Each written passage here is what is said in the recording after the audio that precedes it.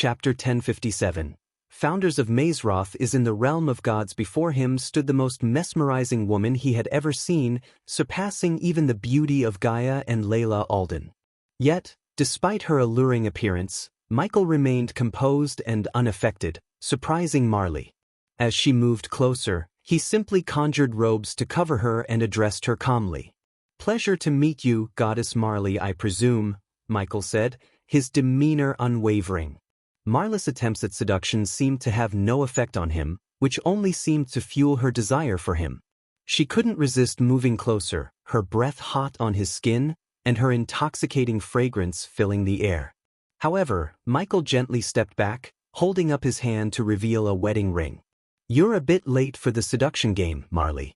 I am already married," he said, showing no hint of temptation. Marley felt a tinge of disappointment, but her desire for him remained unyielding. "Let's not waste our time and discuss how you can help me reach the divine portals," Michael straightforwardly asked Marley. In a seductive tone, Marley countered, "What do I get in return?" "The rarest jewel of all, my friendship," Michael confidently replied. Unfazed, Marley pushed further, "What if I said I want all of you or none of you?" Michael couldn't help but snicker at her proposition. He exuded an air of arrogance backed by formidable power, which only seemed to draw her closer to him. There was an undeniable magnetism about him that piqued her interest like no other god she had encountered. Unperturbed, Michael replied, "Then I will leave this forest and find my own way. Trust me, I'm no stranger to surviving in a new world all on my own. I've done it before and I can do it again. But do you really want to be on my bad side?" As a god, fear was an alien emotion to Michael, and he certainly felt none towards Marley. Though he sensed that she was a god of higher power, he remained composed and unafraid. Unexpectedly, Michael reached out and pulled her closer, his hand wrapped around her waist. "We both know there's something that draws you to me as much as I'm drawn to you. So let's cut the pretense and discuss how we can help each other," he said coldly before releasing her. Marley moaned with delight, taking pleasure in asserting her dominance over him. Michael now understood why Nithrol had warned him not to get too close to Marley. "So you seek my help in finding the divine portals.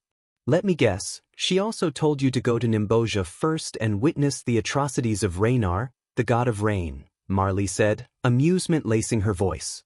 Curious, Michael pointed to the tree-shaped medallion hanging around his neck. "She gave me this medallion to suppress my god aura and hide my presence from the other gods. But you claim you forged it.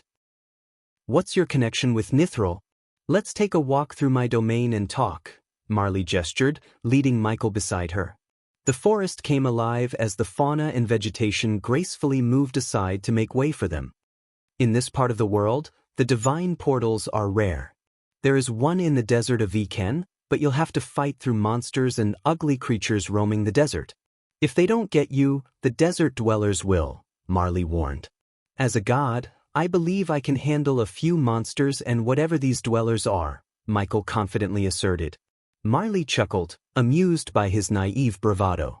"Honey, this world is not very different from the one you came from. The people here are unaware of the existence of the world below them. The fortunate mortals who manage to break through the celestial stage end up here, but their memories and powers are stripped away. They either become worshippers to the first god they encounter or go mad. A handful retain their memories, but they always strike some kind of deal with a god." Marley explained the intricacies of the realm of gods. "My point is, dear, only a god will recognize another god.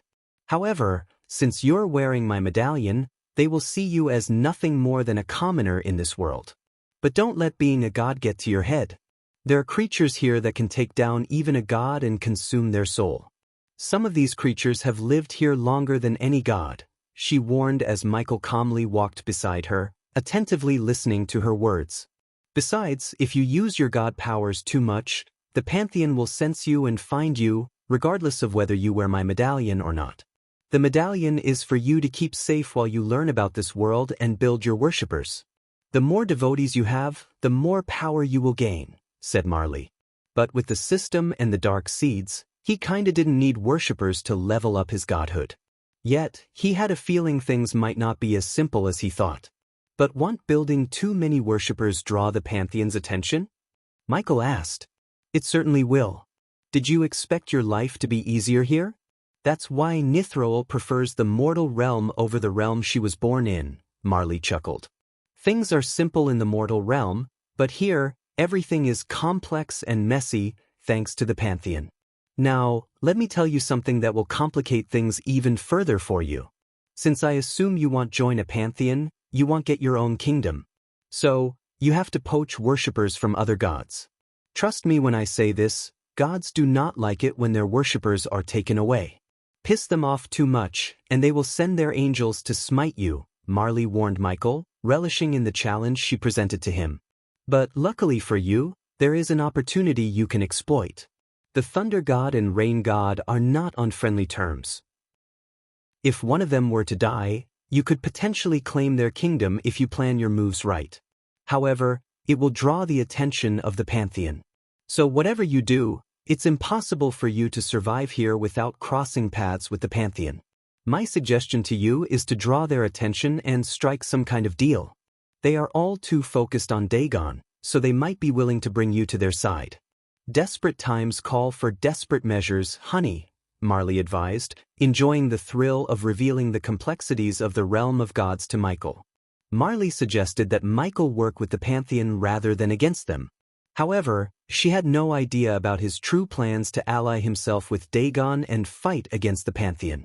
As he listened to her explain the complexities of the world, Michael began to consider the idea of working with the pantheon, at least for the time being. I don't think the pantheon will welcome me with open arms, Marley. Apparently, the god of time and space has a bone to pick with me. And your god of war crashed my wedding, Michael said, watching Marley's reaction closely. As soon as she heard the name God of War, her face drained of color, and she trembled in fear. You seem to have pissed off two of the most powerful gods in the pantheon. How did you do that? Asked Marley, clearly taken aback by the revelation. Michael chose not to reveal too much and pretended to have no idea about the reasons behind the god's enmity towards him. He didn't want to give away too many details to Marley, as he was still uncertain about her true intentions and allegiances. I don't know, Michael shrugged in response to Marla's question about Rudra's actions. But it's weird. Rudra doesn't just attack other gods on a whim. He's usually a pretty chill guy. If he decided to do what you said, he must have had a pretty good reason. Damn, I hate thinking too much. This is why I stay as far as possible from the pantheon and their bloody politics, Marley pouted, clearly frustrated with the complexities of the godly world. As they continued walking through the forest, the silence between them lingered for a few moments before Marley finally spoke up. You can spend the night in my forest and we can talk more about this world, she offered. Thank you for your hospitality. But I need to ask you something, why are you helping me? Michael inquired. Because I need your help, obviously.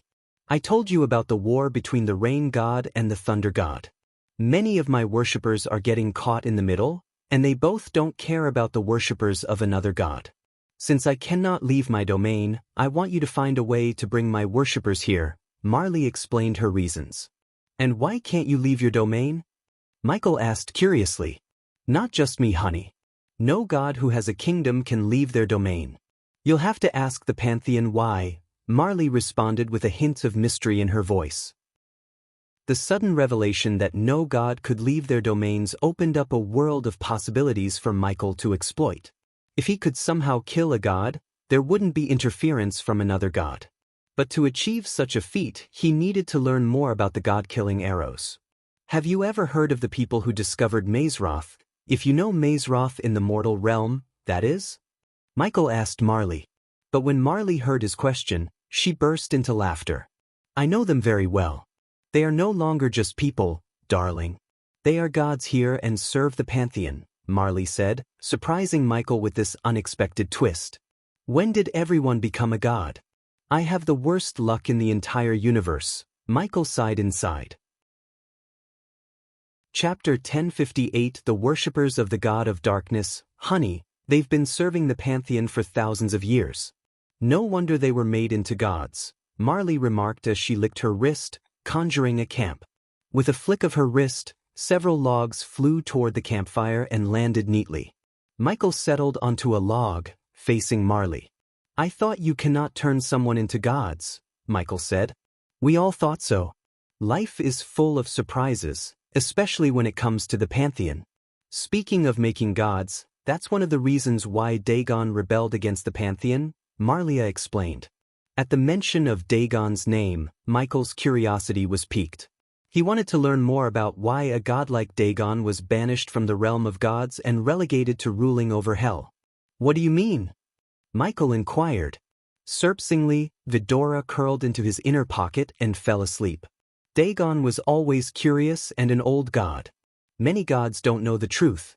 What I do know is that he started asking the pantheon too many questions about their origins, their powers, and their creator, Marley elaborated. I believe it triggered the conflict between the pantheon and Dagon. To know more, you'd have to ask either the pantheon or Dagon himself. Marley chuckled as if making a jest. But seeing the chilling expression on Michael's face, her smile faltered. I was joking. Never try to involve yourself with Dagon, Marley cautioned Michael, her fear palpable in her eyes and words. This only fueled Michael's curiosity further. If he was to align himself with Dagon against the pantheon, he needed to learn more about him. From what I've heard from you, Dagon didn't seem like a villain. There must be more to the story, Michael remarked. Dagon is not the good guy in the story, darling. He slaughtered millions of devotees of other gods, mainly those in the pantheon and their angels. He razed places where the pantheon held dominion, causing countless deaths.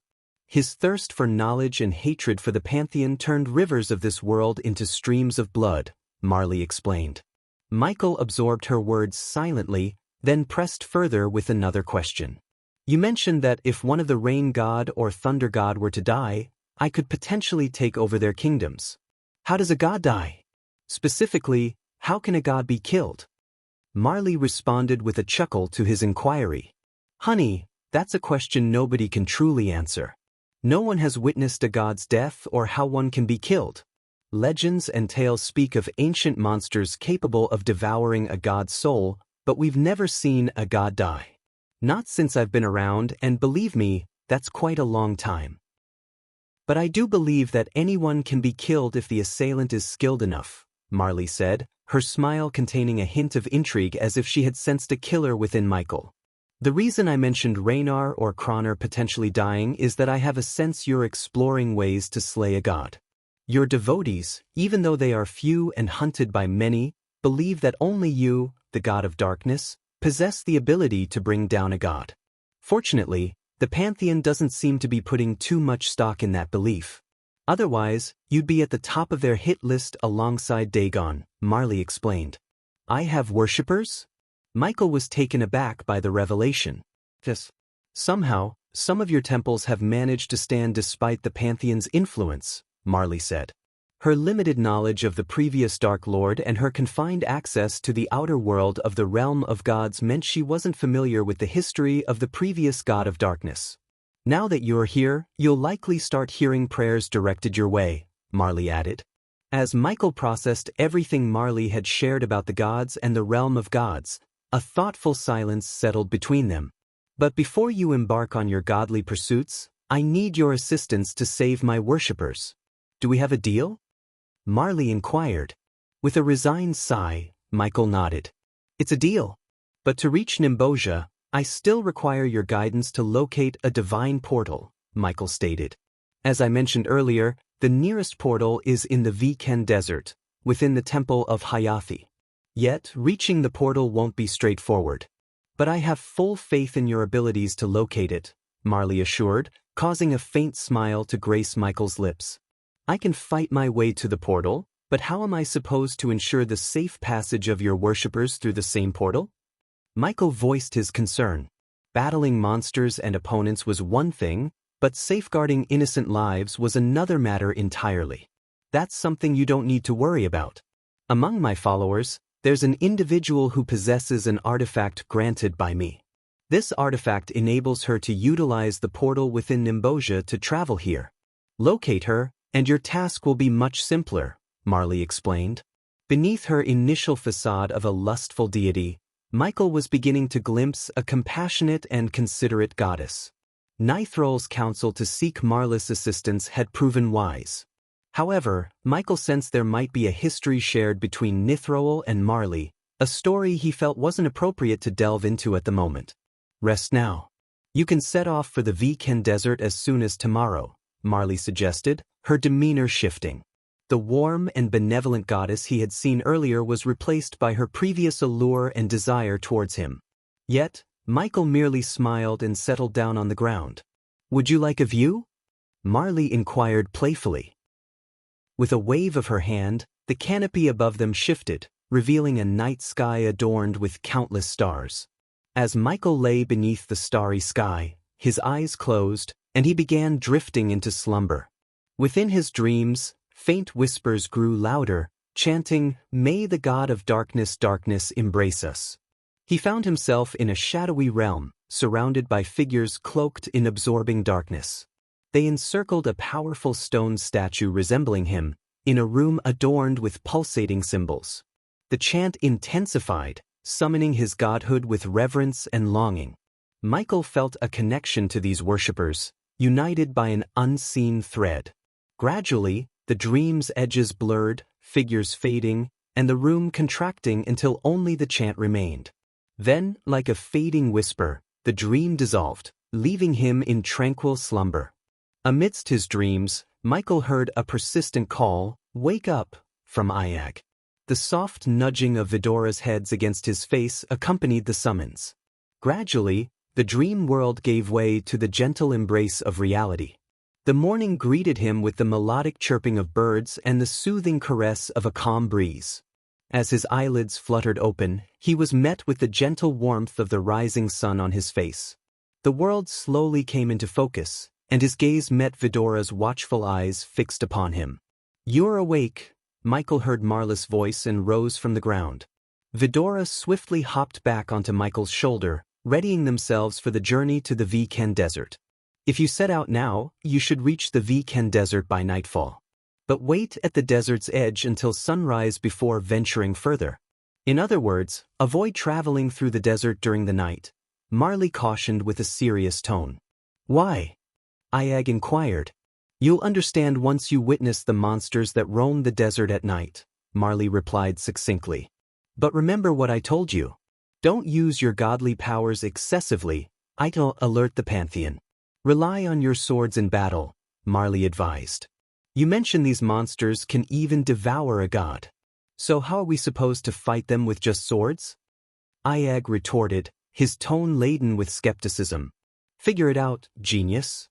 Unless you want the Pantheon breathing down your neck, follow my advice," Marley retorted with a sly smirk. "I'll handle it," Michael interjected before an argument could ignite between Iag and Marley. "Good. Now go," Marley gestured for them to depart. N0 Velusby. C0 Mas. Michael took a step forward. Marley lightly tapped her forehead and conjured a golden parchment with a flick of her wrist. This parchment contains a map detailing the journey from here to the Viken Desert. "Use it wisely," Marley tossed the map to Michael, then moved forward to kiss him on the cheek. "Back off." Michael was taken aback as all three heads of Vidora, Kane, Sarba, and Iag hissed at Marley in unison when she kissed him.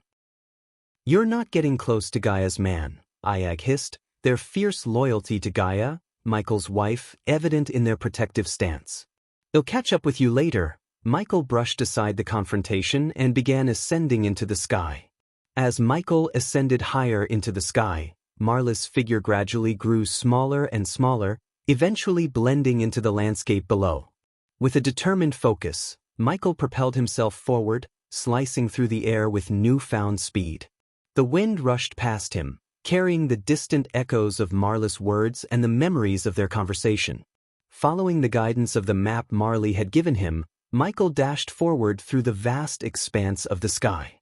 His destination lay in the distant horizon, the treacherous Viken Desert. The golden parchment in his hand provided a roadmap for his journey, outlining the twists and turns that would lead him to his destination. Beneath him, the forest he had spent the night in began to shrink, gradually fading from view as he soared higher. The once lush canopy gave way to the open sky, and the vibrant greenery vanished, leaving behind only the endless stretch of blue above and the earth below. After 2 days of continuous flight, the expanse of the Viken Desert finally came into view beneath the darkened night sky.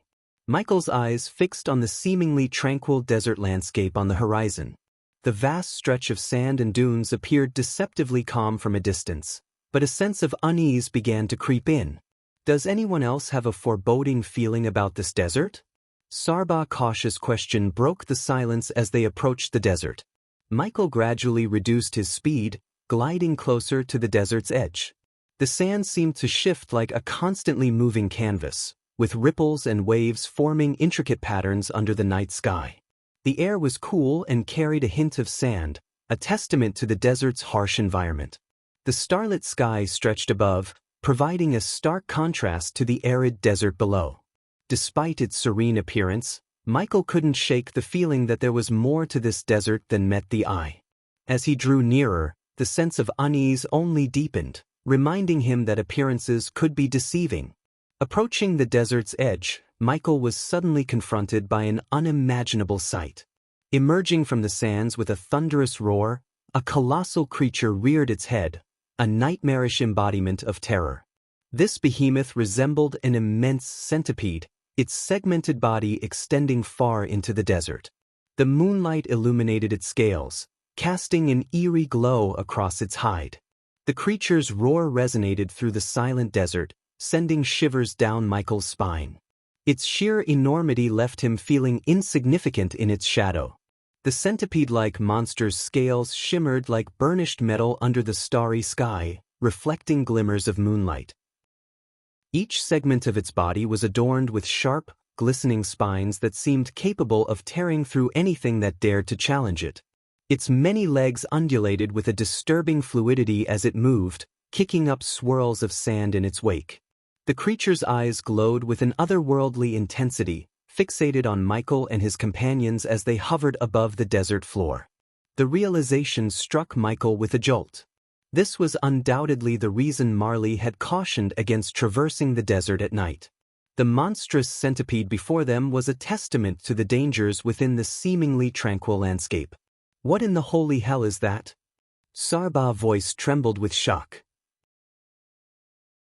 Chapter 1059 The Goddess of All Monsters Standing beside a withered tree at the desert's edge, Michael swiftly retrieved a handful of drones from his space ring.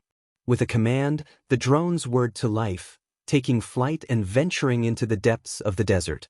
Their tiny forms buzzed against the strong desert winds, disappearing into the vast expanse to gather information.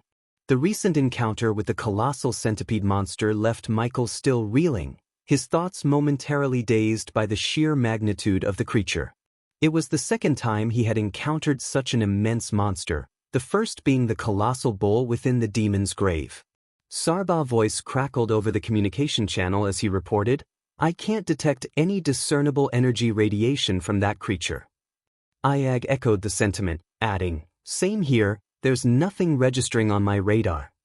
Turning to the source of his guidance, Michael queried the system for assistance, his use of the system's abilities now more judicious considering his dwindling amount of badass points. He had spent a significant portion to arrive in the realm of gods. "Is there a way to gauge the power level of that monster?" he asked. The system's reply was immediate. The system can provide a device for power level estimation for a cost of 400,000 badass points. Michael weighed his options. "You can, but I want to assess if the creature is stronger than me or not." The system interjected with caution. "While the system's main priority is your safety, engaging with a monster of that magnitude could trigger the use of your powers. It's advisable to avoid using them, as the Pantheon could detect you once they're activated. It's recommended to hold off on using your powers until you're more capable." Speaking of growing stronger, I need 2 more dark seeds to advance to level 3 godhood, correct? Michael inquired. "That is correct," the system confirmed. The system outlined that to reach godhood level 3, Michael required 3 seeds of darkness, and 4 to attain level 4. Beyond level 5, his progression would involve specific tasks and locating potent artifacts, a relatively straightforward path compared to other gods, who often remain stagnant in their godhood level due to unattainable challenges. While Michael engaged in this internal conversation with the system, his attention was drawn to a curious sight. Within the desolate landscape, he spotted several cloaked figures stealthily taking cover amidst the ruins of a structure concealed within the heart of the desert. Michael quickly zoomed in on the figures using the tablet he held in his hand. Vidora's multiple heads leaned in closer, examining the feed from the drones. "Desert dwellers?" Ayag questioned, his tone laced with curiosity. "N0 Velusby. C0 It appears so," Michael replied, his eyes fixed on the images. "Why would they be in a place like this?" Sarba pondered aloud. Kane, another of Vidora's heads, chimed in with a more pressing concern. Perhaps the question should be how they're surviving the desert's monsters during the night. One of the figures within the drone feed broke away from the group, seemingly to relieve himself. Cloaked in robes that concealed their identities and goggles to shield their eyes from the abrasive sand, they moved with cautious familiarity. The man ventured outside the shelter of the ruin, his gaze inadvertently falling upon the colossal centipede monster, the Sand Emperor, seemingly drilling into the sand without much concern. "Are you sure this is the right place for the deal, Gadden? We've been waiting here for days, and I'm getting tired of this endless sand," the man muttered as he attended to his business. Listening intently to the conversation, Michael's curiosity deepened. The dialogue hinted at some kind of transaction, a deal in progress, and a mysterious artifact involved. The mention of angels that served gods, added a layer of complexity to the situation. "That's what Raynar's angel informed us. Once we secure the artifact, we're supposed to hand it over to the angel for payment," another man replied. "What comes next after that?" the man outside the ruin inquired. "I can't say for certain. Maybe Raynar's angels plan to use the artifact to eliminate Kroner's angels and put an end to their ongoing conflict," the speaker responded, his annoyance at the situation evident. "Ease up on the war, Gadden. Wars are profitable, especially when they're gods fighting each other," the man outside the ruin chuckled. Gaddan's voice held a mixture of frustration and fear as he added, "I know, but I despise dealing with those angels. They give me the creeps. Besides, they always choose death traps like this to conduct their business." The conversation among the figures left Michael with even more questions. The enigmatic artifact, the angels serving gods, and the intricate dynamics of their dealings intrigued him. "I'm heading to Oceania after this mission, hoping Lord Ethos blesses me with a safe voyage to my homeland," Gadden mentioned, revealing his future plans. Michael's attention was riveted to the group as he continued to observe them through the drone's camera feed. A small, glimmering object caught his eye, hanging around their necks like a pendant. "Hey, what's that glow?" Kane inquired, his sharp sight picking up on the unusual radiance. Michael swiftly took control of the drone, guiding its mechanical arms to extend from its body. With focused intent, he directed the drone in a lightning-fast descent, deftly snatching the glowing object from around the man's neck. A shout of surprise erupted from the man who felt the sudden tug, his panic fueled by the sand-filled gusts of wind obscuring his vision. Unaware of the drone's presence, he scrambled in confusion. "Gadden, I lost the protection," the man cried out, his voice a mix of panic and shock. The group sprang into action, spurred by the urgency in their comrade's voice. "What?"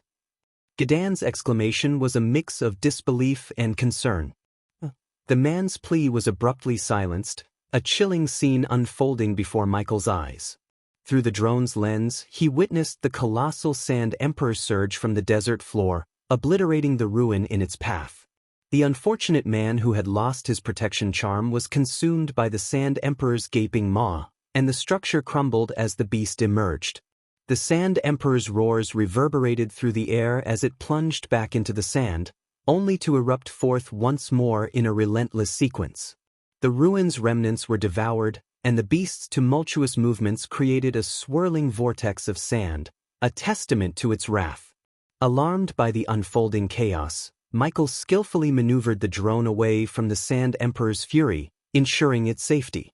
"Unbelievable," I gasped, his astonishment evident. They were relying on that charm for protection from the monster, Sarba deduced, understanding the significance of the glowing pendant.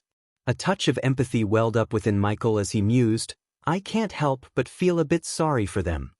Ayag's response was more callous, reflecting his perspective. Seems like these guys were bandits of this world. In my opinion, we just did this realm a favor." With the drone safely back in his control, Michael inspected the retrieved item closely. Suspended from the silver chain was a pendant fashioned in the shape of an eagle, its intricacies catching the light. "I'm sensing strong energy radiation from this pendant," Sarba remarked. "System, scan this pendant," Michael instructed the system. The system is unable to complete the task without the purchase of a skill for artifact analysis, costing 500,000 badass points, the system replied. Buy it, Michael decided promptly. In this new world without Gaia or Lord information, he needed the skill for artifact analysis. A pang of discomfort surged through his brain as the new skill, Analyzer Utility Function, was etched into his consciousness. Congratulations to the host for acquiring Analyzer Utility Function. Scanning initiated. A peculiar dark mist enveloped the pendant's chain, visible only to Michael's eyes. The item is a custom-made pendant containing a trace amount of grace. It possesses the capability to generate a protective barrier around the wearer, specifically effective against monsters and certain creatures in specific biomes, the system conveyed after analyzing the item. With this information, Michael tapped his armor twice, revealing a small compartment. Carefully, he placed the chain within the compartment, securing it around his neck. He wanted to avoid the risk of losing the pendant to an unexpected encounter, which could trigger the Sand Emperor's attention. "What on earth are you up to?" Ayag questioned. "This pendant seems to have the power to ward off the Sand Emperor," Michael answered. Stepping forward, he prepared to ascend into the sky, but his intentions were promptly thwarted by Ayag and Sarba. Wait. First, are you sure? Second, don't we need it?" Ayag interjected, expressing his concerns. "Let's put it to the test," Michael responded with a chuckle, though his antics prompted Vidora's protests. "Bastard, don't toy with our lives," Ayag chastised, quickly lowering her voice to a whisper, fearful that their words might carry to the Sand Emperor's ears. With the reassurance of the protective barrier from the pendant, Michael confidently pressed forward, his armor now concealed beneath a long brown coat and jacket. Vidora nestled safely within his inner robe pocket. Whoever crafted this chain must possess considerable power. Even Marley wasn't aware of its capabilities, Michael whispered to Vidora. "Shoo, keep your voice down," Sarba cautioned. Michael's teasing continued, aimed at Vidora's caution. "Look at you three, a mighty hydra cowering in fear of a centipede. We're not at full power yet, you jerk. We're not foolish enough to take on such a colossal monster," Ayag retorted with a growl. "Enough complaining, Ayag. This item envelopes me in a barrier, protecting us from the Sand Emperor's senses," Michael explained. As he soared through the sky, Michael observed the Sand Emperor repeatedly emerging from the desert's depths and retreating back into the sand. Its presence remained oblivious to Michael, just as the system's scan had predicted. During his flight, he noticed a marble temple rising from the desert. "What's that?" Ayag peered out, spotting the temple. "Could that be where the divine portal is?" Sarba questioned. "Unless the map's wrong, this isn't where the divine portal should be," Michael replied. "We should investigate inside," Ayag suggested to Michael. "Why not?" Michael shrugged, redirecting his course toward the temple. Within minutes, Michael reached the temple's entrance and stepped inside cautiously. As he ventured further, his attention was captivated by a statue portraying a figure with the upper body of a woman and the lower body of a serpent. Gazing at the statue's face, Michael found himself stunned.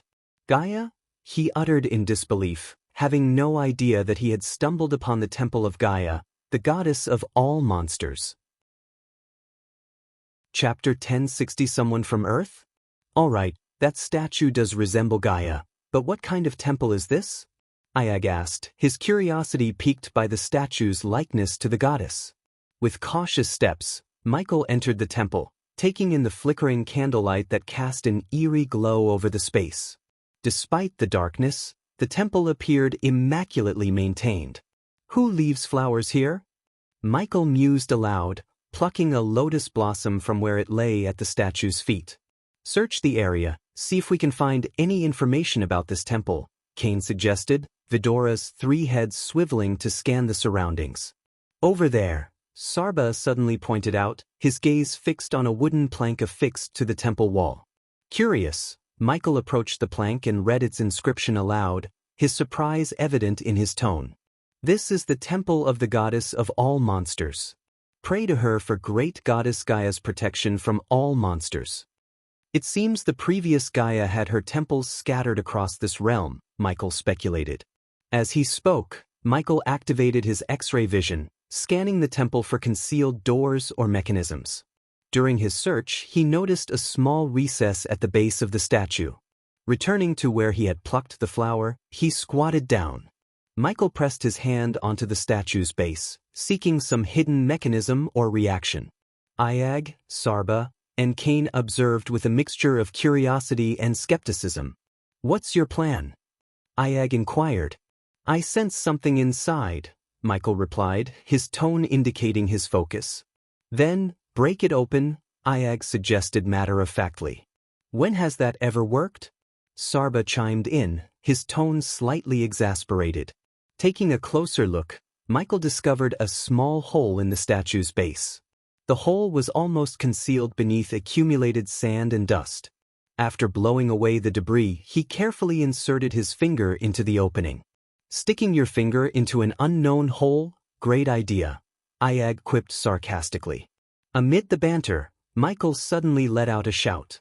"Ouch!" Iag's eyes widened in surprise, almost jumping at the sudden exclamation.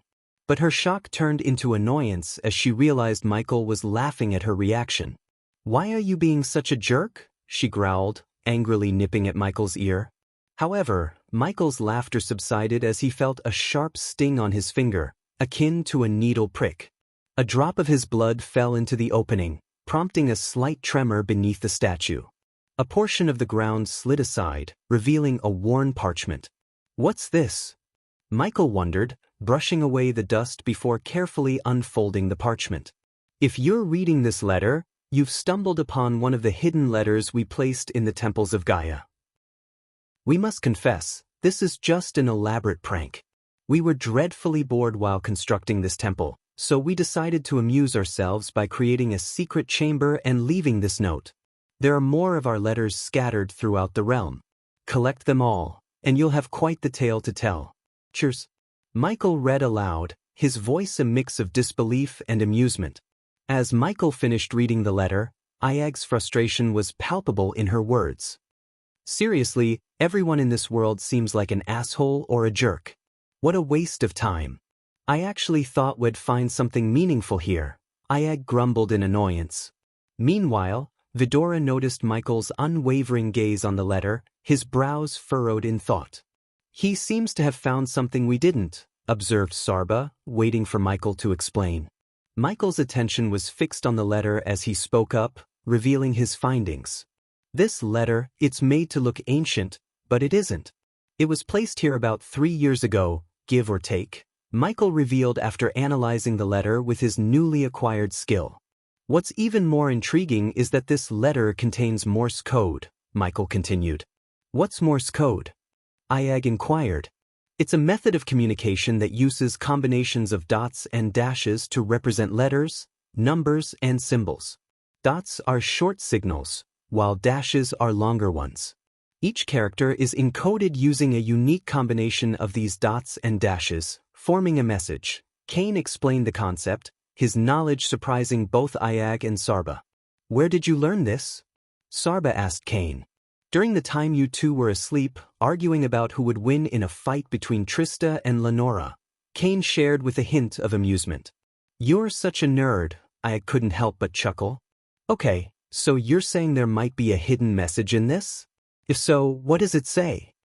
Sarba redirected the conversation before it could turn into another Iag-Cain banter. "It decodes to get to the God of Darkness temple in Misty Swamp." Michael unveiled the true message hidden within the code. Unless someone suddenly became a Morse code expert in this world, the person who left this message is likely from Earth. Michael's tone turned serious. While he had met Hunter from Earth, he was in a different universe entirely, and he wasn't one to leave cryptic messages. Let's focus on rescuing Marlis worshippers first, and then we can head to the Misty Swamp, Michael concluded, rising to his feet, ready to leave the temple. Just as Michael was about to step outside the temple, a sudden rush of 5 men entered, catching his attention. These newcomers were dwarves, characterized by their stocky builds, long beards, and battle axes slung across their backs. "Look who we've got here," announced the leading dwarf, his face adorned with a scar that ran across his cheek. He pointed a grubby finger in Michael's direction. Michael surveyed them, his gaze lingering on the protective chains around their necks. He couldn't help but notice the familiarity of those chains. "Have we crossed paths before?" Michael inquired, though his eyes betrayed a hint of wariness. "Never met, but you sure managed to make someone real mad. They put quite the bounty on your head," growled the dwarf leader, his tone oozing hostility. Michael was taken aback. After all, he had only arrived in this world a day ago. "Trust me, I'd know if I'd made someone that mad." "I think you've got the wrong guy," Michael calmly responded, seeking to defuse the situation. "Nah, we're pretty sure. You're a human, not exactly easy on the eyes, and you've got a Hydra as your buddy," the leader dwarf chuckled. "Hey, there you go, admitting I'm not ugly," Michael quipped. "Wait, are you guys not surprised to see a Hydra?" Iag interjected, her voice tinged with confusion. "Not really. We've seen those scholar types bring back all sorts of endangered species," another dwarf, who wore glasses, chimed in matter-of-factly. "N0 Velisp. C0M bring back?" Iag's astonishment was palpable, yet the thought of someone attempting to artificially create her noble race stirred both hope and anger within her. "Listen, dwarves, I'm not really in the mood for games right now. Normally, I might just give you a good beating because you all look kinda cute. But today, I'm in the mood for some bloodshed. So tell me who put that bounty on my head and get out of my sight." Michael issued his ultimatum, granting the dwarves an opportunity to retreat, even though he suspected they wouldn't take it. In their eyes, Michael didn't exude the aura of a god, thanks to Nithrol's medallion he wore. Seeing Michael as an easy target, the dwarves believed they could overpower and eliminate him without much effort. "Did you just call us cute?" another dwarf bellowed, fueled by anger. "My apologies for my friend's rudeness. Instead of cute, he should have used the term motherfucking ugly," Iag retorted, her words striking a nerve and igniting the dwarf's fury. "You're going to regret this, creature. Well, cut you down and feed your remains to the monsters out there," the leader dwarf threatened, his voice dripping with malice. "Wow, that's your best retort? You might want to work on your comebacks." "Learning is growing up," Sarba mocked, clearly unimpressed. "That's ice cold. Growing up, he says, ha." Iag erupted in laughter, taunting the dwarves for their stature. "Kill them." The dwarves, unable to contain their rage any longer, charged at Michael with their battle axes raised high. Yet, as the leader dwarf closed in, Michael remained composed. With a deliberate motion, he activated the potion-spraying mechanism on his palm, releasing a paralyzing mist into the air. The leader dwarf unwittingly inhaled the mist and promptly froze in place, collapsing to the ground like a lifeless statue. Rendering the dwarves immobile one by one. With the dwarves now paralyzed, Michael approached Dogu. "Dogu!" the other dwarves cried out, but their cries fell on deaf ears.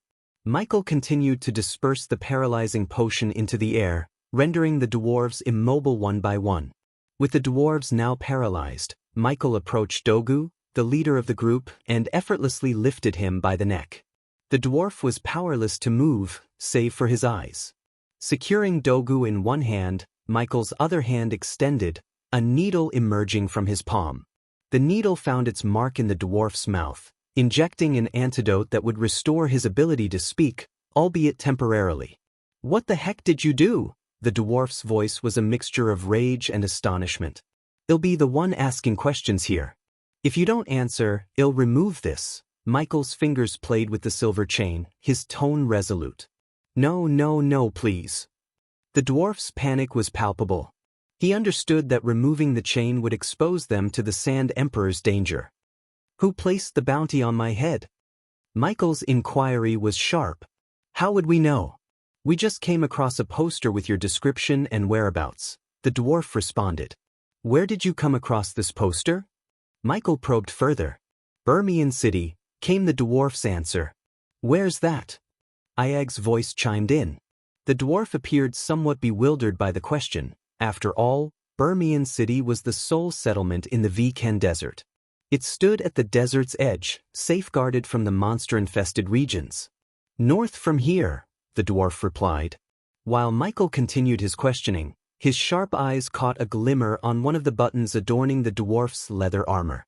Picking up the button, he discerned tiny, nearly invisible runes etched onto it. A hidden camera? Michael's surprise was evident. Once again, he was caught off guard by the presence of concealed surveillance. Lifting the button to his face, he addressed the camera directly. "To whoever's watching, know this. I'm coming for you." With that, he crushed the camera, his analyzer confirming that the feed's source couldn't be traced. Chapter 1061 Angels of the Gods. "What are you gonna do?" Dogu, the dwarf leader, questioned Michael, his tone a mix of defiance and curiosity. Michael offered no response to Dogu's inquiry. Instead, he unceremoniously tossed the dwarf outside, treating the others with similar disdain, kicking them out of the temple as if they were inanimate objects. They landed in the sand outside the temple with a dull thud, their immobilized bodies barely able to react. As Michael emerged from the temple, he stretched his neck audibly, preparing for what came next. "You bastard! Give us the antidote!" Dogu's shout resonated, but Michael continued his course of action, tying the paralyzed dwarves together with swift and precise movements. "Do you like flying?" Michael inquired of Dogu, his words dripping with irony as the other dwarves struggled helplessly. All they could do was move their eyes, a stark contrast to the fluidity of Michael's movements. "What the fuck are you talking about?" the dwarf leader snapped, but before he could process it, he found himself lifted into the sky, tethered to the others. "Shit!" The scream escaped Dogu's lips in a high-pitched frenzy. The moment Michael nearly brushed the clouds, he released the rope that held the dwarves, leaving them to plummet. As they fell, the wind rushed against their faces. Dogu's cries filled the air, while the others could only experience the impending dread. Their lack of the protective chain became evident, and the inevitable outcome was clear. Michael, having distanced himself, witnessed the Sand Emperor emerge from the desert, its massive jaws devouring the diminutive figures. "Let's move," Michael declared calmly after the Sand Emperor had burrowed back into the dunes. "Is Birmian City marked on the map?" Ayag inquired. "No, but it's on our route to the divine portals," Michael replied, his gaze fixed on the map as he spoke. Eventually, Birmian City came into view on the horizon. The city was an extraordinary sight, nestled amidst the desert landscape. Its buildings were constructed from sand itself, an awe-inspiring example of melding architecture with the environment. Sand walls encircled the city, blending with the natural terrain, offering protection against the harsh desert winds. Torches flickered, casting a warm glow that danced across the sandy streets, illuminating the night as Michael approached. "We should touch down and proceed on foot," Vidora advised before curling into Michael's coat pocket. "We really need to find a solution for your appearance." "I'll have to remember to brew a transformation potion for you," Michael remarked as he gently landed on the sandy ground. "I'm curious about what those dwarves said. Creating our species artificially? How is that even possible?" Ayag inquired, seeking Michael's thoughts. "Given the right resources, knowledge, and time, almost anything can be achieved. We'll look into it later. For now, let's spend the night in the city, gather information about this realm, and then head towards the divine portals," Michael decided as he set off towards the city. Walking the path to the city, Michael was taken aback by the absence of guards, a surprise in itself. As he stepped inside, he noticed the bustling activity that unfolded before him, yet oddly, not a single guard crossed his path. The city of Birmian sprawled before Michael, an intricate tapestry woven with sand and stone. Its buildings rose from the desert, constructed not from conventional materials but from the very sand beneath his feet. The structures blended with the environment, a testament to the resilience of the city's inhabitants. As Michael walked through the bustling streets, conversations reached his ears, snippets of discussions that painted a clearer picture of this realm. Did you hear the latest news about the war between Raynar and Cronar? One person in the crowd asked another, their voices filled with a mix of curiosity and concern. Yeah, it's been escalating. Some say Raynar's forces managed to secure another territory, the second person replied, shaking their head. And what about the worshippers of Agra? A third voice chimed in, worry etched in their tone. I heard they're preying on those fleeing the war. People trying to escape are being killed or robbed. True. It's becoming a nightmare. Those Agra worshippers believe that the chaos from the war feeds their god's power, the first person said, their voice tinged with fear. In the bustling streets, Michael's ears caught fragments of conversations drifting through the air. Seeking guidance, he approached a local resident and inquired, "Excuse me, could you point me to a place where I could stay for the night, perhaps a tavern?" "Sure thing," the man replied, gesturing ahead. "Just head straight and take the first left. You can't miss the Sandcastle Tavern." Following the given directions, Michael found himself walking alongside a small group of people who were headed in the same direction. As he turned at the indicated corner, a distinctive cone-shaped structure loomed into view, crafted from sand and crowned with a wooden sign that read Sandcastle. Entering the tavern, Michael was enveloped by its warm atmosphere. The interior was adorned with an array of candle holders and torches that cast a gentle glow across the room. The air was thick with the scent of ale and the sound of animated chatter filled the space. Amidst the lively crowd, Michael was drawn to an empty seat next to a hooded man. Michael settled into the vacant seat and promptly caught the attention of a red-haired young waiter despite the bustling surroundings. "What can I get you?" "Our special tonight is roasted lamb chops with freshly brewed ale," the waiter offered. "I'll take the special," Michael replied, prompting a nod from the young man before he disappeared into the crowd. Amidst the hubbub of conversation, Michael overheard snippets discussing the ongoing war and its toll on the realm. A particularly vocal drunkard complained about the escalation, while another cautioned against speaking ill of the Pantheon. Others joined in, expressing their collective desire for the conflict to end, blaming the Agra worshippers for profiting from the chaos. As the topic turned to Agra worshippers, Michael mentally noted their apparent role in the realm's strife. While listening, he received his mug of ale from the young man, who informed him that his food would follow shortly. "Thank you," Michael acknowledged, his gaze remaining on the scene. Suddenly, his expression shifted to a frown as he sensed a formidable presence coalescing around the tavern through his environmental awareness. These powerful entities were closing in from all directions with astonishing speed. Suddenly, before anyone could react, the wooden door exploded into splinters as a group of men clad in gleaming white armor burst into the tavern. Their entrance was accompanied by the cacophony of gunshots, as they ordered everyone to freeze. N0 Vilusby. C0 nobody move. Stay where you are.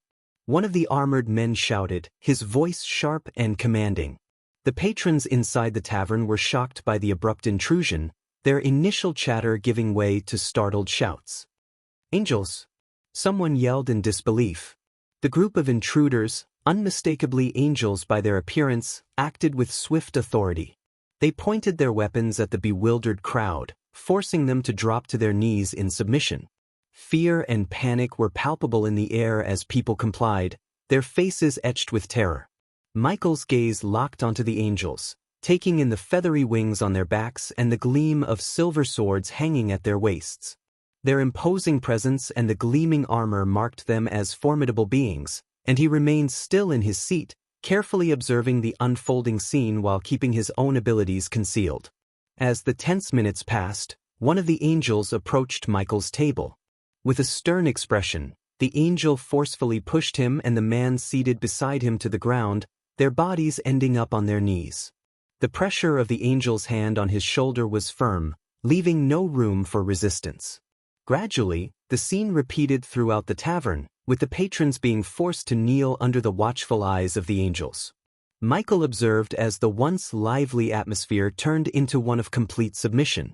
Fear was evident in the eyes of the people, who avoided making direct eye contact with the celestial beings that had invaded their space. Whispers of prayers and muted sobs filled the air as the angels established their dominance over the establishment. Michael remained vigilant, his instincts telling him that this encounter might have something to do with the events in the realm, possibly connected to the war between Raynar and Cronar. After a tense silence, a figure clad in resplendent white armor entered the tavern, his heavy footfalls resounding like ominous drumbeats.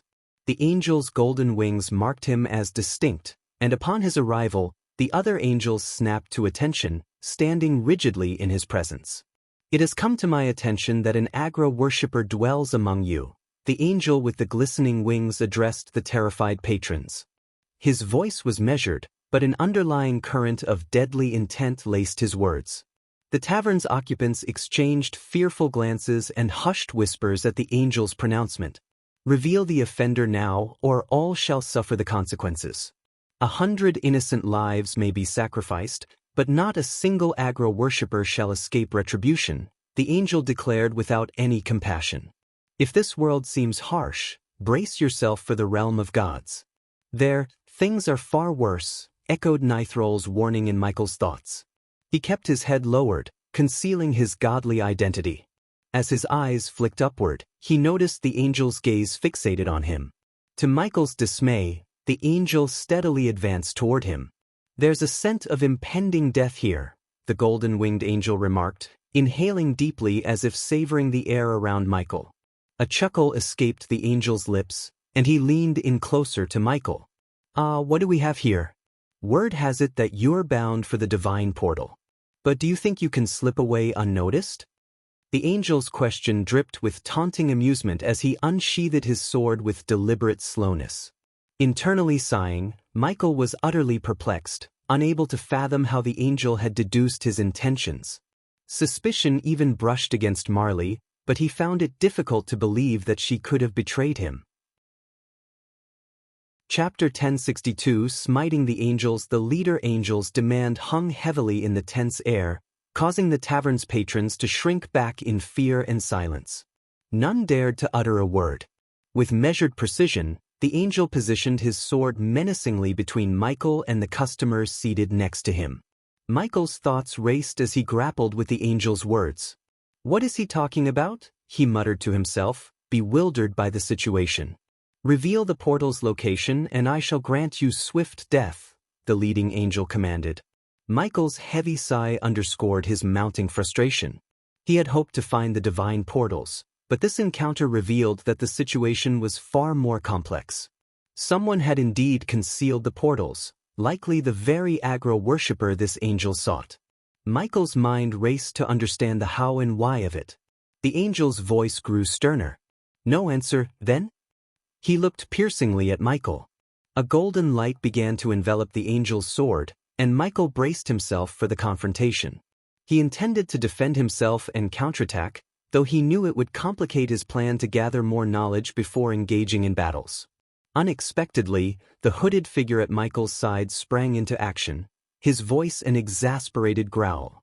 A crimson-red beam shot forth, striking the angel's chest and sending him hurtling through the crowd. The turn of events surprised Michael as the other angels scrambled to respond. "Kill the Agra worshipper," they cried in unison, launching themselves toward the hooded figure.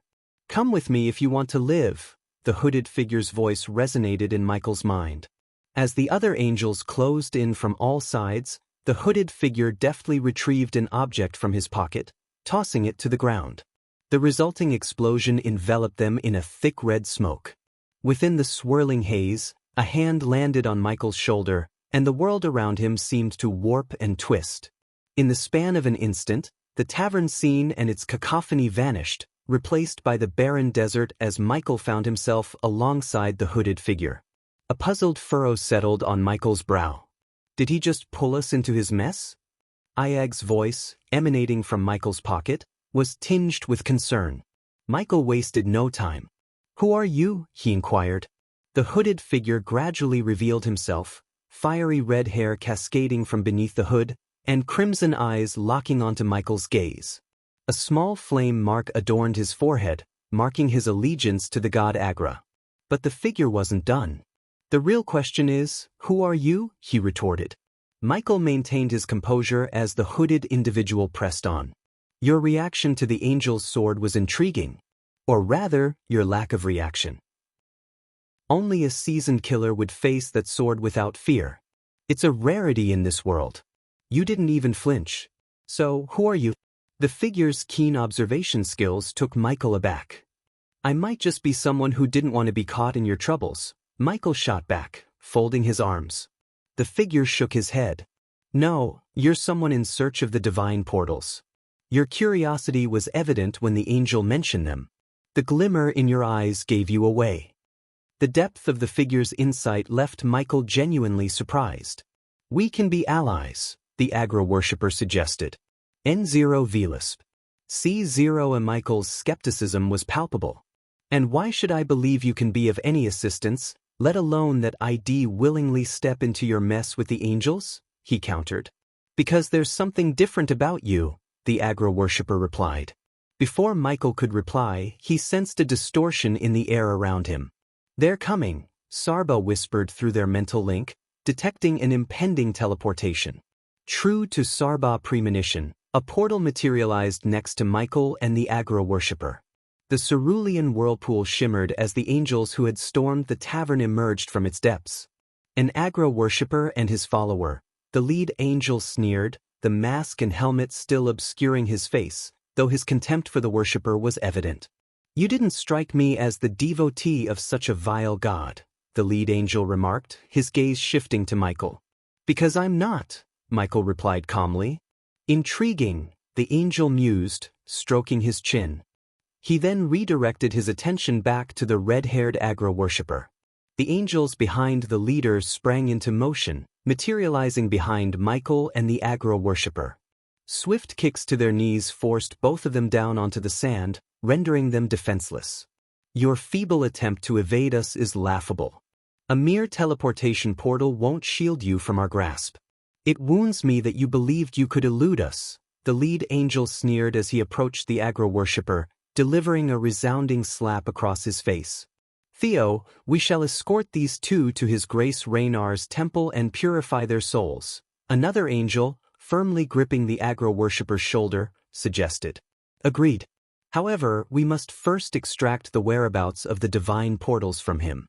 His Grace desires their location," Theo, the lead angel, concurred. "I won't utter a word," the Agra worshipper retorted defiantly. "Yes, I am aware. Followers of Agra can withstand any torment inflicted upon them, a unique trait of serving that vile god. But what about your companion here?" Theos' gaze shifted to Michael, his tone calculated. "I've never seen him before in my life," Michael maintained, irritation simmering beneath his surface due to the angels and the Agra worshipper. "Stay strong, buddy. We'll get through this." "Don't let these jerks intimidate you," the Agra worshipper reassured Michael, employing a cunning ploy to mislead the angels into believing they were allies. "Unbelievable," Iag hissed, her vexation evident.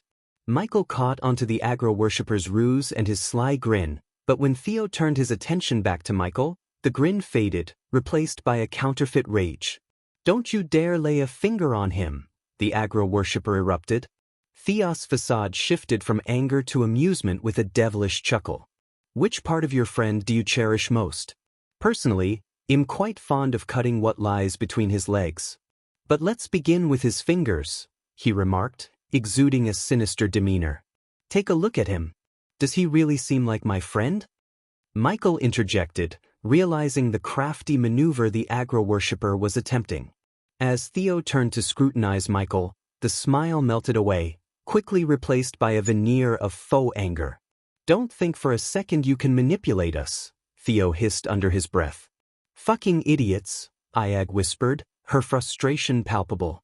Theo advanced slowly toward Michael, while the angel behind him seized Michael's hand and elevated it. "Agra is watching all of this, you bastard. He will come to my aid.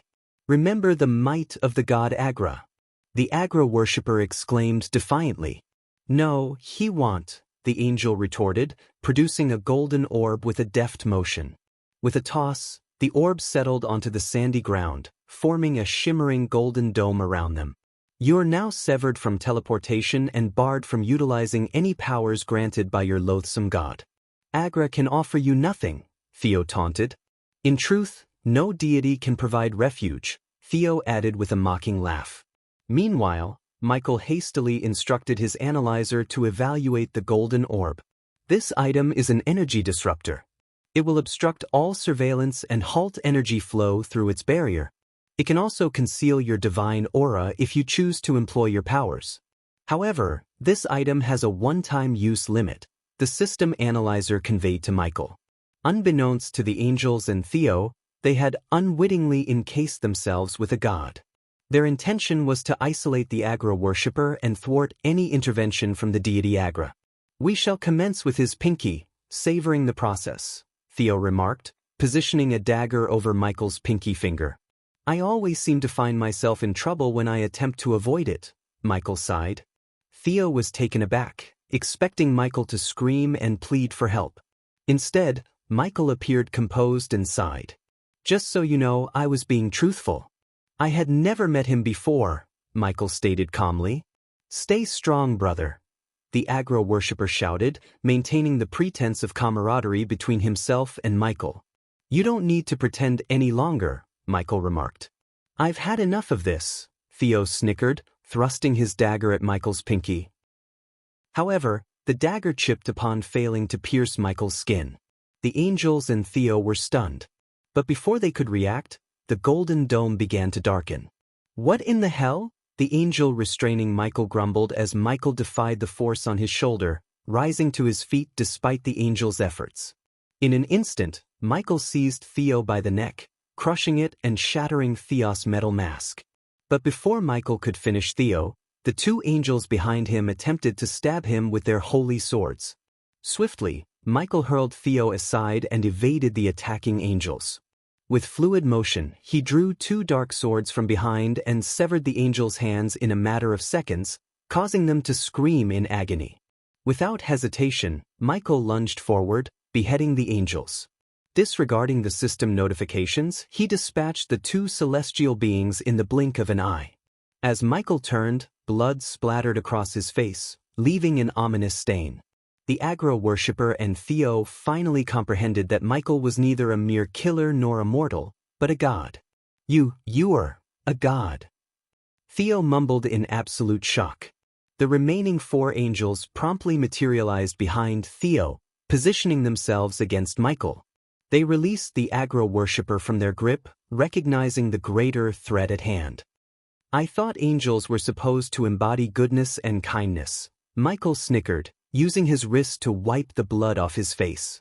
Guess I was mistaken, Michael commented. How can a god be present here? What god are you? Theos' voice rang out. That's a question whose answer you won't discover in this lifetime, Michael responded calmly. Simultaneously, within the golden dome, darkness engulfed the space, rendering it pitch black. The Agra worshipper inched away, horrified by the angels' screams and the cacophony of blades slicing through both metal and flesh. The sickening sounds of blood spraying and the metallic tang of the scent filled the air, overwhelming his senses. Chapter 1063 Cultivation Realms. In the realm of gods. As the darkness within the golden dome dissipated, the Agra worshipper gazed at Michael with a mixture of fear and shock in his eyes. He realized something was off about the man, but the revelation that he was a god caught him entirely off guard. Now that you've dragged me into your mess, are you going to tell me where to find the divine portals? Michael inquired calmly, moving toward the Agra worshipper, whose attention was fixed on the lifeless forms of the decapitated angels. We never properly introduced ourselves. Let's start with your name, Michael proposed, extending his hand to help the Agra worshipper to his feet. Despite his astonishment, Darth grabbed the god's hand and stood up. I am Darth, the Agra worshipper replied. I am Ghost, and your continued existence hinges on your discretion regarding what transpired here, Michael stated to Darth with a reassuring smile. An unsettling shiver ran down Darth's spine in response.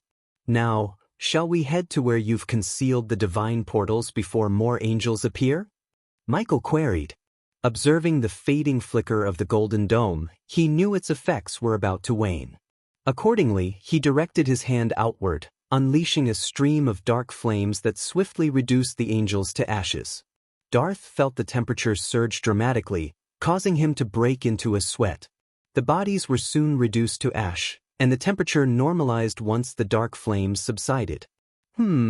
Darth nodded, rendered nearly speechless by the presence of such a formidable god. As the dome's remnants vanished entirely, Michael began to walk away from the scene, and Darth followed by his side. I never anticipated that the goddess of luck, Fortuna, would come to my aid by sending a god, Darth confided as they walked. So, you used to be a worshipper of Agra, Michael remarked, seeking to delve deeper into Darth's knowledge of the world. I was, but am out of that game now. I'm a drifter, unbound to any god, Darth revealed.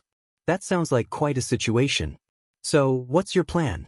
Considering the angels won't leave you be, and it seems Agra won't be rushing to your aid anytime soon, Michael continued the conversation, adopting a guise of someone familiar with the world.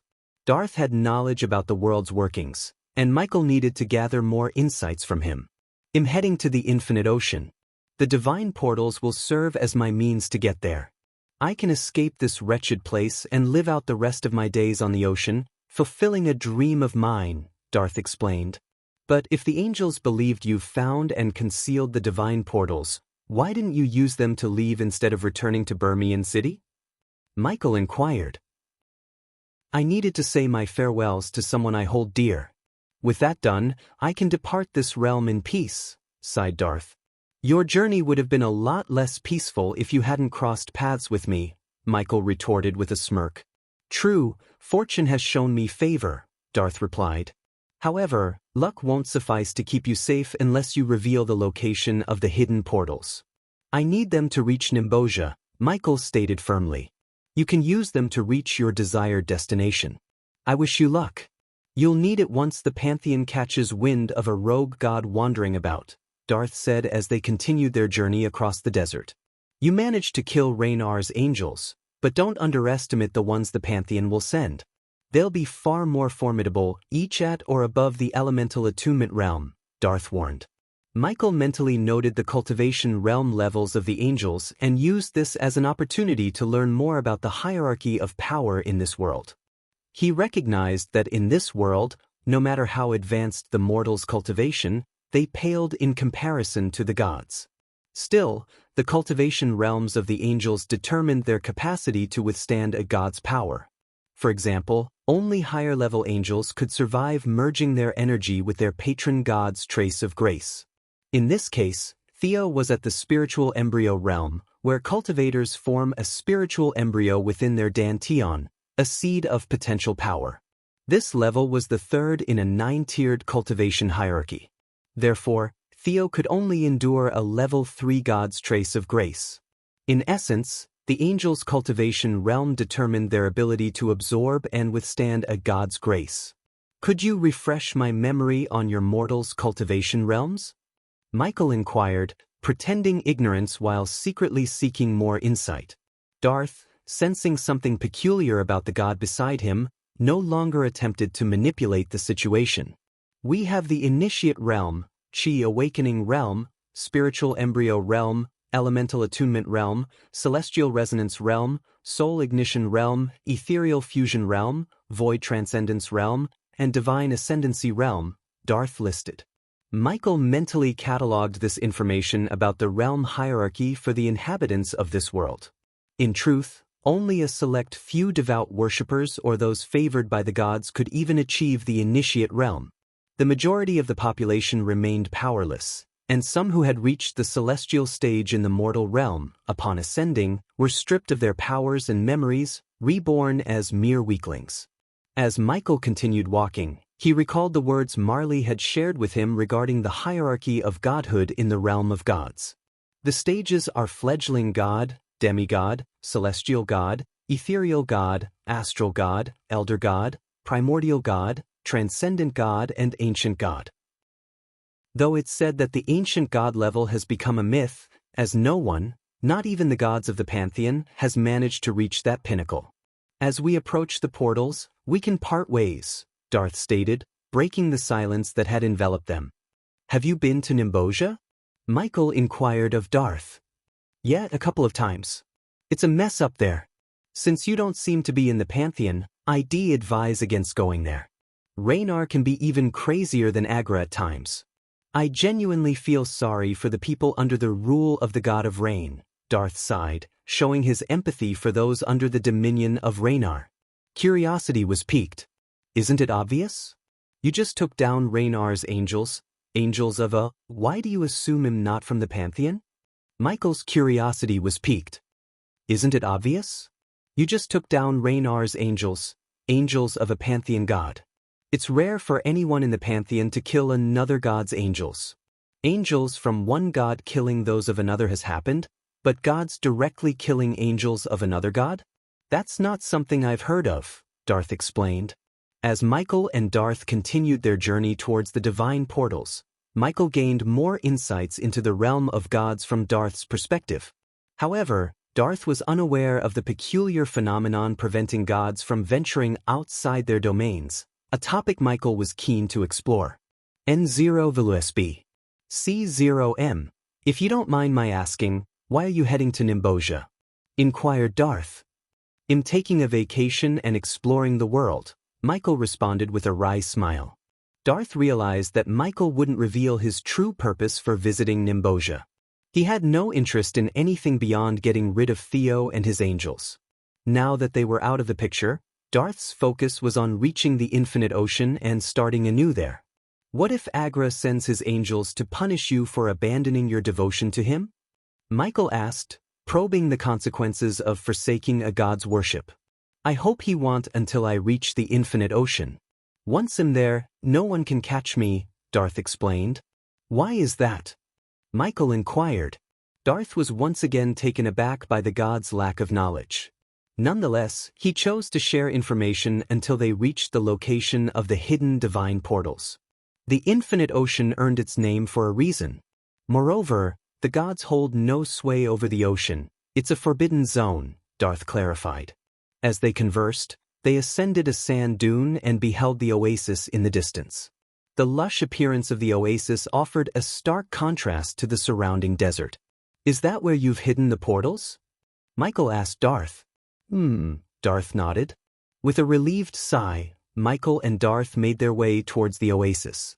Despite its apparent lack of inhabitants, Michael remained vigilant, his senses on high alert. Allow me some time to dispel the illusions. Once they're gone, I'll activate the portals, and you can use one to reach Nimbosia, Darth instructed Michael. Sounds like a plan, Michael responded. As the oasis drew closer, Michael's excitement grew. The realm of gods held both challenges and opportunities that he was eager to explore. How much time do you need to dispel the illusions? Michael inquired. 10 minutes should suffice, replied Darth. Approaching the oasis, Michael squatted down to splash his face with the cool water. The refreshing sensation of the water against his skin revitalized him. Can we really trust this guy? Iag's voice whispered from his coat pocket. Absolutely not, and we don't need to. Once we have the portal, we'll go our separate ways, Michael replied. I think we should eliminate him, suggested Iag. No, I suspect he has some tricks up his sleeve. We shouldn't make more enemies in this world until we understand the situation better, Michael explained. While washing his face, Michael glanced at his reflection in the clear water. But his attention was quickly drawn to something else. In the sky, a fiery and brilliant object streaked through, rapidly approaching them. Turning slowly, Michael saw what seemed like a shooting star heading straight for them. An uneasy feeling settled over him as he frowned, sensing that something was off. The shooting star grew larger and drew nearer. Damn it! Michael leaped into the oasis just as the fireball struck the sand nearby, triggering a powerful explosion. Emerging from the water, Michael observed a figure emerging from the aftermath of smoke and sand. The fiery ambience was accompanied by the heavy clank of armor, and a metallic scent of blood permeated the air. Agra wants to have a little chat with you, Darth. The figure's voice cut through the lingering smoke and sand. Michael's gaze shifted to Darth, who was gradually rising to his feet. He wants his favorite angel back. The figure's words were aimed directly at Darth. Chapter 1064 God Agra and His Angels, Larn. The words slipped from Darth's lips as he laboriously regained his footing. Meanwhile, Michael remained afloat in the oasis, his head above the water. Vidora's ability to breathe underwater had proved to be a life-saving advantage. Larn, the angel of God Agra, grabbed Darth by the neck, raising him off the ground. Unbeknownst to Michael, who could no longer discern the angel's cultivation levels in this unfamiliar world, Larn was at the celestial resonance realm, the 5th stage of cultivation. This meant he could absorb a fragment of level 5 God Agra's grace to gain a power boost. "You can emerge from the water now," Larn's voice cut through, addressing Michael. With a sigh, Michael waded out of the water, his neck making a cracking sound as he stretched it. "Who are you? A friend of Darth?"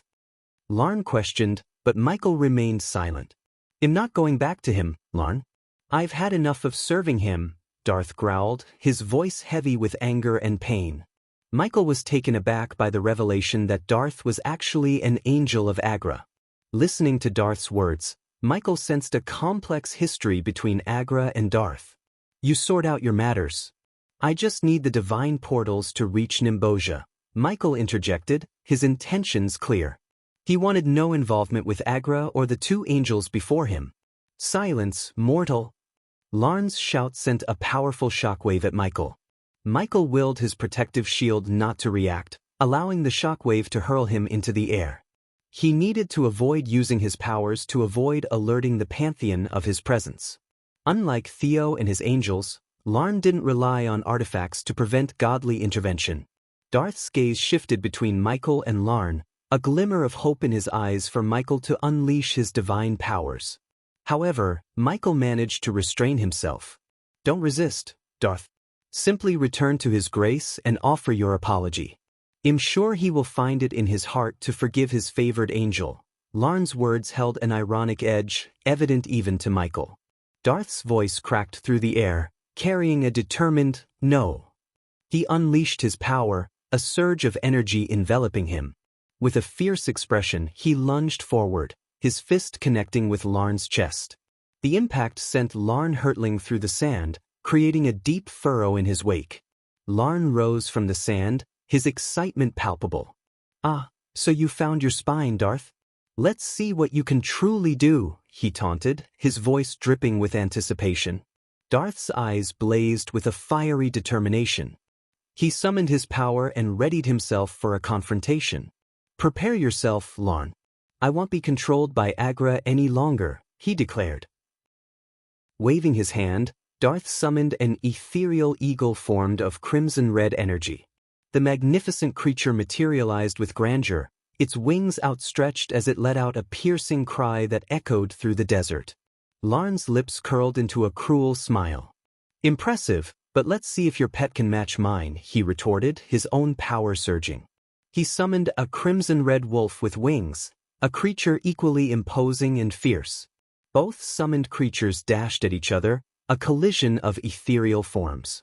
The crimson-red eagle's wings beat with power as it soared through the air, its talons poised to strike. The crimson-red wolf leaped with grace, its wings propelling it forward, teeth bared for battle. The eagle's feathers shimmered in the desert starlight, and its eyes glowed with an otherworldly intensity. With a flurry of movement, it clashed with the wolf. The sand beneath them trembled as their energies collided, creating ripples in the air. Darth's gaze remained unwavering as he controlled the movements of his summoned eagle.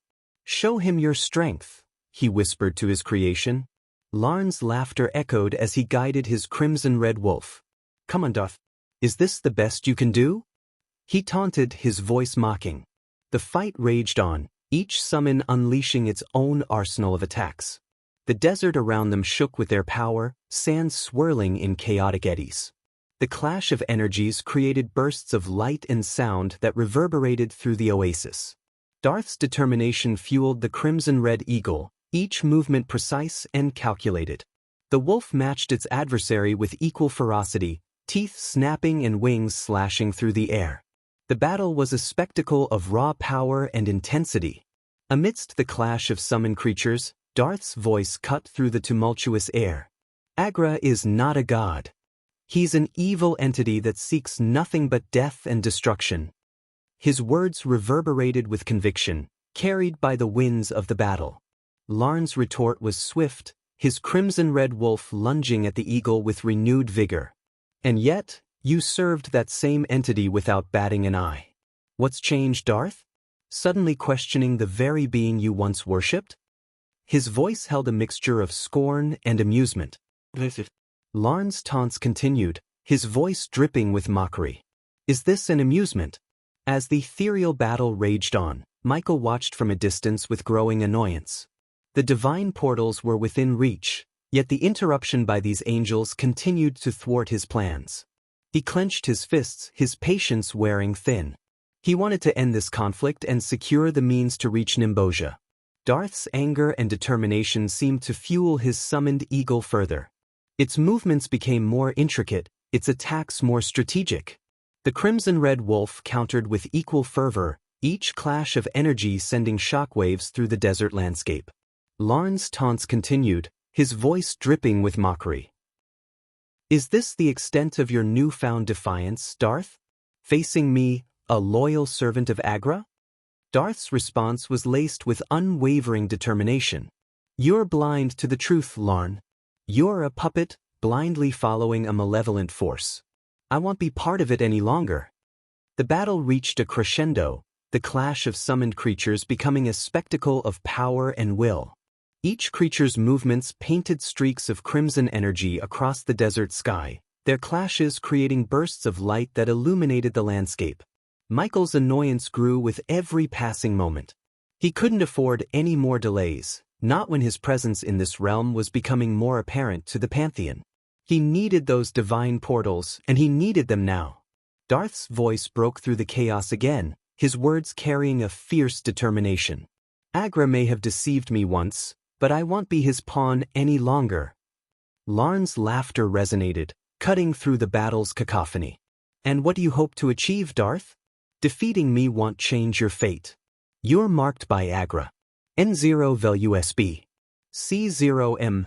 This Agra god seems like a big deal, Ghost. Iag's voice sounded from within Michael's pocket. Yeah, I have a feeling we might cross his path in the future, Sarba added. I don't care. I need the divine portals, and this Larn guy is messing up my plans, Michael replied with a hint of frustration. Well, you can't kill him without using your powers, Iag pointed out. True, but I can at least distract him. Maybe that'll give Darth an advantage, Michael planned, hoping a distraction would help Darth gain the upper hand in the battle. Any time now, Michael was about to make his move when Darth's voice echoed through the chaos, causing him to pause. The ethereal eagle summoned by Darth appeared to be weakening, while the crimson-red wolf grew larger and more menacing due to Larn's connection to Agra. Do you think your mortal friend can help you? How the mighty have fallen, Larn sneered. You have no idea, Darth began, but before he could reveal Michael's true identity as a god, Michael intervened. You two can continue this fight later. I'm just interested in the divine portals. Show them to me and I'll be on my way, Michael interjected, momentarily halting the battle. Who's this guy? We're in the middle of a fight and he looks like he's on vacation, Larn chuckled, his surprise evident. Darth, you can't win against him. He's more powerful than you. So, activate the portals, Michael suggested to Darth, prompting a spark of pride in Larn's eyes, and he smirked arrogantly. Well, your mortal friend is correct. But it's a shame I won't be letting either of you go anywhere. You're both coming to meet his grace, and you, Larn shifted his gaze from Darth to Michael. You are going to die, Larn declared with a smug smile. Activate the portals, Michael instructed Darth, and the battle between the eagle and the wolf continued. As the clash intensified, Michael used the distraction to kick sand towards Larn. However, the sand disintegrated upon reaching Larn, his power obliterating it. Pathetic trick, Larn sneered, his hand emanating a crimson-red energy beam that he aimed at Michael. Yet, Michael swiftly raised his hand, revealing the black shield, which surprisingly absorbed the energy beams instead of shattering. A powerful artifact, Larn's eyes gleamed with greed, desiring the shield for himself. Simultaneously, Darth evaded Larn's attacks and seized hold of a solitary coconut tree on the oasis edge. His touch caused a golden light to flicker, manifesting beside the tree, the portal. Larn's taunting voice broke the momentary stillness. "You're going nowhere," he jeered, his hand raised to strike. In response, the wolf lunged at the eagle, clamping its jaws around the eagle's neck. The golden eagle shattered into radiant fragments. The force of this shattered connection made Darth cough up blood and collapse to the ground. Larn prepared to target Darth with his energy beam, but before he could, Michael lunged forward and delivered a powerful punch to the angel's face. The impact sent Larn hurtling away with a resounding explosion. As Larn soared through the air, the wolf redirected its hostile attention to Michael, its eyes gleaming with aggression. "Get up and activate the portals," Michael shouted to Darth, preparing to confront the wolf. He unsheathed his dark swords with a deliberate, tense motion and cracked his neck. "You're the last obstacle before I reach Nimbosia," Michael declared, his frustration evident. "Just give me a moment," Darth uttered weakly, pulling himself together. Suddenly, the wolf emitted a fierce howl and lunged at Michael from above. "You want to defeat that creature without using your powers." Sarbaugh's voice was tinged with anxiety as the wolf closed in. Just as the wolf was about to pounce on Michael, Vidora sprang out of Michael's pocket and perched on his head. In response, Ayag surged forward and opened her mouth wide. The wolf bared its teeth, leaping at Michael with aggression. Simultaneously, Ayag unleashed a powerful sonic wave with a resounding shout. Visible as a tangible force, the sonic wave streaked toward the wolf. The collision between the wave and the wolf created a burst of energy, throwing the creature backward and causing it to emit a pained growl. Observing the wolf's momentary setback, Michael noticed Larn beginning to rise, preparing to re-engage in the battle. "Come on, Darth, hurry," Michael urged, his voice laced with urgency. While the wolf growled and Larn approached, Michael's attention was drawn to a sudden appearance of a golden ring on the sandy ground. A palpable distortion in space emanated from it. "Oh no," Larn's voice carried a mocking tone as he swiftly moved toward Michael and Darth, intent on preventing them from using the portal. "I can't hold them both off, Ghost," Ayag's voice conveyed a sense of unease. As Larn closed in on them, he raised his hands, unleashing a rapid barrage of crimson-red energy beams aimed at Michael and Darth. Michael deflected the beams using his black shield, but he realized that he couldn't keep up this defense for long. If he truly aimed to halt Larn's advance, he would have to resort to his godly powers. Just a few more seconds, Darth's voice resonated behind Michael. "Finish him off." Darth's words were driven by urgency, not knowing the reason behind Michael's hesitance to use his full powers. At last, Larn closed the distance to Michael, summoning a crimson-red spear from a space ring at his side. "He's about to strike us down," Darth warned, the energy levels around them surging to dangerous heights. Michael knew that his black shield might not withstand the force of Larn's spear. Larn's shout echoed in the air as he thrust the spear toward Michael, aiming for a fatal blow. Summoning his resolve, Michael lifted his dark sword and channeled his power, sending forth a powerful bolt of dark lightning from the blade's tip. Larn's eyes widened in shock, but before he could react, the lightning pierced through his chest, sending him hurtling backward. He flew a considerable distance before crashing onto the sandy ground, at least 50 meters away. As Larn's body hit the ground, an eerie silence settled over the oasis. The use of Michael's power was accompanied by a resounding thunderclap and the sudden appearance of a crimson lightning streak in the otherwise clear night sky. "We need to leave," Michael stated, his gaze fixed on the ominous lightning streak above. Chapter 1065 A Quest from the System. As Michael and Darth plunged into the portal's embrace, he felt a powerful tug, like being torn through a vortex. Unlike the instant teleportation he was accustomed to in the mortal realm, this journey was more like traversing a bridge of light, a luminous passage that carried him alongside Darth. "So, you were one of Agra's angels?" Michael inquired during their journey. That's a part of my life I'd rather leave behind, Darth responded, his voice carrying the fatigue from his battle with Larn. The backlash of Larn's attack had affected Darth due to the connection he shared with his summoned creature, the Golden Eagle. I won't pry into the details, but you did drag me into your mess. If Agra's angels come hunting for me, you'll have to pay the consequences, Michael stated, his tone frigid. His purpose in the realm of gods was to strengthen himself and locate his seeds of darkness, not to make new enemies. I apologize. But facing Agra was inevitable for you. Unless you have a penchant for death and destruction, you'll find yourself at odds with him sooner or later, Darth responded, his voice tinged with resentment towards Agra. If you ever find yourself at the infinite ocean, perhaps we'll cross paths again.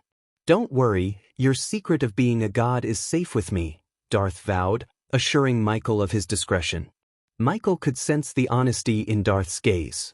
A strong feeling stirred within Michael, hinting that their paths might converge again in the future. It seemed wise to spare Darth's life, as he could potentially become a valuable ally if they indeed clashed with Agra. That's good. Now, how much longer until we reach the end of this bridge?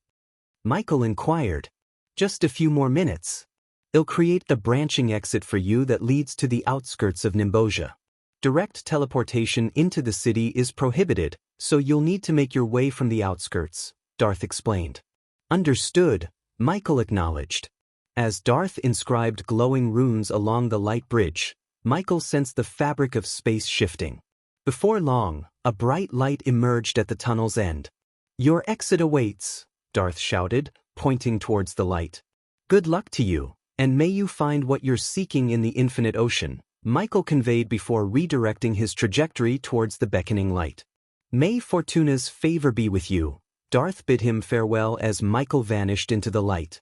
The brilliance swallowed Michael, whisking him away from the bridge and depositing him onto a muddy path. He collided face-first with the path's wet ground, the sounds of torrential rain overwhelming his senses. Abruptly, a resounding neigh filled the air, followed by a shout that pierced through the downpour. "Where the hell did you come from?" a voice exclaimed. "Do you have a death wish, you asshole? If you want to die, fall in front of another carriage," another voice yelled at Michael. Amidst the heavy rain, Michael slowly pulled himself up from the muddy ground, silently cursing the teleportation portal that had deposited him here. As he rose, he noticed a carriage hitched to 4 sturdy brown horses, with 3 drenched figures atop it. N0 Velu SB. C0M, the man in the center, gripping the reins, seemed to be in his early 40s and had a commanding presence. Flanking him were 2 younger brown-haired men, all dressed in wet, broad robes. "Get off the path," the man with the bald head ordered. "Can you direct me to Nimbosia?" Michael wiped mud from his face and asked the trio. They appeared momentarily surprised, then realization dawned on them. "You're a refugee?" the bald man inquired. "Yeah," Michael decided to go along with the man's assumption. "The carriage is full. If you're okay with it, you can sit on top of the carriage," one of the brown-haired men suggested. "That works for me," Michael quickly agreed. Surveying the area, he saw nothing but a long path cutting through grasslands and forests in the distance. Traveling with these 3 on the carriage seemed like a reasonable choice. "Hop on," one of the brown-haired men reached out and assisted Michael onto the carriage's roof. With a shake of the reins, the bald man urged the horses into a gallop along the muddy path. "So, where did you come from?" the bald man inquired. "Out of nowhere," the younger man beside him chimed in. "I bet he's from Thorndale," another man added before Michael could even speak. Michael's feigned surprise at their deductions seemed to amuse them. "How did you know?" Michael asked, pretending to be amazed by their keen observation. His tone flattered the 3, eliciting proud smiles from them. "We've been shuttling refugees to and from Nimbosia for months. So it's either you're from Nimbosia or Thorndale. Your question about the direction gave it away," explained Billy, the bald man. Billy," he introduced himself. "Herace, Leon and Micah," Billy gestured to his companions. "How are things in Nimbosia?" Michael inquired. "How are things in Thorndale?" Micah responded with a question. "Not good," Michael guessed, given the ongoing war between the 2 kingdoms. "Well, in Nimbosia, things are worse. This rain is nothing compared to what falls within the kingdom. It's as if Raynar is punishing his domain for lack of devotion. Just last week, a group of orphan children drowned. Billis' voice carried a mix of anger and sadness. The news of orphan children's deaths struck a chord with Michael. Having been an orphan himself and having cared for children like that, he felt a surge of emotion. Blaming Raynar for their deaths, he silently labeled him as a villain. Gods, Micah sighed. Shut up, you fool. Don't mock the gods. May Fortuna shield your words from the pantheon and other deities, Billy admonished sternly, touching the medallion hanging from his neck. What's your name? Leon asked. John. Michael offered a simple, common name. Who do you pray for? Billy inquired, showing his religious side. Fortuna, Michael promptly replied, invoking the name of the goddess of luck. She seemed well known in this world, so Michael decided to use her name. Unbeknownst to them, they were traveling with a god. Fellow Fortuna worshipper. Makes sense, as you met us instead of Agra's followers, Leon chuckled. Shut up, Leon. Don't even mention that vile god's name. You'll bring bad luck upon us. Billy quickly silenced him and touched his medallion again. The mention of Agra's name instilled fear in their eyes, deepening Michael's curiosity about this deity. Do you have any gold with you, John? Micah suddenly inquired. I do, Michael responded, pulling out a few gold coins from his pocket, assuming they were asking for payment. However, their surprise was evident as they saw the plain gold coins in Michael's hand. What kind of gold coins are these?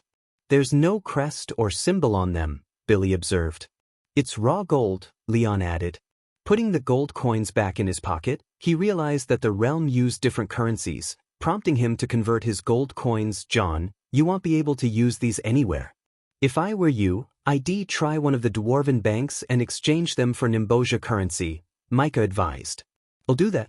Thanks for the heads up, Michael nodded.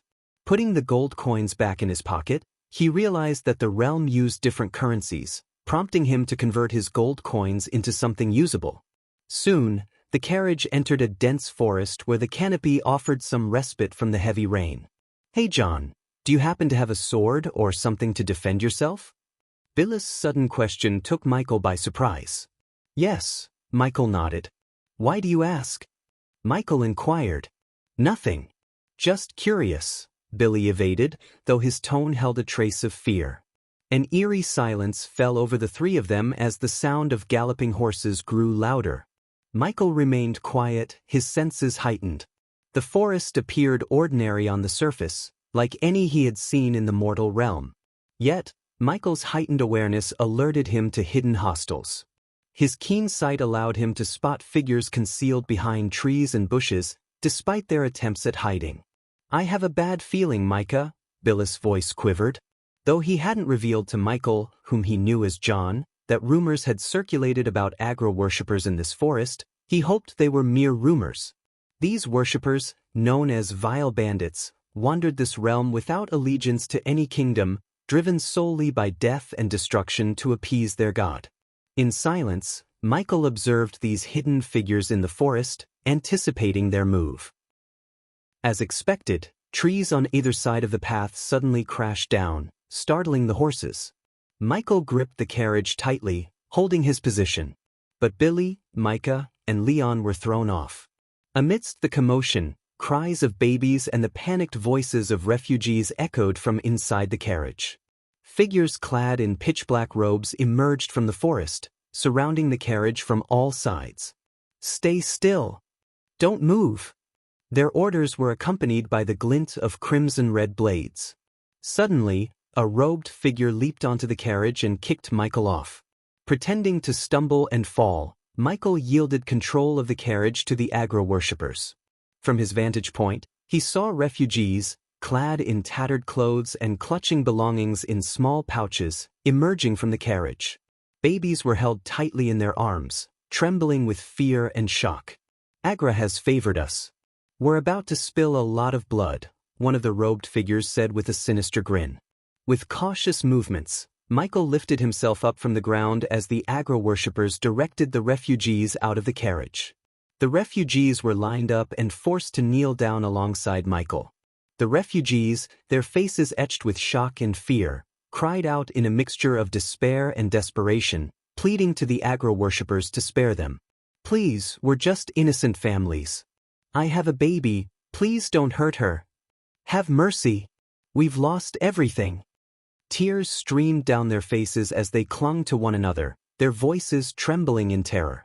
Their cries echoed in the forest, a heartbreaking chorus of anguish and vulnerability. The agro-worshippers, however, showed no sign of compassion. They reveled in the refugees' suffering, their laughter ringing with a cruel edge. "You think your pleas matter to us? Pathetic mortals, your God won't save you now." The worshippers taunted and jeered, their eyes glinting with sadistic delight. One of them raised his blade high, the crimson-red steel reflecting the despair in the refugees' eyes. Billy, Micah, and Leon were dealt swift blows, their faces struck with punches and then thrown into the crowd. The agro-worshippers quickly snatched their weapons, disarming them. Michael managed to evade their attention since his weapons were concealed within his armor, and his simple brown robes masked his true identity. The worshippers forced the refugees to sit in a row on their knees, their faces etched with terror and confusion. "Let us go, you monsters. These are innocent people." Billy's voice rose in defiance. The worshippers only responded with mocking laughter, their faces twisted with sadistic amusement. "Expecting mercy from us, are you? Insolent fools," sneered one of the worshippers, a heavily built man with a brutish demeanor. "The host should start earning badass points by saving these refugees. You will need worshippers in the future, and this seems like a good place to start your godhood." Michael was taken aback when he suddenly heard a voice in his head, the system that urged him to earn badass points by saving the refugees, seeing it as a way to gather worshippers for his own future godhood. The burly man leading the worshippers paused, his attention drawn to a red-haired woman clutching her baby and a little girl close. His gaze lingered on her, his intentions disturbingly evident. He spoke with a perverse grin, "Agra would delight in me slaughtering you three." The man's gaze lingered on the red-haired woman, his intentions evident. Michael sat beside her, waiting for the right moment to unleash his power upon the agro-worshippers. Chapter 1066, God of Rain's Kingdom. The agro-worshipper raised his sword, causing the woman to close her eyes and clutch her baby tightly. Beside her, the little girl's eyes squeezed shut in fear. "No!" Billy's voice cracked with desperation as he tried to intervene. But just as the sword seemed poised to strike, it froze midair. The agro-worshipper's wrist was held firmly by a young man seated beside the intended victim. Another agro-worshipper approached with a mocking snicker, ready to attack the young man. However, his kick landed on the young man's back, with no effect. Under the young man's grip, the first worshipper's sword dropped, and the mother cautiously opened her eyes, observing the scene. She turned her gaze toward the young man, finding an unspoken reassurance in his eyes. Amidst the refugees, shock was palpable as the young man dared to confront the agro-worshippers. "Arg!" The worshipper in the young man's grip growled in pain. Simultaneously, the one who had kicked the young man cried out in agony, clutching his injured leg. The mother, now facing the other agro-worshipper, witnessed the gruesome sight of the man's twisted and bloodied leg. "I am not playing hero," the young man finally spoke as he rose to his feet.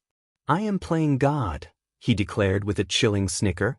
With swift precision, he twisted the worshipper's wrist, eliciting a scream of pain. "Close your eyes, honey," the young man addressed the little girl, who obediently shut her eyes. In an instant, he unsheathed his dark sword and swiftly cleaved the worshipper in half. The grotesque halves thudded to the ground, showering the refugees in a gruesome spray of blood. Screams of horror echoed from the horrified refugees, the image too much for them to bear. The young man turned to face the agro-worshipper who had been relentlessly kicking him. This worshipper was now on the ground, his leg broken and painful. Meanwhile, the remaining agro-worshippers surrounded the young man. "Cut him into pieces," they cried out, their sinister intentions clear. Despite his reluctance to reveal his true power, Michael recognized that this situation called for immediate action. The system's urging to save the refugees and potentially gain followers aligned with his own determination to rid the world of these agro-worshippers. Unbeknownst to him, this choice would set in motion a series of events that would lead him into a conflict with the cruel god Agra. John. Billis' voice held a mix of surprise and respect as he observed the young man in a new light. Michael exchanged a meaningful smile with the three who had aided the refugees. But his attention swiftly returned to the agro-worshippers, his expression hardening. "Luck hasn't favored you today." "It's death," Michael declared as two of the agro-worshippers lunged at him. Yet, in the blink of an eye, their heads were severed from their bodies. The refugees were unable to comprehend the swift, otherworldly speed of Michael's movements. The remaining four agro-worshippers stood frozen in terror, sensing a power beyond their understanding but unaware of his true identity due to Marlis' medallion suppressing his godly aura. "Bandits seem to be a constant problem, no matter which world I'm in," Michael mused, wiping the blood from his dark sword onto his arm. "We." The agro-worshippers stammered, their fear rendering them speechless. But before they could react, Michael lunged at them. In an instant he cut down the remaining bandits as if they were mere obstacles. However, the leader of the agro-worshippers managed to take Billy hostage, using his sword to press against Billis' neck and issuing a threat to Michael. "If you dare take a step forward, I will cut open his throat," the last agro-worshipper shouted, holding Billy hostage. "What makes you think I'd give a damn about him?"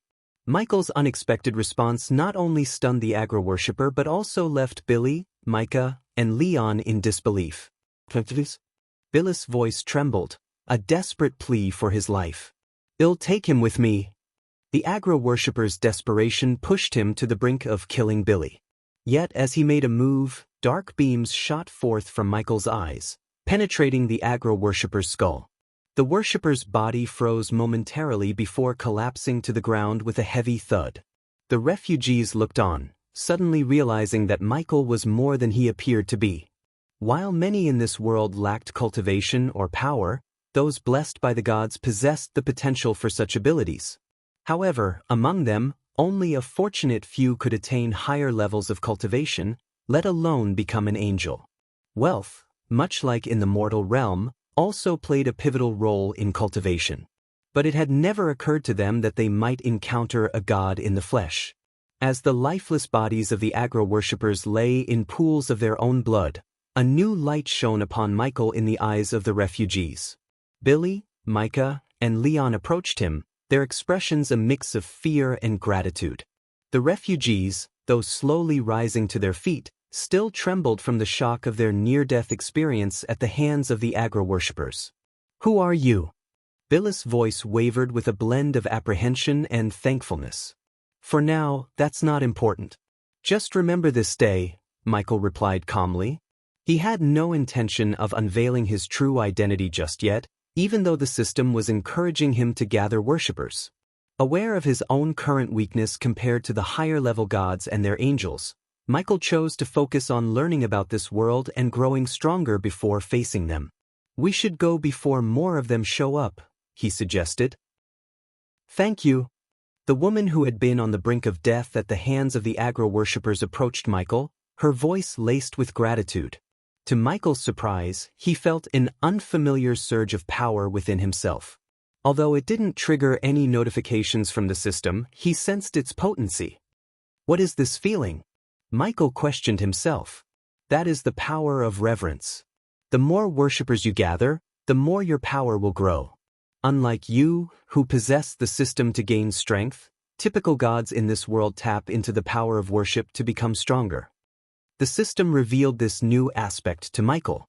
Unbeknownst to him, the realm of gods operated on a diverse scale of power and cultivation methods, a far cry from the straightforward dynamics of the mortal realm. Each god, and even mortals, followed distinct cultivation rules. Michael, being a god, had the ability to harness the power of worshippers. This power, however, could be derived not only from devoted worship but also from the grip of fear. The god Agra, in particular, drew strength from the terror of death and destruction, setting him apart from many other deities. Michael's introspective moment was abruptly interrupted by a resonating clap of thunder. His gaze shot upwards, where a streak of crimson-red lightning slashed across the sky. A familiar sight, akin to the lightning he had witnessed while with Darth, signaled to Michael that the more he employed his powers, the closer he drew the attention of the Pantheon. Stay calm. Your focus should be on reaching Nimbosia and starting a new life, Michael reassured the shaken woman, motioning for the rest of the refugees to return to the safety of the carriage. Let's go, he directed, leaping back onto the carriage's roof, mirroring his earlier stance. As the three drivers resettled themselves, the journey to Nimbosia, the realm of Raynar, the god of rain, resumed. Prepare yourself, god of darkness. Your life is about to become significantly more complicated and challenging. Michael was caught off guard by the system's voice echoing in his mind. He peered into his pockets and found Vidora's eyes fixed on him, yet the Hydra remained silent. Something seemed to be troubling Vidora, but the creature refrained from voicing its concerns. The journey continued in quietude until the carriage finally emerged from the forest's embrace. Before Michael stretched a kingdom unlike any he had ever laid eyes upon. Towering stone walls shielded the cityscape beyond, masking its inner structures from view. Amidst this, a remarkable sight caught his attention, a grand edifice constructed from glass and adorned with gold accents. What struck Michael even more profoundly was the spectacle above the kingdom. Clusters of clouds had congregated, forming a colossal hand-like shape that generously showered rain upon the entire expanse. A river flowed around the city, its waters swelled by the constant downpour.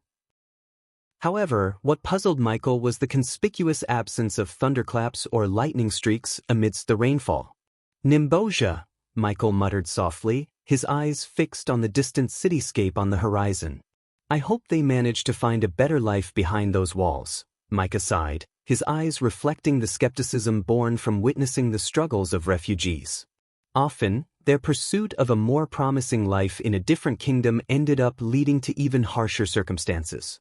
Such newcomers were frequently regarded as burdens, and their existence came with hardships.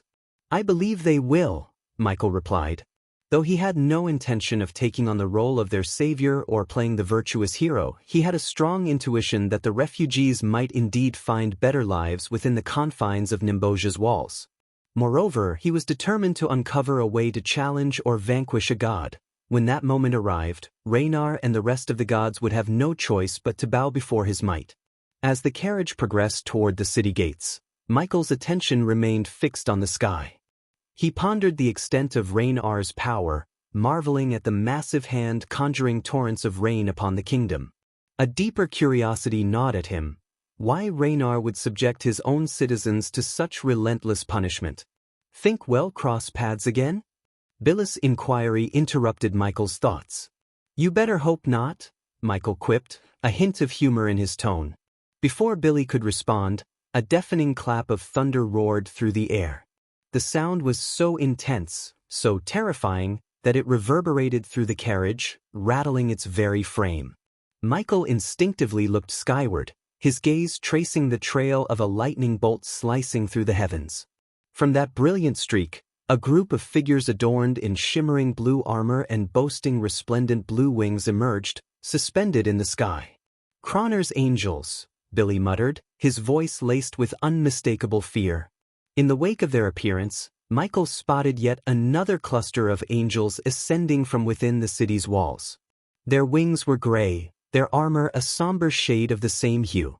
With his keen eyes, Michael observed both groups of angels hovering in midair, poised for an imminent clash. Damn it. We've got to get inside before they go all out, Billy exclaimed urgently, snapping the reins to hasten the horse's pace toward the safety of the city's embrace.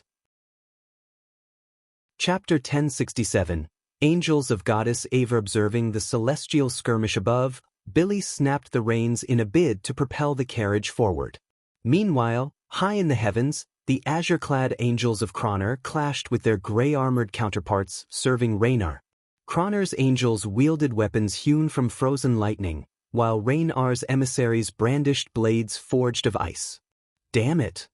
Billis' exclamation resounded as the tempestuous winds intensified due to the celestial battle unfolding overhead. Within the carriage, Michael felt the mounting strength of the gale slow the horse's progress. Soon, the carriage swayed precariously, tilting to one side under the onslaught of the storm's fury. "The wind is too strong," Micah shouted as they struggled to maintain their balance. Reacting swiftly, Michael leapt to the ground and, with a determined effort, managed to steady the listing carriage. As he grappled with the vehicle, a bolt of lightning conjured by Croner's angels struck perilously close, mere meters away. "Fucking morons. They are going to kill everyone in this carriage," Iag's frustrated voice emanated from Michael's coat. "You should use your powers and carry the carriage to the city gates." Sarba Council urged Michael to draw upon his abilities. Yet, Michael resisted, wary of unveiling his godly powers and potentially alerting the Pantheon. While he exerted himself to keep the carriage upright, a curious jade radiance caught his attention in the sky above. Raising his gaze, Michael discerned an elven figure with undulating green tresses, porcelain complexion, and robes the hue of jade. Adorned with verdant wings, the ethereal being gracefully descended beside him. "Who are you?" Michael inquired, feigning his struggle to stabilize the swaying carriage. Unperturbed by his query, the green-haired elf favored him with a serene smile. Gently waving her hands, she conjured an emerald bubble that enveloped the carriage. Without delay, she seized Michael's hand, initiating an ascent towards the sky. As the horses neighed in distress, the elf directed a calming breeze their way, pacifying the agitated animals. Soon, the carriage, shielded by the elven enchantment, began to rise into the sky.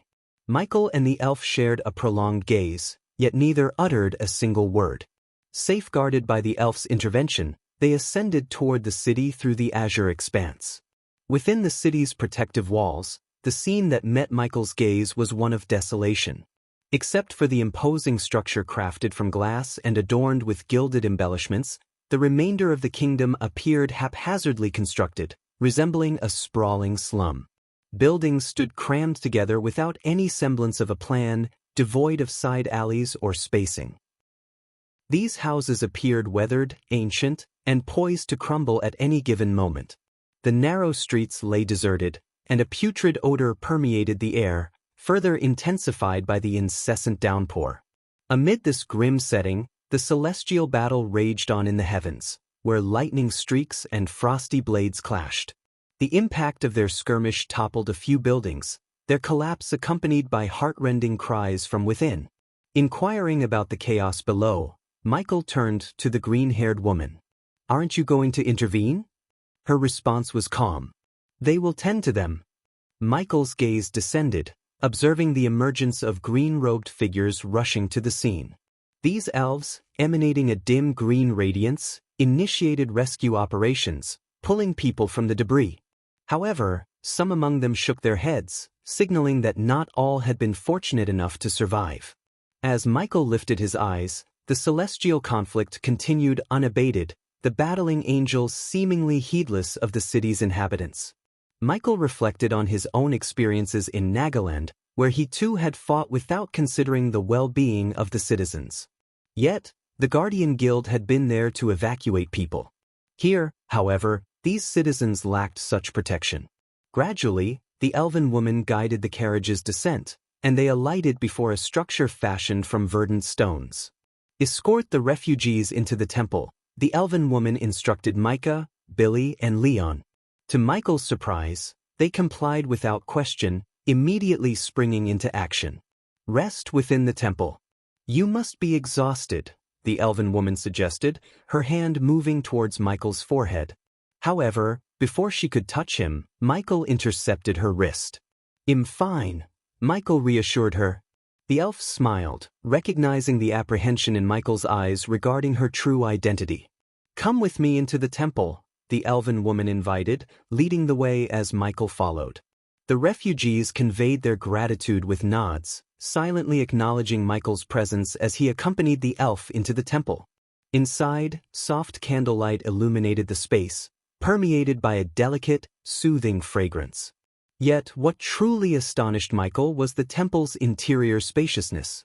It was as though some enchantment, possibly runes, had been employed to manipulate the very fabric of space, rendering the temple considerably more expansive within than its exterior dimensions suggested. Within this temple sanctuary, injured refugees rested on the floor, tended to by green-robed elves who skillfully attended to their wounds. You don't appear to be a typical refugee or someone in need of assistance. What is your story? The elf inquired, her tone gentle. You haven't introduced yourself either, Michael responded, his curiosity piqued. I am Faith, an angel of Eva, the goddess of healing, the elf revealed. Michael pondered for a few moments, his thoughts turning over. After some contemplation, he made up his mind to enlist Faith's assistance in locating Marlis worshippers. Ensuring the safe passage of Marlis followers back to her was paramount, as it required finding the individual among them who possessed an artifact from Marley, capable of opening a portal to her forest. Imjan. I've come here to find the worshippers of goddess Marley, Michael revealed, his decision finally made after careful consideration. Worshippers of goddess Marley? Faith appeared surprised, yet a swift assessment of Michael seemed to provide her with some insight. You don't strike me as Marlis' typical angel, Faith commented, a hint of amusement in her voice. Marlis' angel, Michael thought wryly to himself. I'm not. I just need to locate them and ensure they escape Nimbosia before they're caught in the crossfire of the angelic battle, Michael explained, gesturing towards the temple's shuddering walls, a consequence of the ongoing celestial conflict. Do you happen to know where I can find Marlis worshippers? Michael inquired. In response, Faith let out a sigh, her eyes briefly revealing a glint of sorrow that Michael couldn't ignore. Unfortunately, I do know. However, it won't be a straightforward task to locate them, Faith replied. Michael sighed in acknowledgement. Believe me, nothing in my life comes easy. Michael's sigh carried the weight of his experiences. If you don't mind my asking, why are you extending aid to Goddess Marley? Faith's curiosity prompted her to question Michael's motives. Just repaying a debt, Michael offered, opting to keep his motivations guarded. The truth was his intention behind helping Marley was to secure her alliance. In the impending struggles against Dagon and the Pantheon, Michael knew he required allies, given that most gods wouldn't readily side with the god of darkness. Gaining allies was crucial for his cause. Faith's nod was slow and contemplative, but her eyes betrayed a sense of skepticism about Michael. As a non-god, she couldn't naturally discern his true nature. At most, she might assume he was an angel or a formidable higher-level cultivator. To consider him a god would require witnessing the full extent of his powers, something he wasn't eager to reveal. Where can I find them? Michael inquired, directing the conversation back to the matter at hand. They're being held in Raynar's temple, Faith replied with a hint of sadness in her voice. Michael's intuition wasn't wrong. There was an undercurrent of trouble in the situation. It doesn't sound promising, he prodded further. It's not. God Raynar is losing ground to Croner in their celestial conflict. He's desperate for continuous worship, hence the city's emptiness, Faith explained, her tone carrying a mix of sympathy and disdain. Under the king's orders, Raynar's loyal follower, the lackey, has commanded the citizens to remain indoors and worship Raynar fervently. Meanwhile, Marlis worshippers have been forcibly taken to Raynar's temple and are being coerced into becoming his followers, Faith revealed, a touch of disgust in her words. In the realm of gods, converting one god's worshippers into another's was considered a malevolent act. However, if the targeted god wasn't part of the pantheon, their actions against each other's followers often went unnoticed by the higher powers. As Marley wasn't part of the pantheon and Raynar was, the latter could impose his authority over Marlis worshippers without much consequence. How does that process work?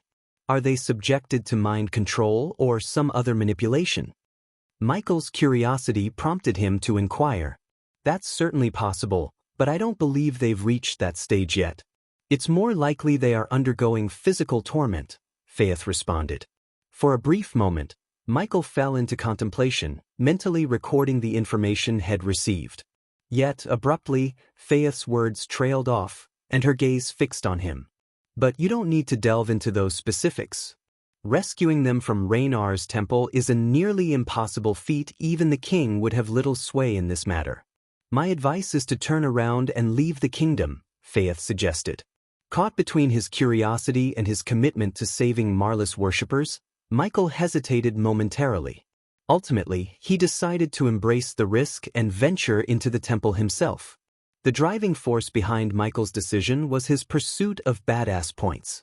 He recognized that playing it overly safe and timid wouldn't earn him the kind of recognition he desired. At the very least, I can assess the situation. If it proves too risky, I'll relay the message to Marley, Michael affirmed. His casual reference to goddess Marley sparked a flicker of uncertainty within Faith. Well, I can't prevent you from aiding those in need. It's not in goddess Ava's nature to inhibit such actions, Faith acknowledged. As another tremor rumbled through the air, Michael couldn't help but ask, any idea when this war might stop? The intensity of the angels' battle was palpable, escalating with each passing second. I truly don't know. The timeline depends on the Pantheon's intervention. It's uncommon for them to stand aloof during a confrontation between two of their own, Faith replied, her tone tinged with doubt and hesitation. The more Michael learned about the Pantheon, the deeper his confusion grew. Something seemed to be diverting the Pantheon's attention from their responsibilities. While the Pantheon was undoubtedly engaged in handling Dagon, the fact remained that Dagon couldn't yet breach the realm of gods. This led Michael to question what force could be holding the Pantheon back from fulfilling their duties and what might be preventing the gods from abandoning their domains. Chapter 1068. Being the stealthy assassin. Once again, when night descended upon Nimbosia, Michael emerged from goddess Ava's temple, bidding farewell to Faith. The clash between the angels still raged above, filling the sky with streaks of lightning and bursts of thunder. The flashes of Croner's angels' lightning illuminated Michael's path as he walked. Thankfully, the streets are clear of citizens, Iag quipped from within Michael's coat pocket. To blend into the darkness, Michael had swapped his earlier brown robes for a black coat over his armor. These gods and angels seem like real troublemakers, Sarba grumbled. Nithrol did mention that the realm of gods is far worse than the mortal realm, Michael recalled as he moved along the rooftops, carefully avoiding the gaze of the battling angels. After several tense minutes, Michael reached the imposing temple. Close up, it appeared even grander and more imposing than from a distance. The entire structure was constructed from glass, adorned with opulent gold accents. The glass bore a deep black tint that prevented Michael from peering inside with his naked eyes. Utilizing his X-ray vision, Michael spotted Reynar's angels patrolling around the temple's exterior. There's someone inside, tied to a chair and being subjected to torture, Michael murmured, his X-ray vision revealing a figure bound in the center of the temple. However, the features of the figure remained obscured. It's likely one of Marlis worshippers, Iag surmised. Agreeing, Michael inched closer to the temple. His inherent ability as the god of darkness rendered him nearly invisible in shadowy places. This wasn't considered the use of his powers, just a natural attribute. Blending into the darkness, Michael stealthily approached the temple. However, the main entrance was flanked by two gray-armored guards, their level of cultivation hidden from Michael's view. To discern such details, he would require a specific skill from the system or a rare artifact native to this realm. We obviously can't barge through the main door, Iag suggested, glancing upwards and spotting an opening. Perhaps we could fly in through that window, Iag suggested, but Sarba quickly dismissed the idea. No, I sense the presence of runes around us, Sarba interjected. Activating his X-ray eyes, Michael spotted shimmering runes in their vicinity. Thanks to his time spent with Eladir, the accomplished six-star runemaster, he could faintly recognize the symbols.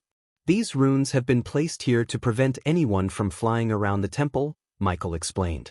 You saw the runes? Are they similar to the runes in the mortal realm? Iag inquired with curiosity. Not exactly, but there are some similarities, Michael replied. Then how do you plan to ascend? Iag pressed, to which Michael grinned and rolled up his sleeves, revealing the Mark III grappling hook on his forearm. With a swift motion, he aimed at the edge above and fired the grappling hook. The hook firmly caught onto the edge, propelling Michael upwards. Inside the temple, Michael crouched on the edge of a beam, peering down at the scene below. Carefully navigating along the beams that stretched across the ceiling, he observed the activity below. That doesn't look like Marlis worshippers, unless her followers dress like kings, Iag noted with a frown. Michael concurred and focused on the man being tortured. Clad in red robes embellished with precious gems and adorned with a gold crown, the man was a stark contrast to what Marlis worshippers would appear to be. You failed your master. The hulking brute, an orc with pale green skin, taunted the man tied to the chair. Towering at 7 feet, the orc exuded an imposing and fearsome aura. Please. I have nothing but loyalty towards his grace. Please. The man pleaded desperately. How is it then, that his grace's carriage was attacked by Croner's angels? Don't you know what it carried? The orc questioned, running his fingers across the man's face. His grace made you the king of Nimbosia, entrusting you with the protection of his possessions. Now that you've failed, why should his grace spare you? The orc jeered. Michael's suspicions were confirmed, but he was taken aback by the revelation. The king? Michael murmured in shock. Please. His grace must command his angels to find the culprits. The king implored, but the orc's laughter resounded. What did you think his grace was? An investigator? No, his grace doesn't stoop to that. It's your fault the carriage went missing, and you will pay the price, the orc declared, applauding mockingly. With a wave of his hand, a leather bag materialized over the king's head. No. No. No. The king's panic grew, and he struggled against the ropes that bound his arms and legs. The orc grinned and kicked the chair, sending the king crashing to the ground, his face shrouded by the leather bag. Let me enlighten you on what's about to unfold, just to pass the time, the orc chuckled with sadistic glee. Unbeknownst to both the orc and the temple's guards, Michael silently bore witness to the brutal scene from his hidden vantage point above. The orc leaned closer to the king, his voice dripping with cruelty. You see, your majesty, there's a method by which each drop of water can feel like a blade, a relentless torment that chips away at your sanity. A drip here, a drip there, it doesn't seem like much, does it? The king's muffled protests and frantic breathing were barely audible beneath the leather bag that covered his head. He squirmed against the ropes binding him to the chair, his body trembling with a mixture of fear and desperation. Drip, drip, drip, the orc continued with a sadistic rhythm. The anticipation becomes unbearable as you wait for that next drop to fall. The cold sensation slices through your thoughts, shattering your mind bit by bit. The king's pleas for mercy became more frantic, his voice strained and cracking with desperation. He tugged at his restraints, his struggles growing more violent as he tried to free himself from the torment that awaited him. Please, I beg you. Mercy. The king's voice wavered, his words punctuated by the erratic rhythm of the orc's description. Drip, drip, drip, the orc repeated, his tone unyielding. And as time stretches on, the drops become a constant reminder of your helplessness. Your mind races, seeking respite that never comes. The king's struggles intensified, his body racked with the anguish of his impending torture. He twisted and contorted in a desperate attempt to escape, his fear palpable even through the leather bag. Make it stop. I'll do anything you ask. The king pleaded, his voice breaking under the weight of his terror. The orc's malicious grin widened as he relished the king's torment. But you see, your majesty, this is the fate you've chosen for yourself. The choice to fail, to disappoint his grace, led you to this moment. The king's cries of desperation grew louder, his pleas echoing off the walls of the temple. His body convulsed as if each drop of imaginary water struck him with searing intensity. Drip, drip, drip, the orc's voice continued, a chilling refrain that underscored the king's agony. Tears mixed with sweat as the king's struggles weakened, his strength fading under the weight of the mental torture he was subjected to. The anticipation of each non-existent drop had fractured his resolve, driving him to the brink of madness. and in the shadows above, Michael watched in grim silence, his heart heavy with a mixture of pity and shock at the cruel scene unfolding below. The orc meticulously created a small hole beneath the leather bag, a hole so tiny that it allowed only a solitary droplet to escape at irregular intervals. Michael's keen eyes picked up on a rune etched onto the leather, a rune responsible for randomizing the timing of each water droplet's descent. As the first droplet touched the king's forehead, his agonized scream reverberated throughout the temple. The sound was visceral, as if he had been struck by a hammer.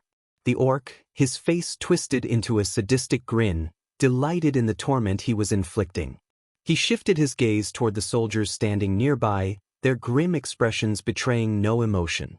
Once this old fool's suffering comes to an end, take care of Marlis worshippers, the orc commanded before vanishing from the temple in an instant.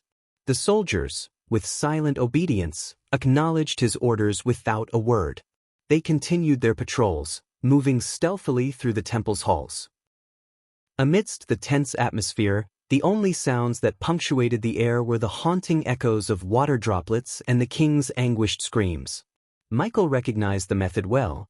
It was the dreaded, dripping machine used for torture on Earth. The realization that such a method was being employed in this world left Michael taken aback. "Are we going to save him?" Ayag's voice trembled with uncertainty. "It depends on how much he could help us.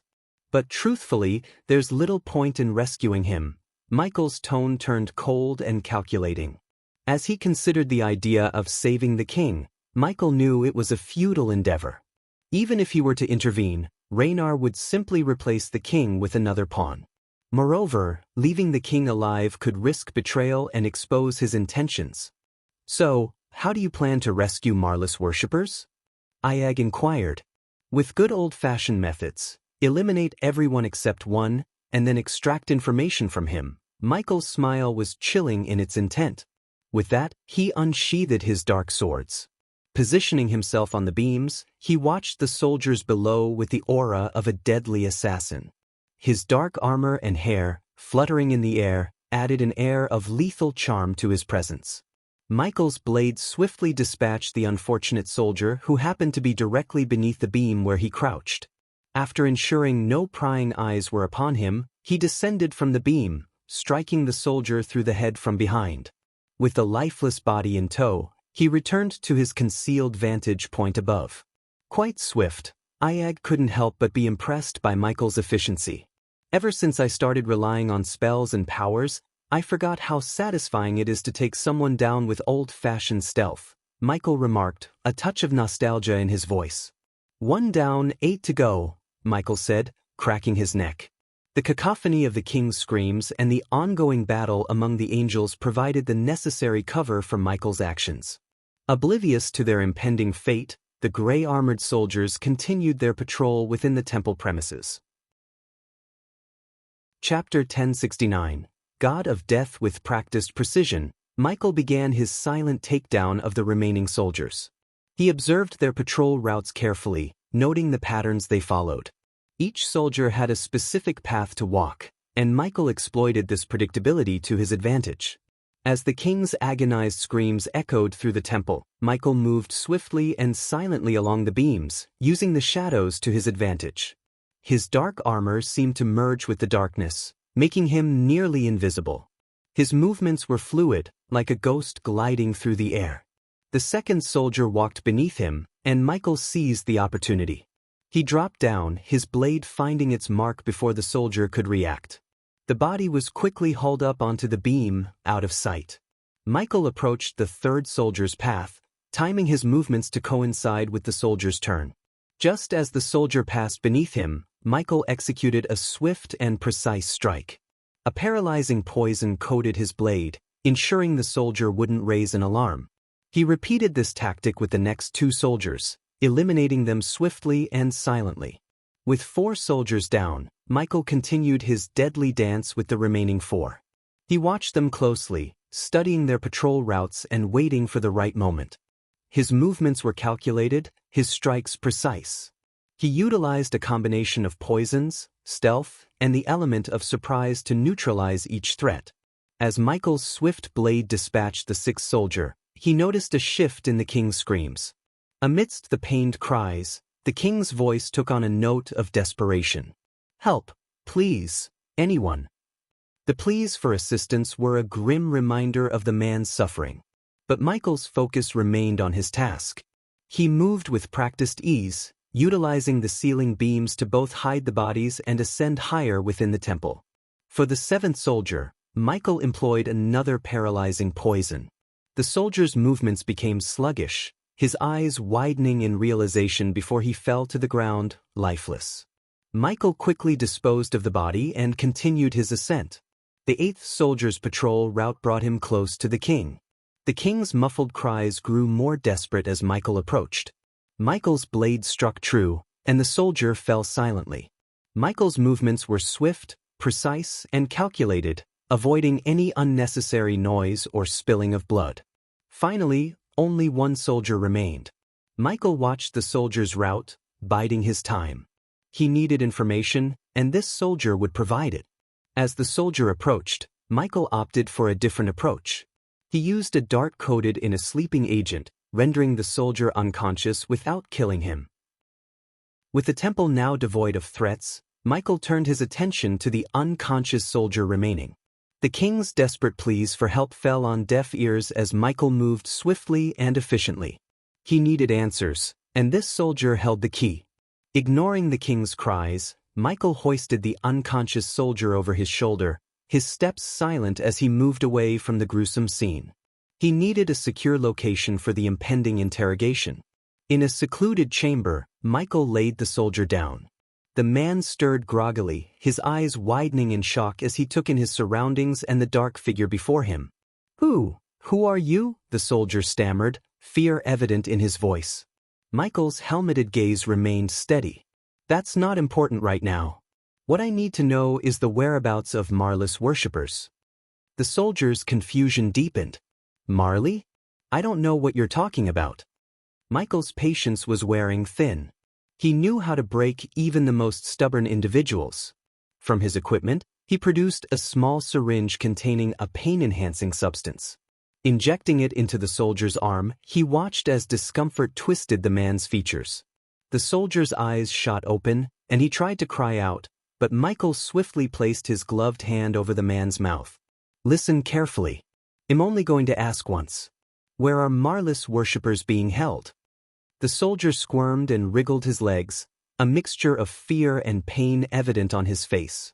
He glanced at Michael with wide, terrified eyes, and finally, he gave a reluctant nod.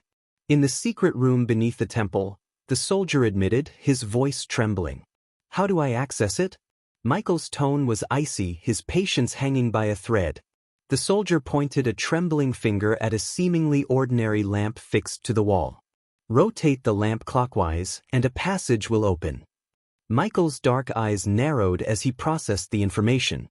He could tell the soldier was telling the truth, but he had one more card to play. "Remember, I can easily end your life if you're lying to me." The soldier's lips quivered, his gaze locking onto Michael's helmet. "You have no idea what you've done. You'll regret this." A mirthless smile tugged at the corner of Michael's lips. "I've done many regrettable things. Your fate is just another one." With a swift, decisive motion, Michael silenced the soldier forever, ending his life. He didn't have time for further hesitation or sentimentality. The soldier's usefulness had come to an end, and Marlis worshippers awaited his rescue. "Ghost, I sense someone approaching us, someone powerful." Sarba warning reached Michael's ears, though his own scans had failed to detect any presence. Suddenly, all the lights within the temple were extinguished by an unseen force. The temple's heavy doors sealed shut with a muffled thud. In the darkness, Michael witnessed the guards stationed at the entrance collapse. His attention then turned back to the king, whose agonized cries continued to pierce the air. Just as he was about to move, a cold sensation brushed against his armor. A voice, dripping with a deadly aura, slithered from behind him. Whoa, what do we have here?" The voice was sneaky yet laced with danger. Michael felt a blade pressing against his armor, testing its strength. He tightened his grip on his dark swords, ready for any sudden moves. He knew he was dealing with a formidable opponent, one who had managed to approach undetected. "Thank you for adding a touch of excitement to this dreary temple." The man's tone was oddly amused. He continued to exert pressure on the blade, but Michael's armor held firm. "Nice armor," the man commented, acknowledging the challenge Michael's defenses presented. "Who are you?" Michael's voice was firm, his gaze locked on the figure behind him. He made no sudden movements, recognizing the threat this stranger posed. "An assassin of your caliber should know that the one holding the blade tends to be the one asking questions. You've orchestrated quite the spectacle here, a masterful display of assassination without alerting the guards. But I must admit, I'm more intrigued by you." The man's words dripped with intrigue and a twisted sense of admiration. Pushing Michael slightly forward, the unseen assassin allowed him to pivot around, facing his enigmatic adversary. As he turned, the veil of invisibility was lifted, revealing the assassin in all his sinister glory. Cloaked in dark crimson robes, the figure emanated an aura of malevolence. In his hand gleamed a blood-red dagger, its edges glinting ominously. Michael's gaze was drawn to a strand of raven-black hair that cascaded from under the hood, framing a face that remained enshrouded in shadow. Yet what caught Michael's attention were the eyes, glistening with a crimson hue that seemed to pierce through the darkness. "Well, this is an unexpected twist." The assassin's voice was silk and steel combined, a blend of amusement and intrigue. "I hadn't anticipated stumbling upon a fellow practitioner of the art." A wry smile tugged at Michael's lips. "So, what gave it away? The dark attire, the blades, or the fact that I'm sneaking around a guarded temple?" The assassin's smile grew devilish, a gleam in his red-tinted eyes. "Oh, it's more than just appearances. There's a certain energy about those who walk in the shadows. A familiarity, a kinship. It takes one to know one, you see." Michael cracked his neck and regarded the assassin. "So, what's the next act in this little performance?" The assassin's smile remained, a mixture of amusement and something else that was hard to decipher. "Don't worry, I'm not here to kill you," he replied, his voice dripping with a sense of detached amusement. "You're not my target." Michael's eyebrows raised slightly in surprise. "Then who?" The assassin's gaze shifted to the king, who was still bound and writhing in agony.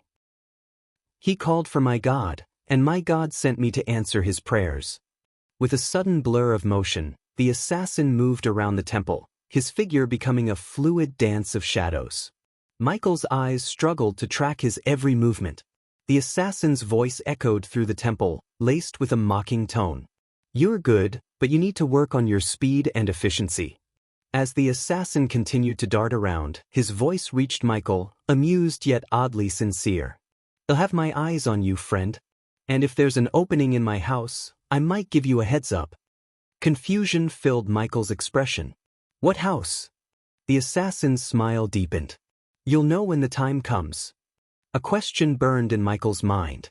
"The King Raynar's worshipper. Did Raynar send you?" The assassin's laughter filled the air, a chilling sound that seemed to reverberate through the darkness. "Oh, the king now wants nothing but death. He calls for death, and my God sent me to answer his prayers." A frown creased Michael's forehead. "Your God?" The assassin's amusement was evident as he replied, "I am an angel of death." Chapter 1070. New System Functionality. Michael's frown deepened as he processed the revelation that the assassin before him was indeed an angel of death. The shock was palpable on his face, and the assassin seemed to take amusement in it. Normally, encountering an angel of death would be your final moment, the assassin taunted, a smugness underlying his words. "But for you, I'll make an exception." But Michael's curiosity pushed him to question, seeking understanding. However, before an answer came, the assassin's movement caught him off guard. In a blur of blue, the assassin appeared behind Michael. Reacting swiftly, Michael spun around, only to see the assassin swiftly retreat a few feet away. "He's showing off," I muttered, clearly unimpressed. The assassin then took a moment to showcase his eerie fascination with his dagger. Licking its surface with an almost sickening relish, he charged at Michael with the dagger held high. Michael's instincts took over, and he raised his dark sword to block the incoming strike. "Slow," the assassin remarked casually, as he attempted a swift slash toward Michael's throat. Reacting with lightning reflexes, Michael bent backward, his body forming a near-perfect arc to evade the dagger's edge. He countered with a powerful swing of his leg, aiming a kick at the assassin. "Nice flexibility," the assassin commented, sounding like he was critiquing a performance. In the blink of an eye, the assassin leaped into the air, disappearing from Michael's direct line of sight. "Where is he? Can you sense him, Sarba?" Ayag asked, remaining in Michael's black coat. "No," Sarba said. Sarba's inability to sense the assassin's location added to the challenge. Michael activated his X-ray vision, scanning his surroundings for any trace of the elusive opponent. Yet, the assassin managed to surprise him once again, materializing above his head. Reacting on pure instinct, Michael lunged backward, narrowly evading the assassin's aerial attack. The assassin adjusted his trajectory with uncanny agility, delivering a powerful kick to Michael's chest that sent him hurtling through the air. Gritting his teeth, Michael quickly regained his bearings, using his momentum to stabilize himself. He charged forward, channeling every ounce of his physical speed into his movements. His dark sword sliced through the air with deadly precision, a testament to his combat prowess. "You're quite the swordsman, but your skill with other weapons could use work," the assassin casually critiqued Michael's swordsmanship. With an effortless grace, the assassin deftly dodged and parried Michael's attacks. Abruptly, he halted his movements, his gaze locking onto Michael as a smile graced his lips. "I'll be keeping an eye on you," the assassin's words hung in the air, a promise of future encounters before he vanished from sight. The next moment, he materialized beside the king, who was still lost in his agonized screams. The king's frantic cries for help seemed to take no notice of the angel of death at his side. Michael watched, a silent observer, as the assassin's blade traced chilling lines across the king's face. The sensation of the cold blade seemed to snap the king back from the brink of madness. Who are you?" The king's trembling voice quivered with fear, but his question was cut short by the swift, brutal motion of the assassin's blade. Blood sprayed, the king's gurgled attempt at speech silenced as his throat was ruthlessly cut. The pool of red expanded beneath the lifeless form. As the angel of death rose from the king's body, his gaze locked onto Michael's. The temple seemed to hang heavy with the stench of death. The assassin's words were a chilling warning as he spoke directly to Michael. "This temple reeks of death. Don't disappoint me by dying." His voice carried a hint of amusement and finality. A dark crimson-red smoke enveloped the assassin, obscuring him from view. And then, as quickly as he had appeared, the smoke dissipated into nothingness, taking the angel of death with it. After the angel of death's departure, Michael's brow furrowed, and he pivoted toward the lamp as the assassin had instructed. The prospect of the temple, reeking of death, weighed heavily on his thoughts, a mystery he intended to unravel. For now, his purpose was clear: to investigate the hidden path that might lead him to Marlis worshippers. Sarba's voice carried a heavy undertone as he questioned, what did he mean by reeking of death? The query echoed in the air, joined by Ayag's curiosity. And why did he say you're quite the swordsman, but your skill with other weapons could use work? How can he know you suck at other weapons? Ayag's curiosity danced with a touch of mischief, almost prompting Michael to swat her playfully on the head, were it not for their grim circumstances. "We will find out," Michael responded with a steady calmness. He approached the lamp and, following the soldier's instructions, turned it. A low, ominous creak echoed as a hidden door opened before him. The revealed passage led downward into darkness, and as Michael descended, the air seemed to grow heavier with the scent of blood. It stirred a growing unease within him. Despite his internal tension, he pushed forward, the need to locate Marlis worshippers driving him. "We should be on high alert." Sarba's cautionary words were apt, serving as a reminder of the potential dangers lurking in the shadows. Amidst the hush, the scent of blood invaded Michael's senses, heightening his alertness. The echoes of their footfalls reverberated off the walls, while his environmental scanning revealed no signs of life nearby. An unsettling sensation crept over him, a gnawing doubt that the soldier's information might have been fabricated. "Something's not right here," Michael murmured, his instincts on high alert as he moved around a corner, further descending into the dark underbelly of the temple. The next turn revealed a scene that froze him in his tracks. Looking at the horrifying scene, even the usually calm and quiet Kane widened his eyes. "What the fuck happened here?" Iag's voice trembled with shock and horror. The dimly illuminated room before Michael was a chilling tableau of gore. Blood seemed to coat every surface, and the air was heavy with the stench of death. His eyes scanned the gruesome scene, revealing bodies nailed to walls and strewn across the floor, their tortured forms bearing the marks of unimaginable cruelty. Amidst the grisly tableau, Michael's gaze settled on a lifeless woman, a faint glow emanating from the medallion around her neck. As he cautiously approached, his steps mingling with the blood underfoot, he reached out to pick up the tree-shaped medallion. A pulse of energy coursed through him as he held it in his hand. "They must be Marlis worshippers," Sarbah's voice trembled, the weight of the tragedy evident in his tone. Even his normally sharp demeanor was softened by the heartrending scene before them. "The damn orc was talking about their corpses." Iag's voice quivered with anger, her frustration at the senseless violence palpable. Michael wasn't prone to sentimentality or shedding tears, having taken lives when necessary, but even he felt a pang of empathy for Marlis followers. The fate they met was a gruesome one, and as far as he was concerned, no innocent beings deserved such a horrifying end. "Raynar clearly meant business," Michael muttered, his gaze sweeping over the carnage and devastation. "I now understand why the Angel of Death mentioned the reek of death," Sarbah observed somberly. The weight of the situation pressed down on them, leaving Iag seeking answers. "So, what's our next move?" "There is nothing we can do.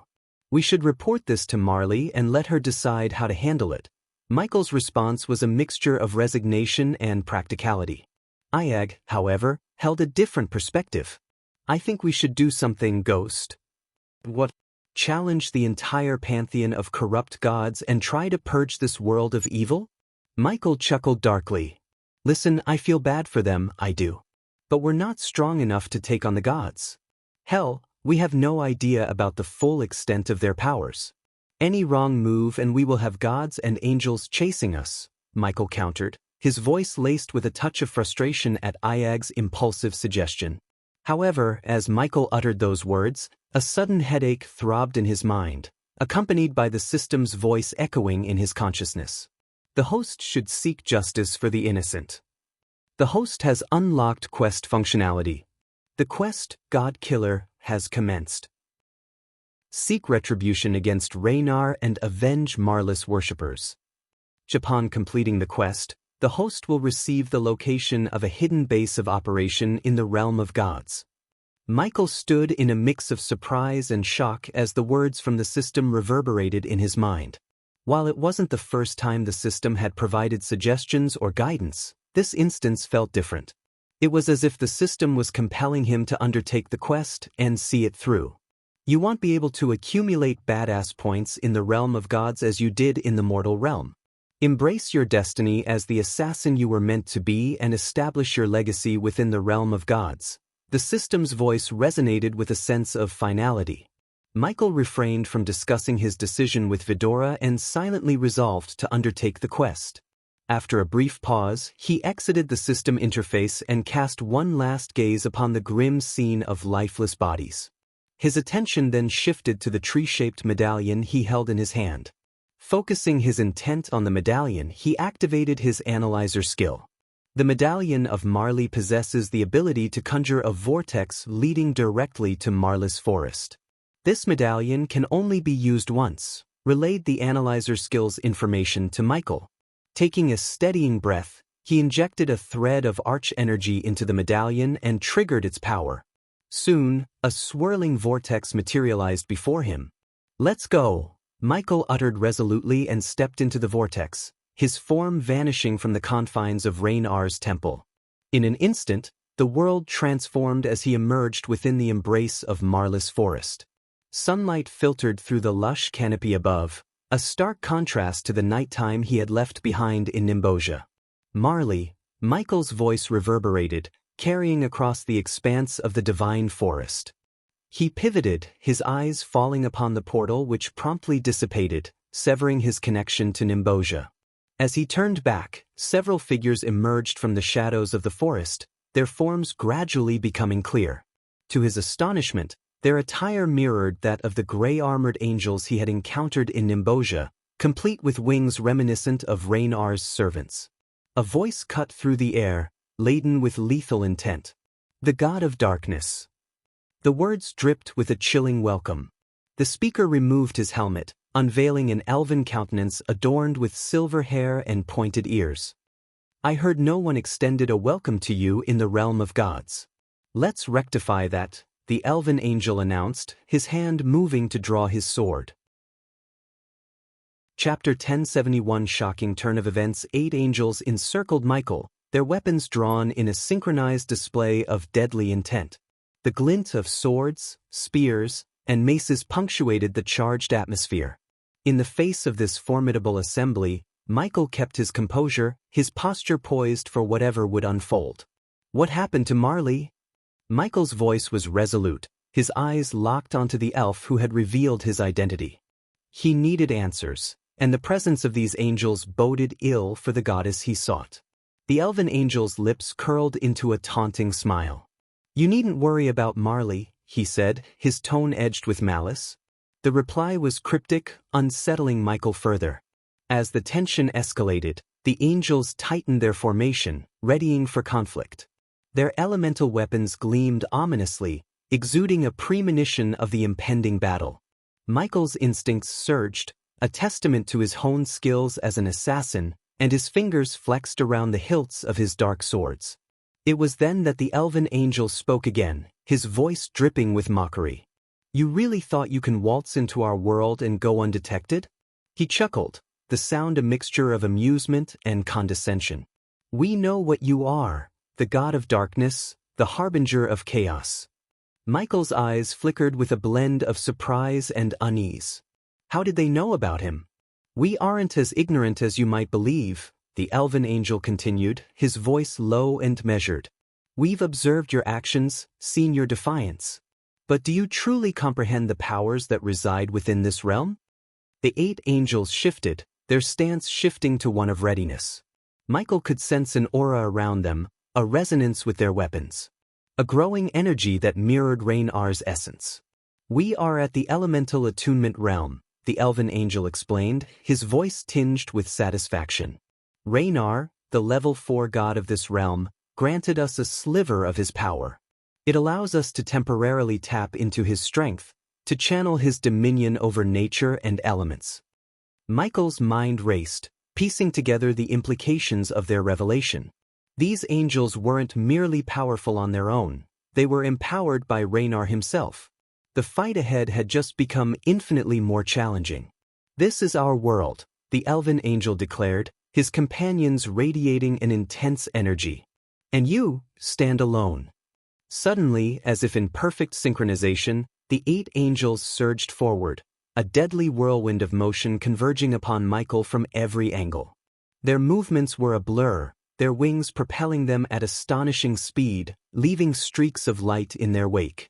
The elven angel's voice taunted him, the words carrying on the wind like a venomous melody. "Rogue god, did you think you could stand against us? You dare challenge the might of Raynar?" Michael's instincts surged, his senses honed by years of training and countless battles. He reacted swiftly, his dark swords dancing in his hands as he deflected the first onslaught of attacks. But the angels were relentless, their strikes precise and coordinated. A blow from a mace was intercepted by Michael's crossed blades, the impact reverberating through his arms. Before he could recover, a gust of wind signaled the elven angel's approach. The elf's fist met Michael's side, and the force sent him hurtling through the air, crashing into a tree that splintered upon impact. Gritting his teeth against the pain, Michael pushed off from the wreckage of the tree and met the next wave of assaults head-on. His movements were a dance of darkness, his swords weaving intricate patterns as he countered their attacks. But the angels' speed and power were undeniable, their elemental weapons lashing out with a potency that threatened to overwhelm him. The clash of metal against metal echoed through the forest, a symphony of violence and determination. Michael's strikes were precise, his movements fluid as he parried and struck, seeking vulnerabilities amidst the storm of attacks. Yet, the Angels' synchronized assault proved a formidable challenge, their seamless coordination closing off any openings. With each exchange, Michael's body absorbed the impact of blows, bruises and cuts accumulating like badges of honor. The elven angel's laughter seemed to hang in the air, a constant reminder of the odds stacked against him. The elven angel lunged again, his speed leaving trails of ethereal light. Michael anticipated the attack, sidestepping just in time. But the elf's feint masked his true intention. A gust of wind buffeted Michael from the side, followed by a powerful kick that sent him sprawling across the forest floor. "Why are they so powerful?" Iag's voice whispered from the depths of Michael's coat pocket, voicing the question that echoed in Michael's mind. The strength of the angels wasn't solely derived from their own might. They shared an intricate connection with Raynar, their god, which bestowed upon them a portion of his power. If they were to fully harness Raynar's grace, it would allow them to temporarily emulate the prowess of a level 4 god. As Michael rose from another brutal blow, his lips curled into an unexpected smile, his laughter ringing out amidst the fierce battle. "It's been a while since I faced a challenge like this. Feels good to finally have formidable opponents," he admitted, his excitement palpable. The elven angel's taunting words only fueled the fire within Michael. "Why hesitate, God of Darkness? Unleash your divine powers and draw the Pantheon to us," the elf sneered, his words carrying both mockery and a hint of curiosity. The skirmish briefly halted as both sides exchanged words, a tense pause in the midst of chaos. "Surprised, rogue god? We know your reluctance to unleash your full might. The Pantheon would sense you the moment you do. Wouldn't it be simpler to surrender yourself?" The elf's smirk seemed to pierce through Michael's defenses. But Michael's response was laced with defiance. "Why offer surrender over death?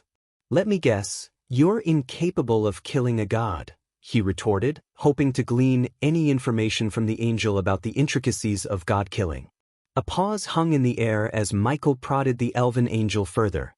"Perhaps you're unaware of how to kill a god?" Michael asked with a skeptical tone. "There are far worse fates than death," the angel responded cryptically, leaving Michael to ponder the mysterious words. "Like what?" Michael pressed, his curiosity evident. The angel's response was a wicked grin, a clear indication that their intention wasn't to provide answers like Marley often did. "We're not Marley, the goddess, here to answer to your inquiries, rogue god," the angel mocked, their words carrying a mix of amusement and taunt. Anticipating another attack, Michael braced himself. However, the elven angel surprised him by pausing, appearing lost in thought as they stroked their chin. "Speaking of Marley, wouldn't it be fitting to let her herself offer you a response one last time?" In the midst of the tense standoff, a rustling sound caught Michael's attention. Suddenly, two armored angels emerged, dragging Marley between them. With a cold thud, they threw her to the ground at Michael's feet, causing her to emit a pained growl. Michael's heart clenched at the sight before him. Marla's once vibrant green hair was now disheveled and matted with dirt, her normally elegant robes reduced to tatters and shreds. Blood trickled from her mouth and nostrils, evidence of the brutal beating she had endured at the hands of the angels. Without hesitation, Michael squatted down to check on Marley, his expression a mix of concern and anger. Her emerald eyes met his, and despite the pain she was clearly in, a fierce determination burned within them. "Kill these bastards," Marley uttered, her voice ragged but filled with a steely resolve. Her words resonate with the very forest around them. As if responding to her call, the atmosphere shifted. The once sunlit forest began to darken, shadows lengthening and twisting as if alive. It was as though the forest itself shared Marla's anger and desire for retribution. The angels, while momentarily taken aback, quickly regained their composure. The elf angel, now grinning wider, taunted Michael with a mocking tone. "Come on, rogue god. Use your powers and make this fight interesting. Show us the darkness that resides within you." Michael's eyes, usually a vibrant blue, transformed before their very eyes. They turned pitch black, devoid of any light or emotion. As Michael prepared to unleash his powers upon the angels, a sharp pain suddenly seared through his neck. He glanced downward, only to find Marley grinning at him, her hand firmly gripping a dagger that was embedded in his exposed neck. Shocked and betrayed, Michael clutched his neck as blood sprayed from the wound. Marley's unexpected act left him vulnerable, and she swiftly withdrew the dagger, striking him again. In his dire situation, Ayag couldn't remain hidden any longer. The three-headed hydra burst out of Michael's pocket, perching on his shoulder. Ayag's mouth opened, unleashing a powerful sonic wave that sent Marley hurtling through the air. Amidst the chaos, the elven angel sneered, "A hydra." Meanwhile, despite the life-threatening wound that was bleeding from his neck, Michael fixed his gaze on Marley. "Take him down, assholes." Marley's command echoed through the air, and the 10 angels lunged. "You shouldn't have done this," he managed to utter, his voice strained. "Take him down, assholes." Marley's command echoed through the air, and the 10 angels lunged toward Michael. Yet, at that critical moment, Cain shut his eyes tightly before snapping them open, emitting a resounding roar. His roar seemed to tear open a transient portal of teleportation around Michael, and the portal enveloped him. Before the charging angels could reach him, Michael vanished completely from sight. "What the fuck just happened?" Marley exclaimed in sheer astonishment as the Hydra unleashed its unexpected power. "You moron! Why did you lead me to him? That wasn't part of our agreement.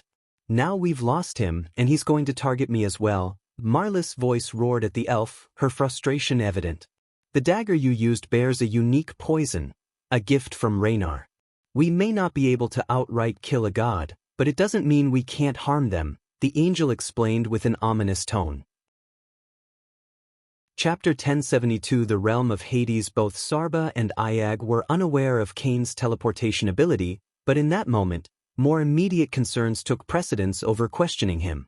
To their astonishment, they found themselves inside a familiar location, the temple of the goddess of healing, Ava. As Michael abruptly materialized within the temple, Faith was taken aback. She rushed to his side, her worry evident in her expression. "What happened?" Faith's concern was palpable as Michael clutched his throat and collapsed, blood continuing to spurt from the wound. Faith's attention was also drawn to the three-headed hydra perched on Michael's shoulder. Ayag wasted no time in explaining the urgency of the situation. "We can't waste time on explanations. Heal him," Ayag urged urgently. Realizing the gravity of the situation, Faith swiftly waved her hand, and a soothing green wave emanated from her, gently enveloping the hall. As the wave passed over the patients in the temple, they all slipped into a peaceful slumber. "We need to take him to my chamber," Faith declared decisively.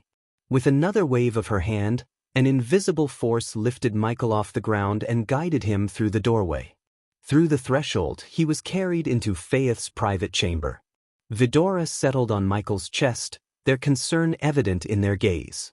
Faith's chamber exuded a sense of coziness, with a carved wooden statue of a woman positioned at its forefront. Flowers were carefully arranged at the feet of the statue. Throughout the room, several herbs grew in pots, emitting a soothing aroma. Glowing emerald green runes were scattered around the room, adding an enchanting touch. The space was imbued with an atmosphere of healing. "His healing potion is failing to heal him," Sarba said, pointing his gaze at Michael's arm where the APD, automatic potion and pill dispenser, was built in. Faith touched Michael's blood and sensed Dee's healing potion in his blood. "His healing potion is ineffective," Sarba remarked, his gaze fixed on the built-in APD, automatic potion and pill dispenser, on Michael's arm. Faith reached out and touched Michael's blood, sensing the presence of the healing potion within it. "No, it's what keeping him dash." Faith's words were cut short abruptly. Ayag noticed the sudden pause and followed Faith's gaze to the statue in the room, its eyes emitting a radiant emerald green glow. "Is he a god?" Faith directed the question at Vidora, the three-headed hydra on Michael's chest. Caught off guard by the intensity in Faith's eyes, all three heads of the hydra hesitated. Faith's unwavering determination, however, prompted a response. The longer you delay, the more you risk losing him. Faith's voice turned cold and resolute. Once again, Faith pressed for an answer. Is he a god or not? This time, her voice held an even deeper chill. Yes, Sarba finally admitted, despite Ayag's exasperated reaction to his revelation. Idiot, Ayag grumbled, but Faith paid her no mind. He's a god, yes. So he cannot die, Cain confirmed, but Faith was already busy collecting herbs around the room. My duty as a healer extends to all, regardless of their status or nature, Faith declared. Despite the potential risks to her temple and colleagues, her oath to the goddess of healing compelled her to aid anyone in need. Though aiding a rogue god might jeopardize her temple and its occupants, Faith chose to prioritize her healing duty towards Michael. While a god may not die, there exist fates worse than death for them, Faith explained. Ayag was taken aback by her words. That angel said something similar, Ayag murmured, though Faith didn't delve into further investigation. Her focus was healing the rogue god, not unraveling mysteries. What do you mean? Cain inquired. Faith gently removed Michael's hand from his throat and placed a cloth on the wound before closing her eyes. Her hands emitted a dim green glow, transferring the energy to Michael. The glow then formed a protective layer over his wound. If a god sustains severe injuries, their soul can become temporarily trapped in Hades. The longer their body remains unhealed, the longer their soul remains in this state. Faith explained solemnly as she applied more herbs to the wound. That doesn't make sense. How is that possible? Ayag voiced her confusion. Undeterred, Faith focused intently on the wound. Her devotion to Goddess Ava had bestowed her with special sight, enabling her to perceive what was hidden from normal vision. He was stabbed with a blade dipped in Emperor Nagin's poison. It's incredibly rare. Who could have done this? Faith couldn't contain her question, wondering who could have inflicted such a wound. Emperor Nagins were exceedingly uncommon and potent serpents, existing alongside the realm's monsters. It was said they could devour a god's soul, a theory the gods didn't dare to test. These ancient creatures were elusive, and even the gods wouldn't seek them out for experimentation. One thing was certain. Emperor Nagin's poison had the power to corrode a god's physical body and blood to the point where their soul became trapped within Hades. That Marley. She did this, Ayag hissed with a venomous tone. Once again, Faith found herself taken aback, but before she could respond, Cain interjected. If a god's soul is trapped in Hades, does that mean they're considered dead? Cain's curiosity emerged. Shut up, you fool. He's not dead, and now's not the time for a history lesson, Ayag snapped. No. The soul will eventually return to its body. However, what emerges from Hades might not be the same soul that entered. And such a poison is beyond the reach of anyone outside the pantheon. Faith conveyed her shock and disbelief. As far as I'm aware, Goddess Marley isn't part of the pantheon, Faith added. Faith explained, her disbelief evident. As far as I know, Goddess Marley isn't part of the pantheon, she added. She might have betrayed him to change that. Before the betrayal, we were attacked by Raynar's angels. My guess is that Marley and Raynar struck a deal that required her to betray him, Cain theorized. Or maybe she was plotting against us all along, Ayag retorted. Tell me more about Hades, Cain inquired, a question that almost prompted Ayag to snap at him. Is this your top concern right now?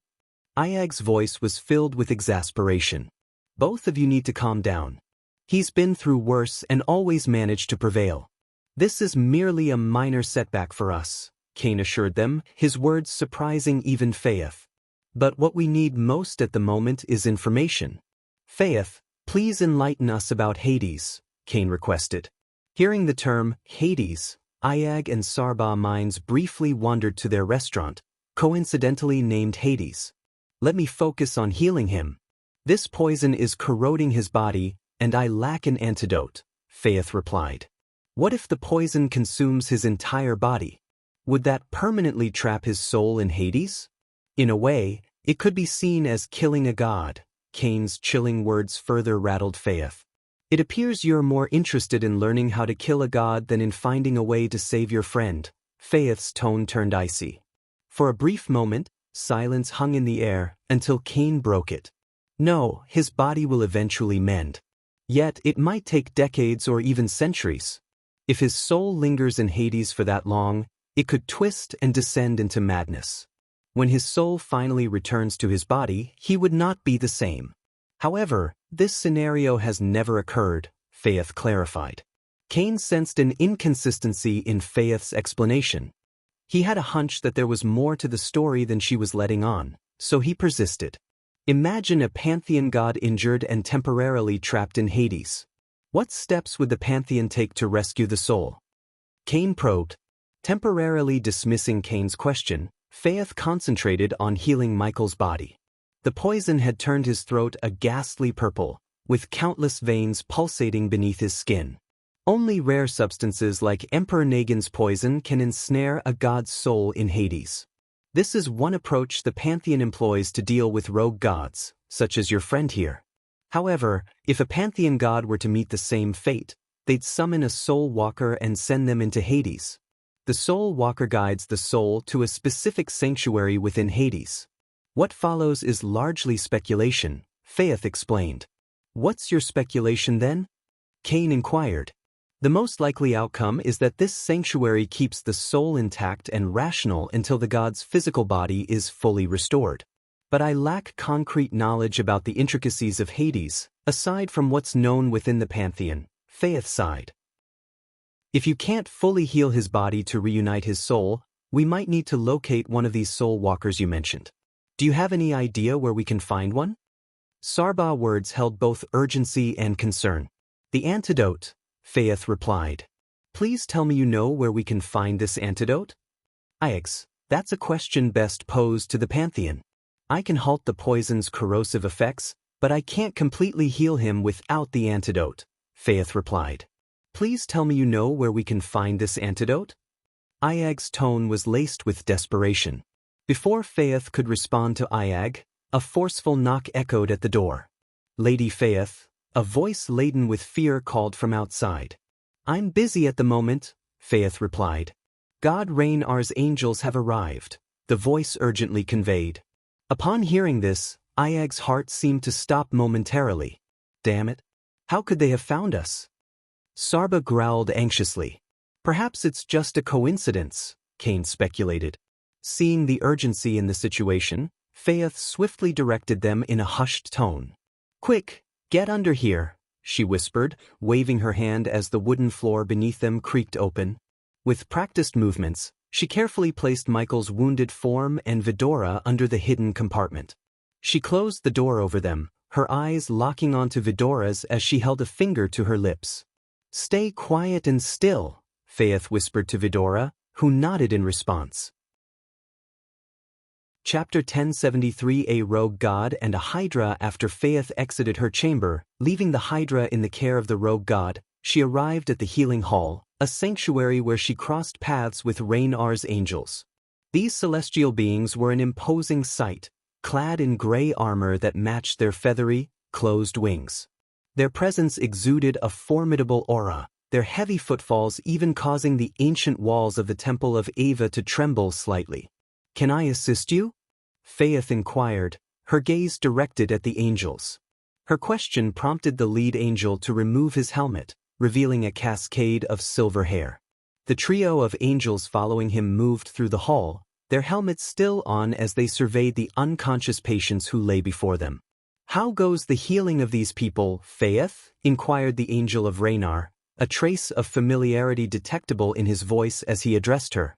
Regrettably, the numbers keep growing as more casualties arrive, a consequence of your conflict against Croner's angels, Faith responded, her words masking her disdain for wars that inflicted suffering upon ordinary people. People should turn to God Raynar in prayer more fervently. The greater their devotion, the swifter we can bring this war to an end, the angel stated, his tone devoid of concern for the populace. To him, the people were but sources of energy for God Raynar, their well-being secondary. Many gods shared this perspective, treating their subjects as mere tools to generate faith energy.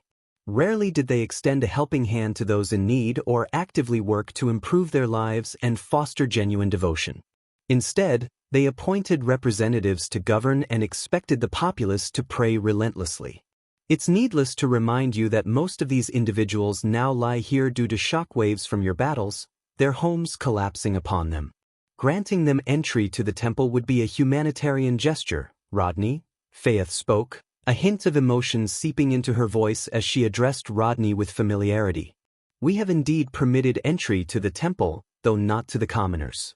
The temple is not a place for such riffraff to wander into, it is a sacred space, Rodney retorted with a smug chuckle. Both you and I know that nobles don't devote themselves to the gods as fervently as commoners do. Allowing only the nobility access while barring the commoners goes against the principles we stand for, Faith voiced her disapproval. Divide and conquer, Faith. God Raynar is not like your goddess Ava. Your goddess advocated unity above all else, and what did that lead to?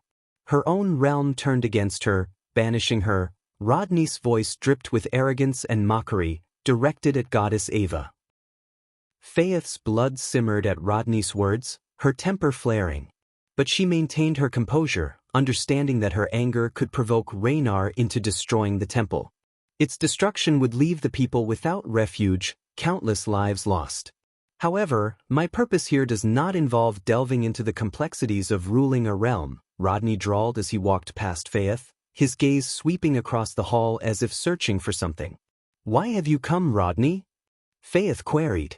We've detected an unusual teleportation energy within the kingdom, Faith. You know well that teleportation portals are forbidden within the kingdom. Even in times of war, we cannot allow breaches of our laws. Otherwise, what would become of our realm? A lawless land overrun by chaos, Rodney articulated slowly, encircling Faith as he spoke. Rules, as God Raynar would often say, are what set us apart from beasts, Rodney remarked. If anyone were to use a teleportation portal within my temple, I would undoubtedly be aware, Rodney. Furthermore, your search is misplaced. If portals were activated, it's more likely the doing of nobles, Faith exclaimed as a chuckle escaped Rodney's lips. Why the agitation, Faith? After all these decades, you appear unusually displeased with the nobles, Rodney noted. Times change, Rodney, and so do individuals, even angels like us, Faith replied. Rodney's smile in response to her words spoke volumes as he proceeded toward the door leading to her chamber. Well, I'm certain you have nothing to hide. Merely open the door, and if no secrets lurk within, we will leave. I have a score to settle with Croner's angels, Rodney chuckled. Yet, as Rodney drew closer to the door, a surge of unease coursed through Faith. Unbeknownst to Rodney, a rogue god lurked within that very room, accompanied by a natural-born hydra, not one bred within the confines of scholarly laboratories. A natural-born hydra in the company of a rogue god would not only astonish Rodney but potentially lead him to eliminate Faith and her entire sanctuary for harboring a rogue god. Their encounter to Rodney and his comrades. Otherwise, Rodney would have arrived prepared to confront a rogue god.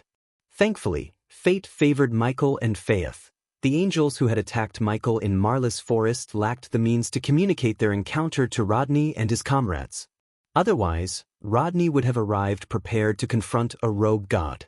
That room is my private sanctum, and you possess no authority to enter, Faith responded icily, though Rodney simply laughed off her retort. Faith, I like when you get all feisty. I've seen glimpses of Goddess Ava's angels displaying such fire. Cute, I must admit. But remember, you're within Raynar's domain now. Your personal chamber is under Raynar's domain. Unless, of course, you're hiding something in there. I hate to destroy this fine craftsmanship. Rodney trailed his fingers along the door's surface, a chuckle accompanying his words. Go ahead, Faith relented, her voice carrying a hint of resignation as Rodney turned the doorknob, granting access to her personal chamber. Within the confines of the room, Vidora maintained a vigilant stance, perched atop Michael's unconscious body. Through the gaps in the weathered wooden floor, she caught sight of Rodney's entrance, his figure slowly making its way inside. The thudding of his boots reverberated against the floor, magnifying the creaking sounds beneath his weight. "Goddess Ava," Rodney's voice reverberated, his gaze locking onto the statue of the goddess. He moved forward, his footsteps echoing within the confined space.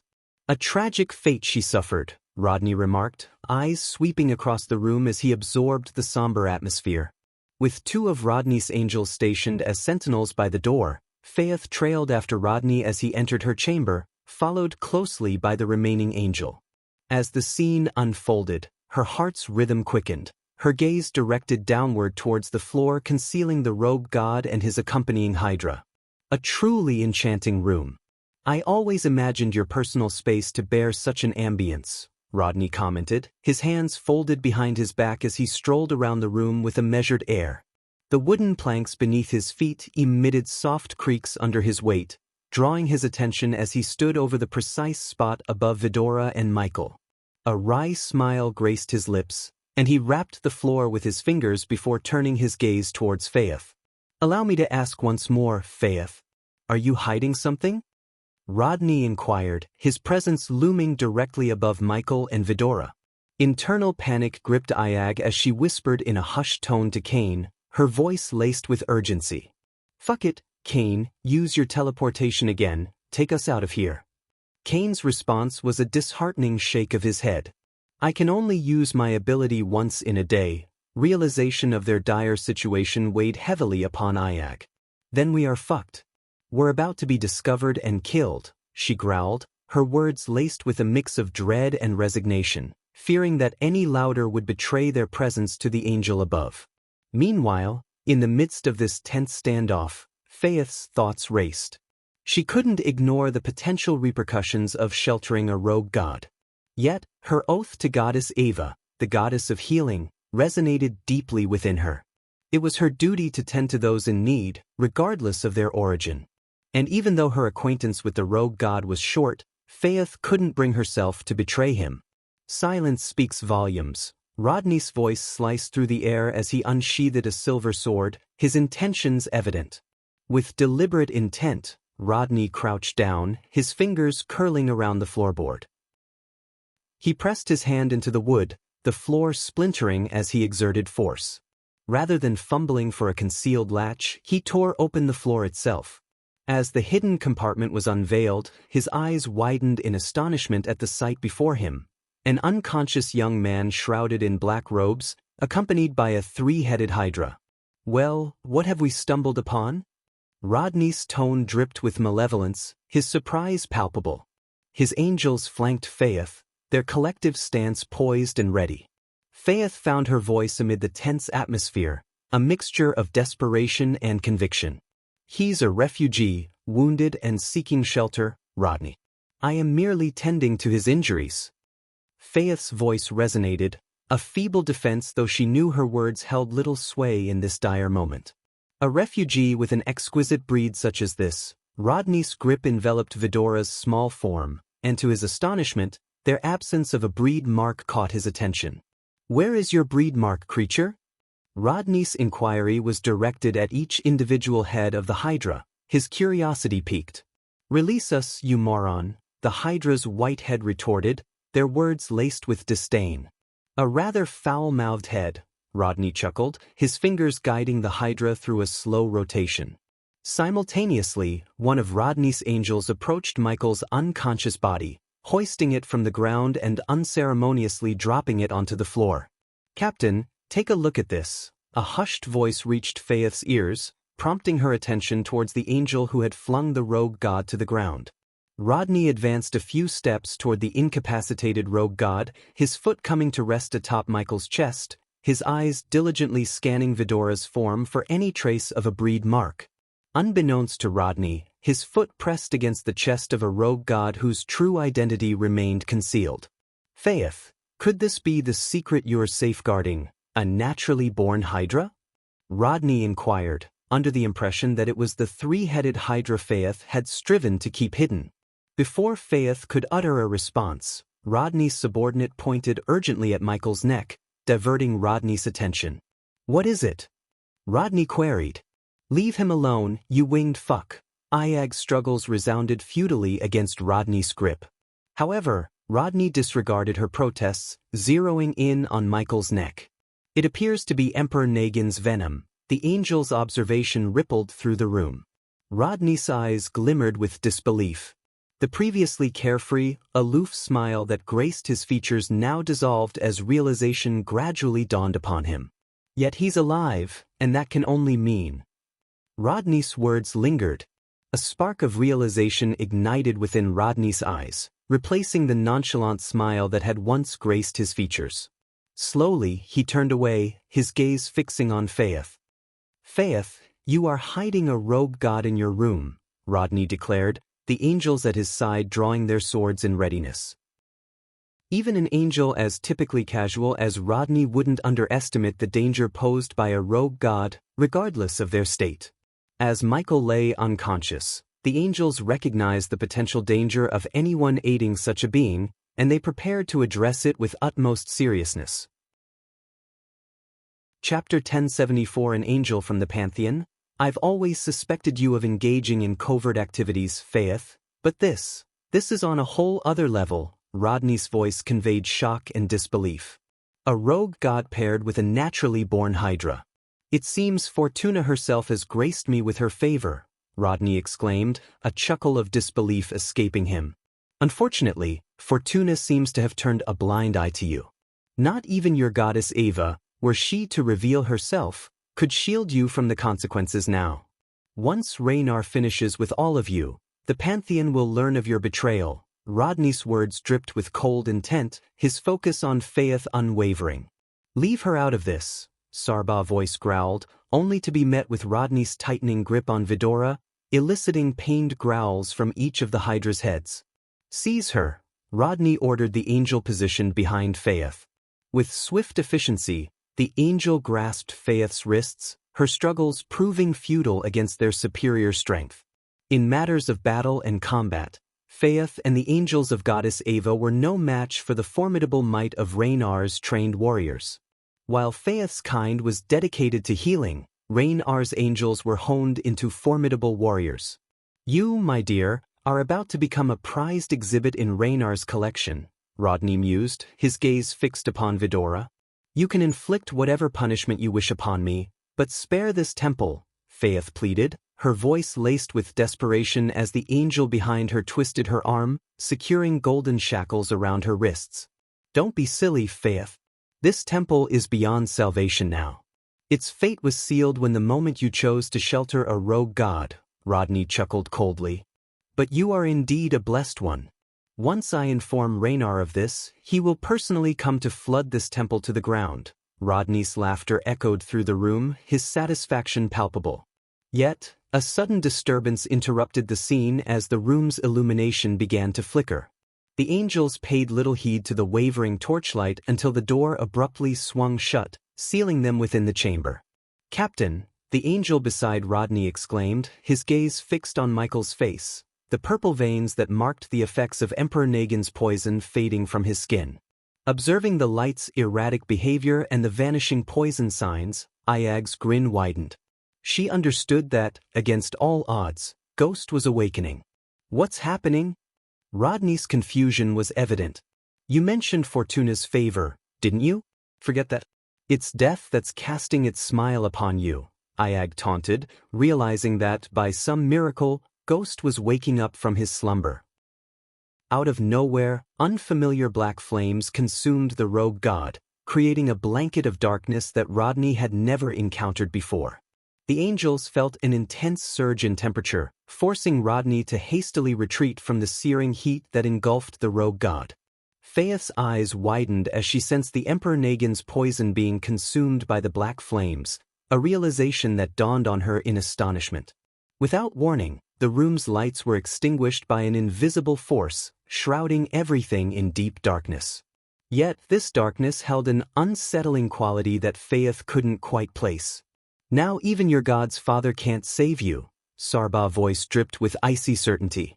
Rodney responded swiftly, snapping his fingers to conjure a ball of light at his fingertips. The luminous sphere emitted an eerie blue radiance, dispersing the shadows within the room. However, the ball of light created by Rodney hovered above, casting an eerie blue glow that contended against the inky blackness.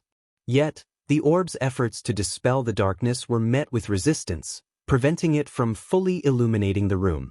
Ayag's anticipation and excitement were palpable in her words.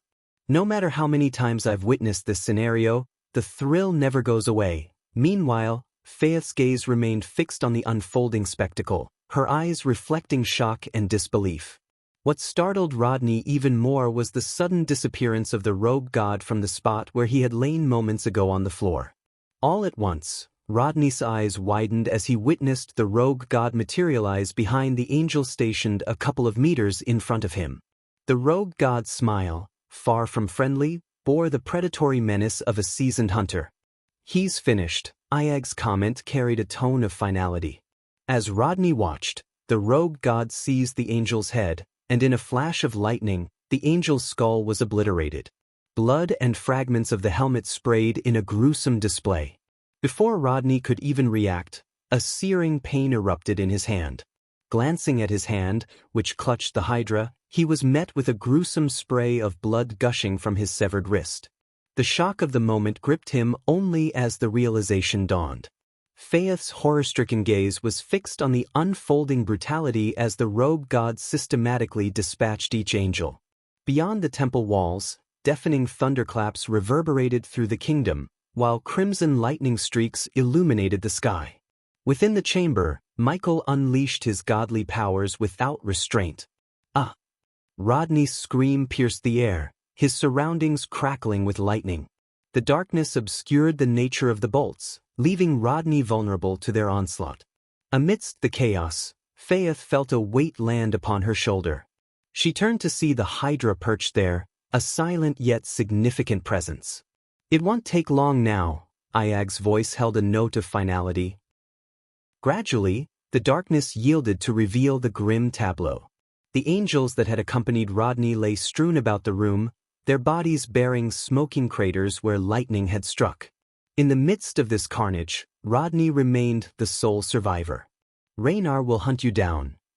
Rodney's words trembled through the air.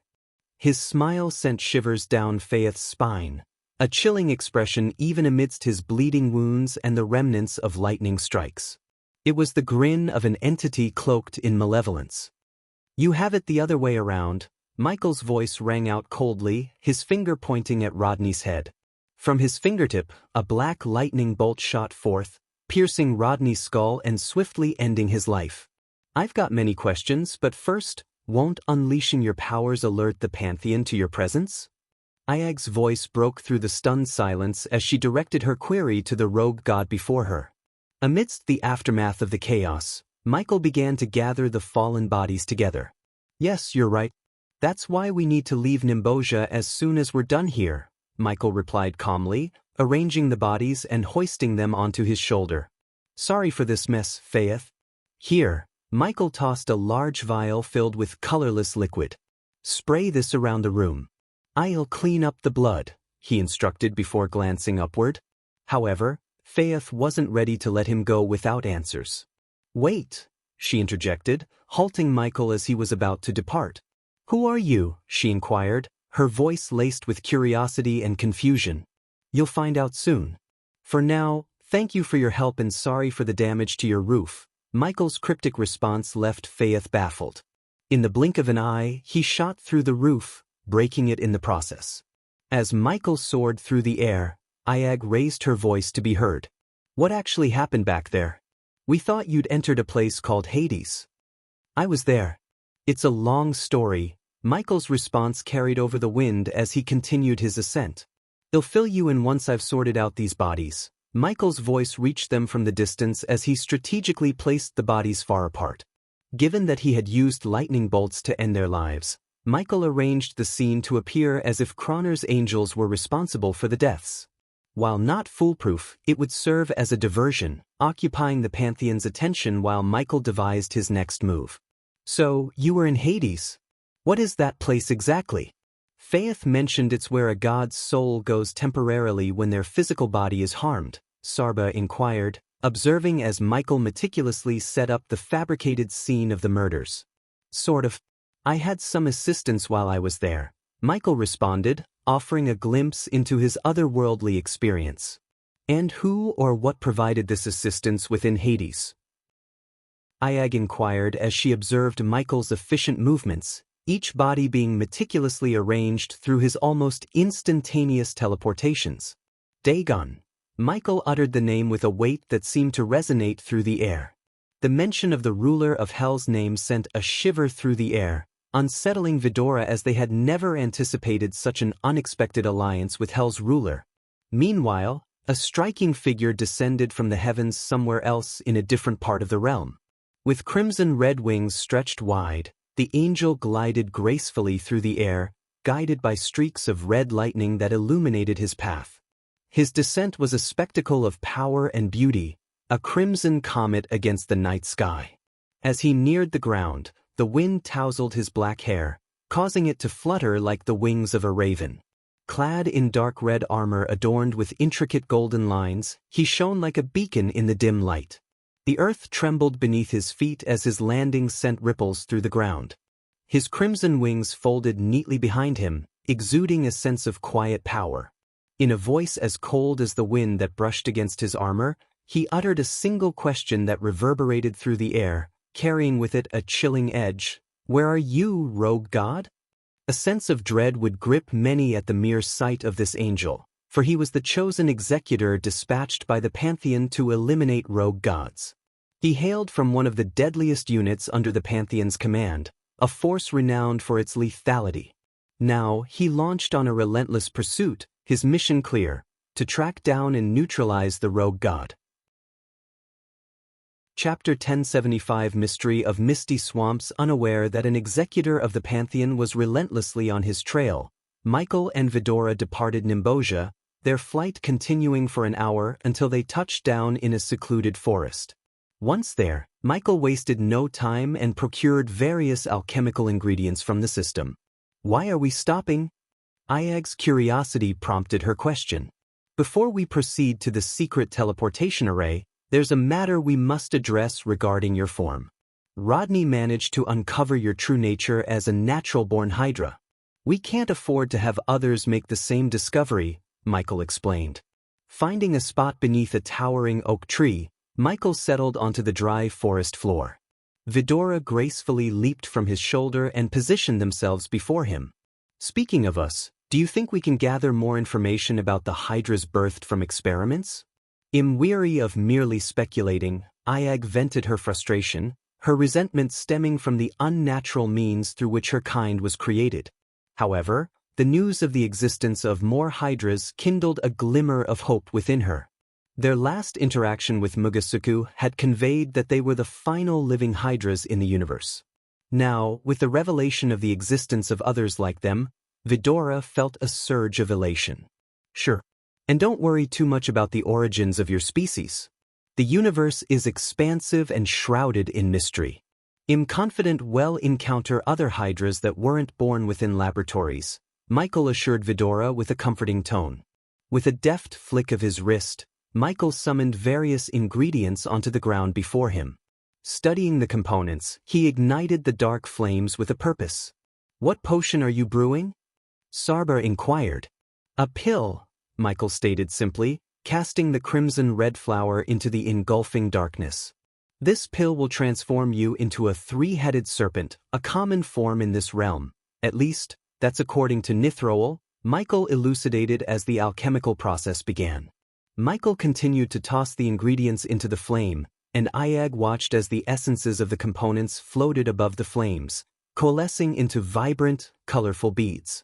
Gradually, these beads melded together, shaping themselves into three distinct crimson-red pills. "Take these," Michael instructed, tossing the pills toward the open mouths of the three heads. In unison, the heads accepted the pills, their expressions contorting as they swallowed the sour concoction.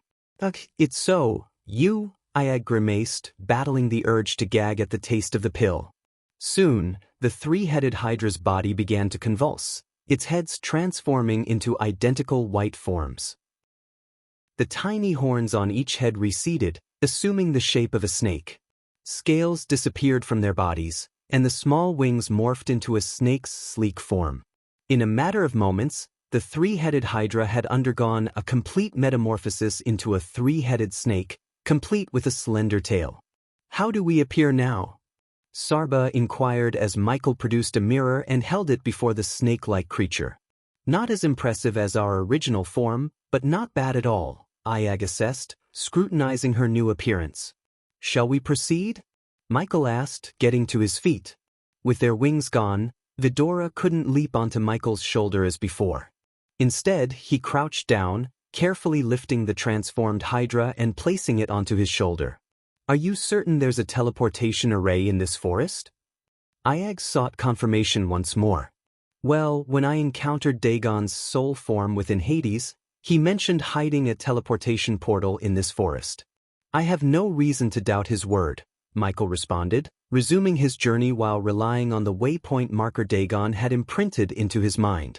"I'm still confused by Dagon's willingness to help us. What does he expect in return?" Sarba pondered. "Isn't it clear? He wants out help in his fight against the Pantheon," Cain suggested. "I believe there's more to it. Something about Dagon raises suspicion," Michael shared as he guided them through the arid woodland. "Whatever his true motives, we'll soon find out," Michael asserted. Eventually, Michael and Vidora arrived at a colossal banyan tree that stood as a regal sentinel among its arboreal kin. Its expansive branches formed a grand canopy overhead. Placing his hand upon the tree as Dagon had instructed, Michael's palm began to emit a soft glow. Ayag noticed a glowing rune, shaped like an eye, materialize on the top of Michael's hand. Responding to this energy, a rune resembling the one on Michael's hand illuminated on the tree, triggering the emergence of a portal. A vortex materialized within the heart of the tree. A known portal. What could possibly go wrong? Ayag rolled her eyes with a wry grin as Michael stepped into the portal, disappearing from the forest. As Michael emerged from the portal's embrace, he found himself enveloped by a breathtaking panorama. Lush beauty stretched as far as his eyes could behold. Everywhere he turned, he was met with a tapestry of vibrant flowers, their colors painting the landscape with ethereal hues. The very air seemed to carry a delicate fragrance, each inhalation a sensory delight. Trees stood proudly, teeming with life as leaves rustled in a harmonious dance, and a symphony of bird songs filled the air with a melodious chorus. With its warm embrace, the sun cast a golden hue upon the scenery, weaving an enchanting tapestry that seemed lifted from the pages of a fantastical tale. "This doesn't look like a swamp at all," Ayag remarked, her voice tinged with awe as she surveyed the ethereal landscape that had replaced the expected marshland. The scene unfolding before Michael left him visibly taken aback, his expression mirroring his astonishment. "I'm pretty sure Dagon said the portal will lead me to the misty swamp," Michael murmured, his voice a mixture of confusion and surprise. With measured steps, he advanced along the dirt path that stretched out before him, his brow furrowed as he tried to reconcile the lush paradise around him with the swamp he had been led to anticipate. As Michael followed the path, the distant sound of voices began to grow louder. Curiosity piqued, he embarked on a slight uphill climb, ascending the terrain until he reached a vantage point. From there, he could glimpse the unfolding scene below. Descending the slope, he found himself in the presence of a peculiar trio. Two young men stood facing an elderly woman, their expressions marked by agitation. One of the youths possessed a shock of blonde hair, his demeanor brimming with impatience. The other, with a shaved head, radiated a simmering frustration. The elderly woman, draped in weathered garments, met their irate stares with a calm countenance. "Why won't you tell us, huh? Where's our cousin Carmela?" The blonde-haired young man's voice was edged with exasperation, his fingers jabbing accusingly in the air.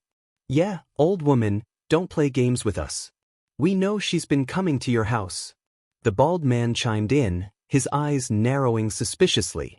The elderly woman, a weathered face marked with lines of experience and wisdom, met their accusations with an air of calm defiance.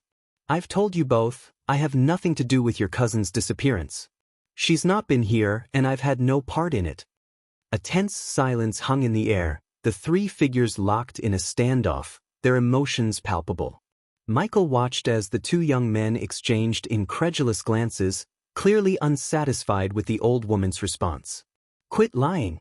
We've heard enough of your stories," the blonde-haired man retorted, his voice growing louder and more desperate. With an air of finality, the elderly woman folded her arms across her chest. "Believe what you will, young ones. I have no reason to deceive you." As the old woman's gaze shifted toward Michael, she beckoned to him, her finger extending like a gnarled branch. "Young man, come here," her voice carried a note of authority. With a mix of surprise and curiosity, Michael approached the trio, drawn into their midst. Michael stood before her, taking in her appearance. Despite her aged features, there was a certain vitality about her that caught his attention. She wore a collection of vibrant green garments and had tied her white hair into a neat bun. In her hands, she cradled a basket brimming with an array of colorful flowers. "You look like a fine young man. Please tell them I have nothing to do with their cousin's disappearance," she implored, her voice carrying a note of sincerity. Michael regarded the old woman, her words resonating with him. Meanwhile, the blonde-haired youth among the two brothers addressed him as if he were a familiar presence. "Brother, just don't put your nose into this matter," the blonde-haired one cautioned Michael, a protective tone in his voice. "He's right, man. I'm not familiar with the situation here," Michael responded, his voice tinged with a sense of detachment. For a brief moment, the old woman's gaze shifted to Vidora, who was perched on Michael's shoulder in their three-headed snake form. "Young man, sometimes you don't need to know someone to discern the truth. These brothers accuse me of abducting their cousin. But how could a frail old woman like me overpower a young woman like Carmela?" Her words were delivered with a mix of frustration and defiance, her green eyes locking onto Michael's. Michael turned to the two brothers, their expressions a mixture of concern and worry. The blonde-haired one spoke up again, a hint of accusation in his voice. "Don't be deceived by her appearance. There have been rumors in the village about her. People go missing or change after seeking her healing. Carmela mentioned meeting you before she vanished," the bald-headed brother added, his tone fraught with desperation. "But I assure you, she never came to my tent. I never laid eyes on her. And as for those rumors, they are nothing but baseless accusations. Is this how I'm repaid for offering my healing to your ailing villagers?" The old woman's voice wavered between anger and sadness, her emotions raw. The blonde brother's tone softened, but his doubt remained. "Then allow us to search your tent. If there's nothing to hide, you have nothing to worry about. It's Carmela's fault, really. Ever since her brother's death, she hasn't been the same. You took advantage of her vulnerability, manipulated her." The bald-headed brother's words were filled with accusation and resentment. "I provide healing not only for physical ailments but for the mind as well. I offered counsel to help Carmela cope with her grief," the old woman explained, her voice laced with a mixture of patience and understanding. "If your hands are clean, you've nothing to fear, right? Let them search your house and settle the matter," Michael suggested, a tinge of impatience coloring his words. He wished to unravel the now veered towards Michael. Her gaze held a weighty challenge, a promise of consequences to come. Mysteries of the misty swamp, not involve himself in a local dispute. "Humph." The old woman's anger, previously directed at the brothers, now veered towards Michael. Her gaze held a weighty challenge, a promise of consequences to come. "Would you let anyone into your house and allow them to invade your privacy?" The old woman's voice held a note of challenge, catching Michael off guard. Her gaze bore into him, as if assessing his response. "I didn't anticipate a well-mannered young man like you to take their side. But mark my words, you'll owe me a hearty apology when you step into my tent. And believe me, that day will come sooner than you think. This place is not what it appears," she declared with an unsettling hint of amusement, sending a shiver down Michael's spine. In the blink of an eye, the old woman lifted her hand and vanished from his field of view, leaving an air of mystery and bewilderment lingering in the space she once occupied.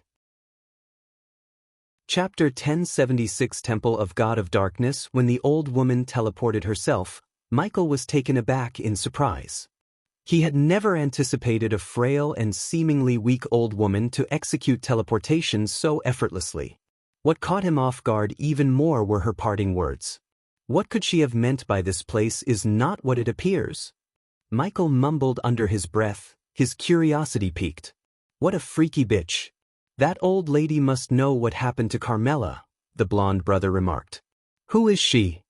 Michael inquired. Just a few moments earlier, he had little interest in the ongoing dispute. However, the old woman's cryptic words and the undeniable fact that he was not standing in a swamp had compelled him to take an active role in the situation. Someone not to be trusted, that's for sure, replied the bald-headed brother. Then, the blonde-haired man scrutinized Michael closely. It became evident that they had never seen him in the vicinity before. You're new around here. Where are you from? The blonde young man queried. I come from a distant land, Michael responded truthfully.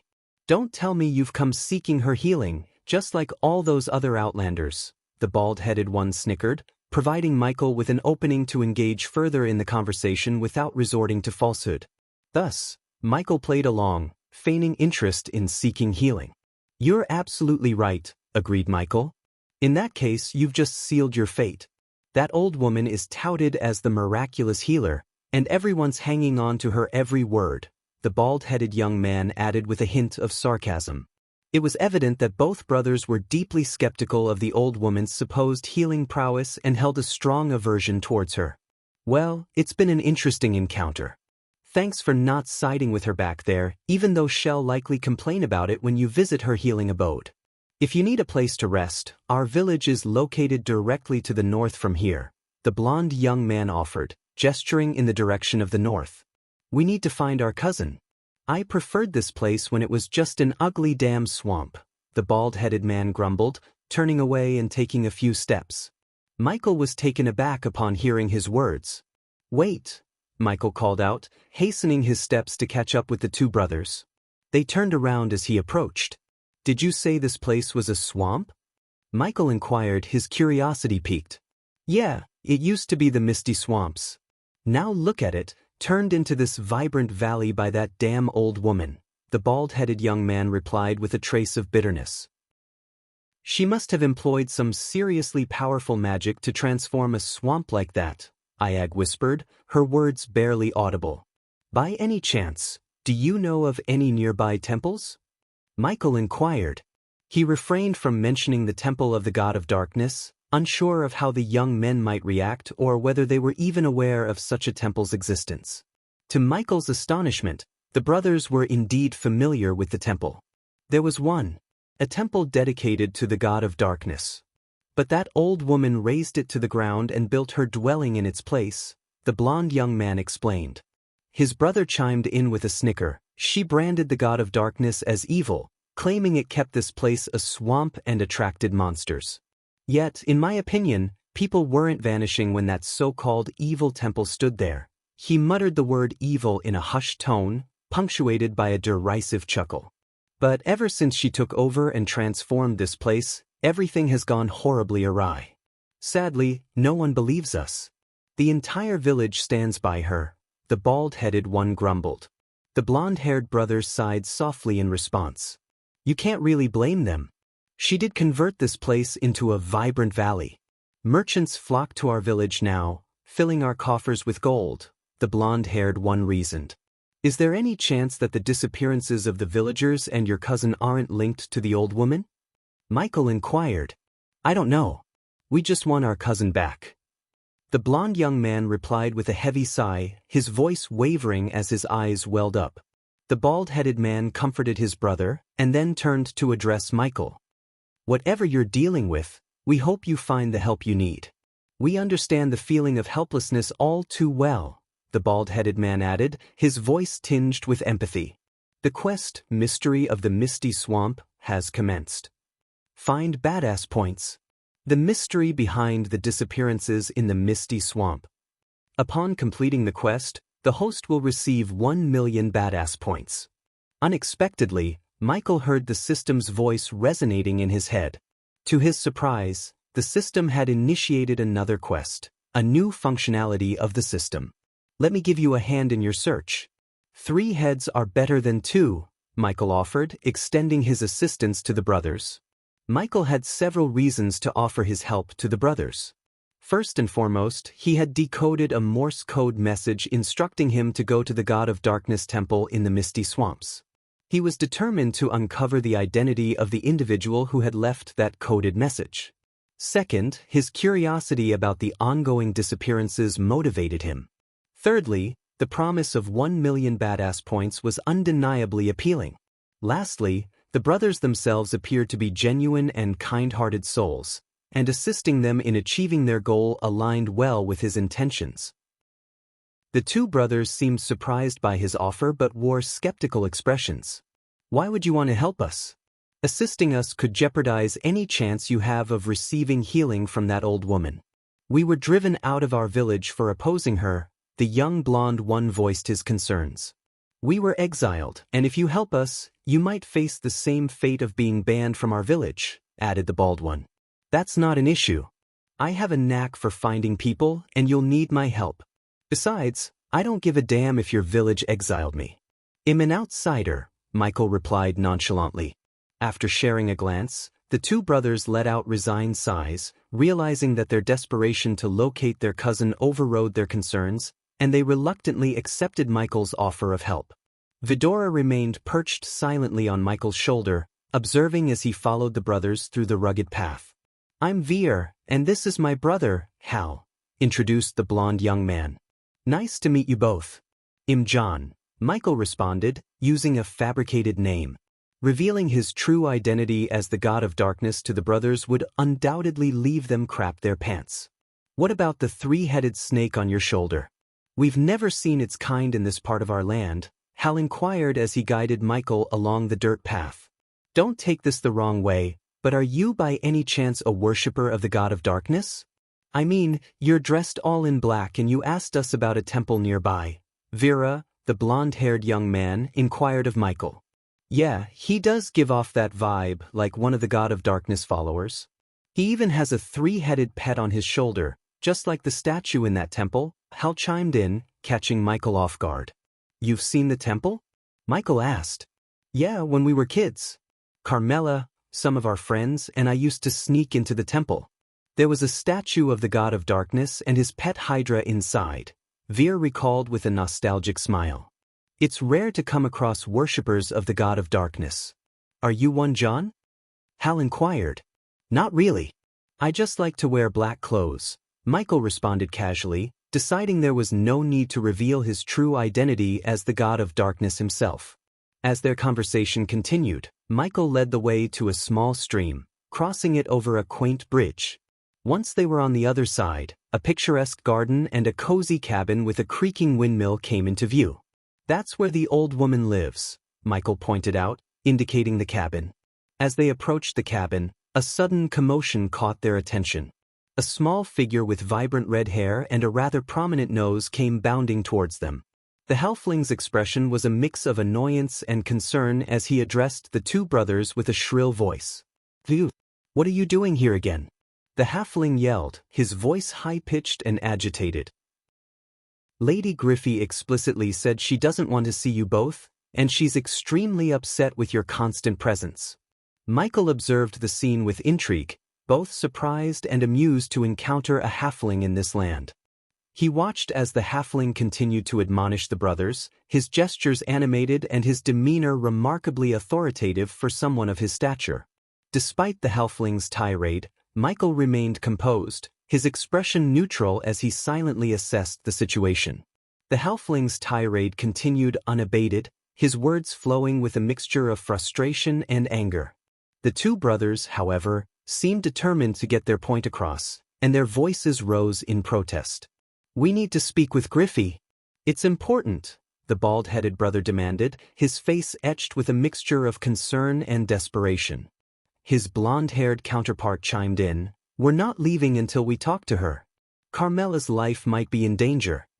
Just as the tension was escalating, chaos erupted in an unexpected fashion. Vidora suddenly lunged forward, her serpentine form striking with remarkable speed. Her 3 heads darted towards the halfling, and Iag's sharp teeth found purchase on the halfling's neck. A shriek of pain echoed through the air as the halfling's screams reverberated, mixing with his frantic curses. Michael, the two brothers, and even the old woman's cabin seemed frozen in shock. The scene unfolded so abruptly that they could hardly believe their eyes. "What in the blonde brother began, his voice a mixture of astonishment and confusion. The halfling's face turned an alarming shade of red as Iag's bite took its toll.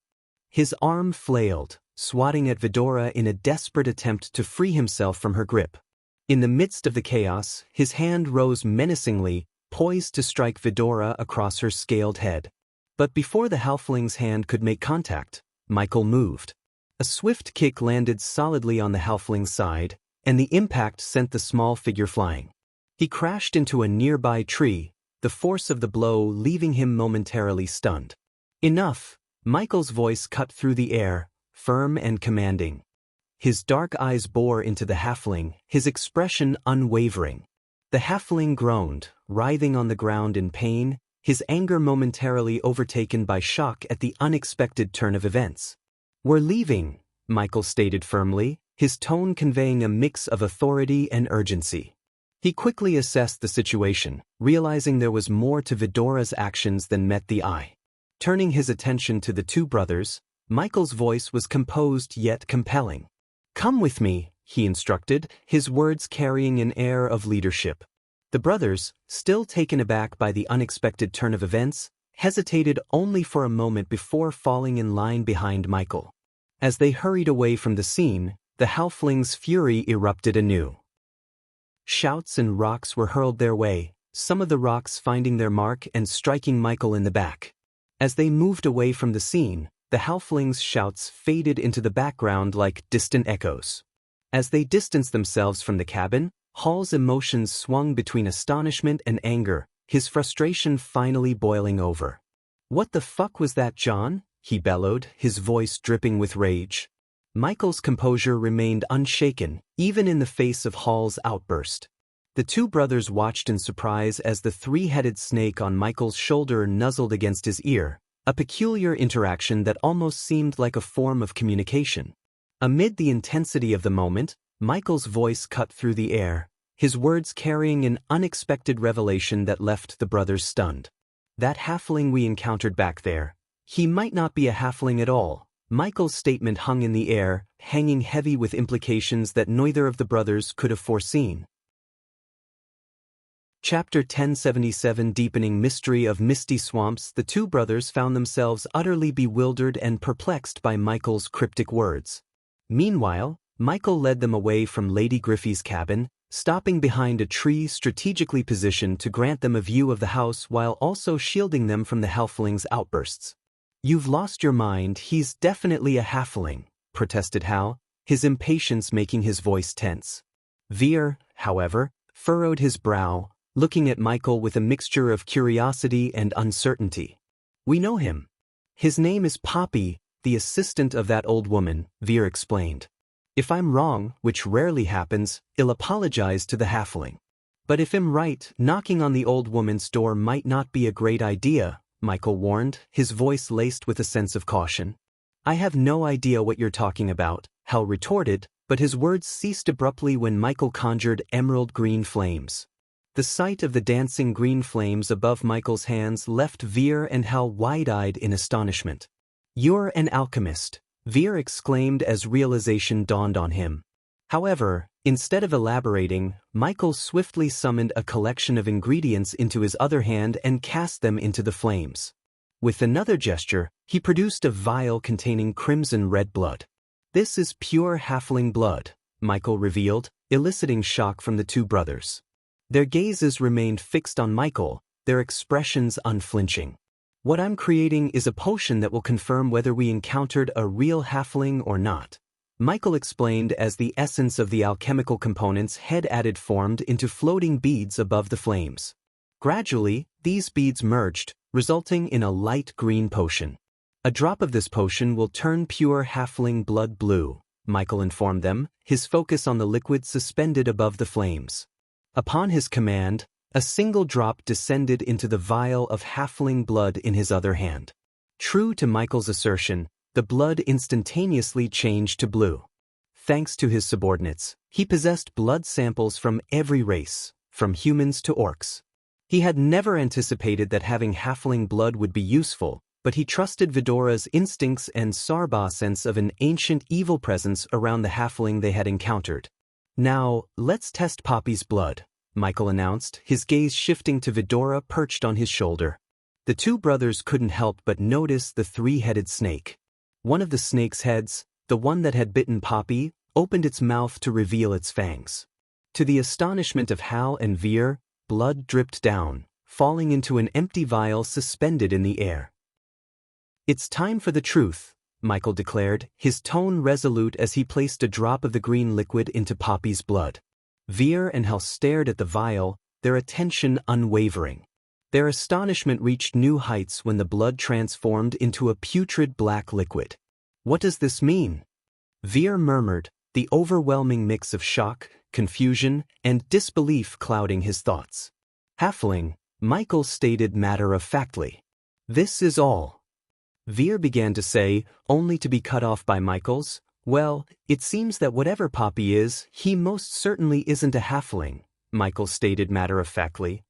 "This is all." Veer began to say, only to be cut off by Michael's intervention. "Deep down, both of you suspected something was off about the old woman, didn't you? This might be your only chance to uncover her true nature and save your cousin," Michael stated, his voice adopting a serious undertone. Caught in the grip of shock, Hal finally managed to find his words, his disbelief evident. "Who are you really?" he asked, struggling to reconcile the image of the seemingly ordinary young man they'd encountered moments ago with the alchemist standing before them. "Not going to lie, but I'm the one who can help you find your cousin," Michael replied candidly. Still reeling from the revelation, the two brothers attempted to absorb the information. Veer took a deep breath and ventured to ask, "So what do you think Poppy is?"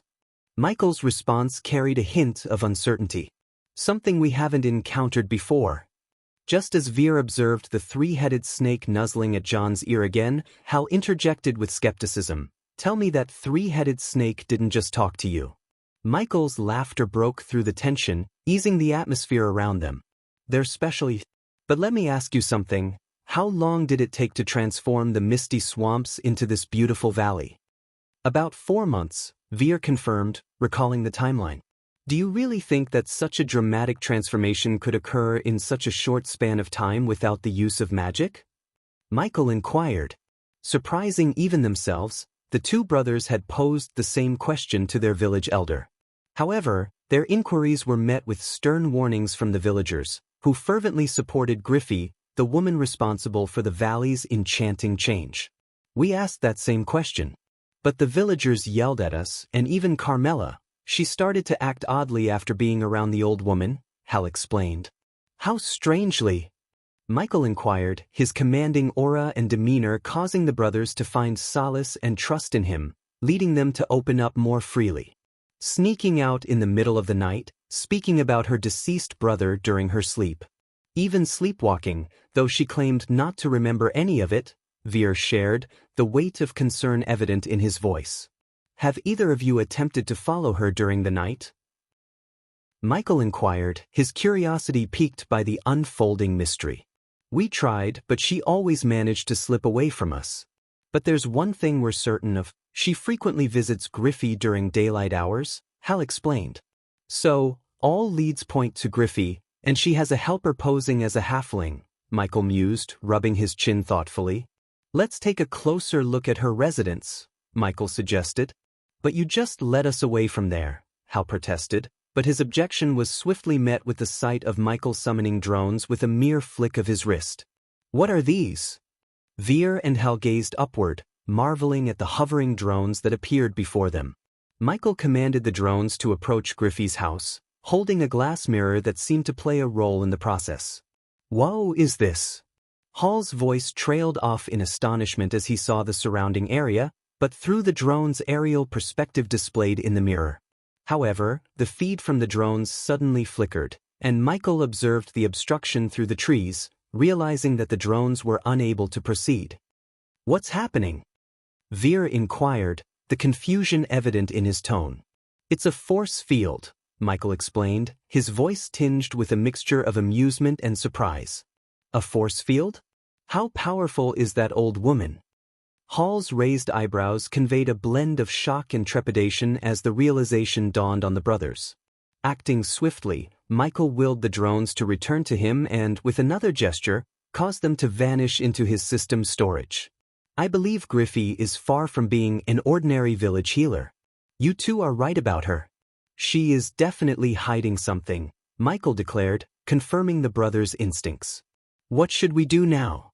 Veer inquired, uncertainty creeping into his voice. Rather than offering an immediate response, Michael regarded the two brothers with a peculiar smile forming on his lips. Do you really want to find your cousin Carmela and be willing to do whatever it takes? Michael asked.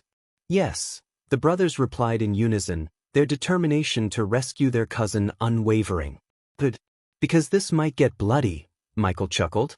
Wait here for me, Michael instructed. Before the brothers could voice any objections, he walked around the tree and headed straight back toward Griffey's residence, his intent resolute. As Michael walked back towards the tree, the halfling noticed his approach and erupted into a tirade of shouting, accompanied by a string of foul language. You bastard! You think you can just come back here after sucker kicking me? I'll take you down, you son of a bitch. Get any closer, and I'll tear you apart. The halfling yelled, his face contorted in anger. And you damn snake! Bit me like a coward. He directed his fury not only at Michael but also at the three-headed snake on Michael's shoulder, hurling curses at it for the bite it had inflicted earlier. Despite the onslaught of profanity and aggression, Michael remained remarkably composed. He raised his index finger to his lips, signaling the halfling to quiet down. But the halfling was beyond reason. He continued to shout and throw rocks at Michael in a futile attempt to drive him away. However, in a swift and unexpected move, Michael lunged forward, seizing the halfling by the neck. The halfling's shouting was cut off abruptly, replaced by a choked gasp of surprise and fear. With deft precision, Michael extracted a syringe from his pocket. The halfling struggled against Michael's grip, his face reddening as he fought for breath. You think you can just shut me up, you bastard? The halfling wheezed, his voice strained. Michael's gaze bore into the halfling's eyes, his expression calm. Without a word, he plunged the syringe into the halfling's neck, injecting him with a paralyzing poison. The halfling's body went limp, his eyes widening in shock as the poison took effect. His voice faded into silence, and his struggles ceased as his muscles grew slack. He stared at Michael with a mix of anger and fear, his ability to curse now robbed from him. Looks like you won't be causing any more trouble, Michael said calmly, his voice devoid of emotion. Michael hauled Poppy's paralyzed body over to where Veer and Hal stood, shock etched across their faces as they stared at the motionless form of the halfling. What? What did you do? Hall's voice trembled with disbelief as he struggled to comprehend the situation. Michael's response was swift and forceful. He slammed Poppy's limp body against a nearby tree, making a dull thud. Is he alive? Veer's voice quivered with a mix of concern and fear as he examined Poppy's unmoving figure. Veer's sharp gaze caught a subtle movement in Poppy's eyes, indicating that he was still conscious and aware. He's just paralyzed, Michael replied calmly, his tone revealing little emotion. Where is Carmela? Hall's voice dripped with anger and desperation. He demanded answers, his emotions bubbling to the surface. He can't talk, Veer noted, his eyes darting between Poppy and Michael. In response, Michael retrieved another syringe and positioned it near Poppy's mouth. I need some answers, Poppy. I know you're not what you appear to be, and if you want to keep your heart intact, you better answer my questions truthfully. Michael's words cut through the air, dripping with a chilling calmness. Poppy's widened eyes reflected a mix of shock, surprise, and growing fear at the gravity of the situation. You're tuning in to the Passion Pages YouTube channel. We're so grateful for your support, and don't forget to subscribe to join us on this incredible journey through captivating stories. Your generosity through donations truly makes a world of difference, as it's the primary source of revenue that allows me to expand and enhance this channel for you. Thank you from the bottom of my heart for being a part of this adventure.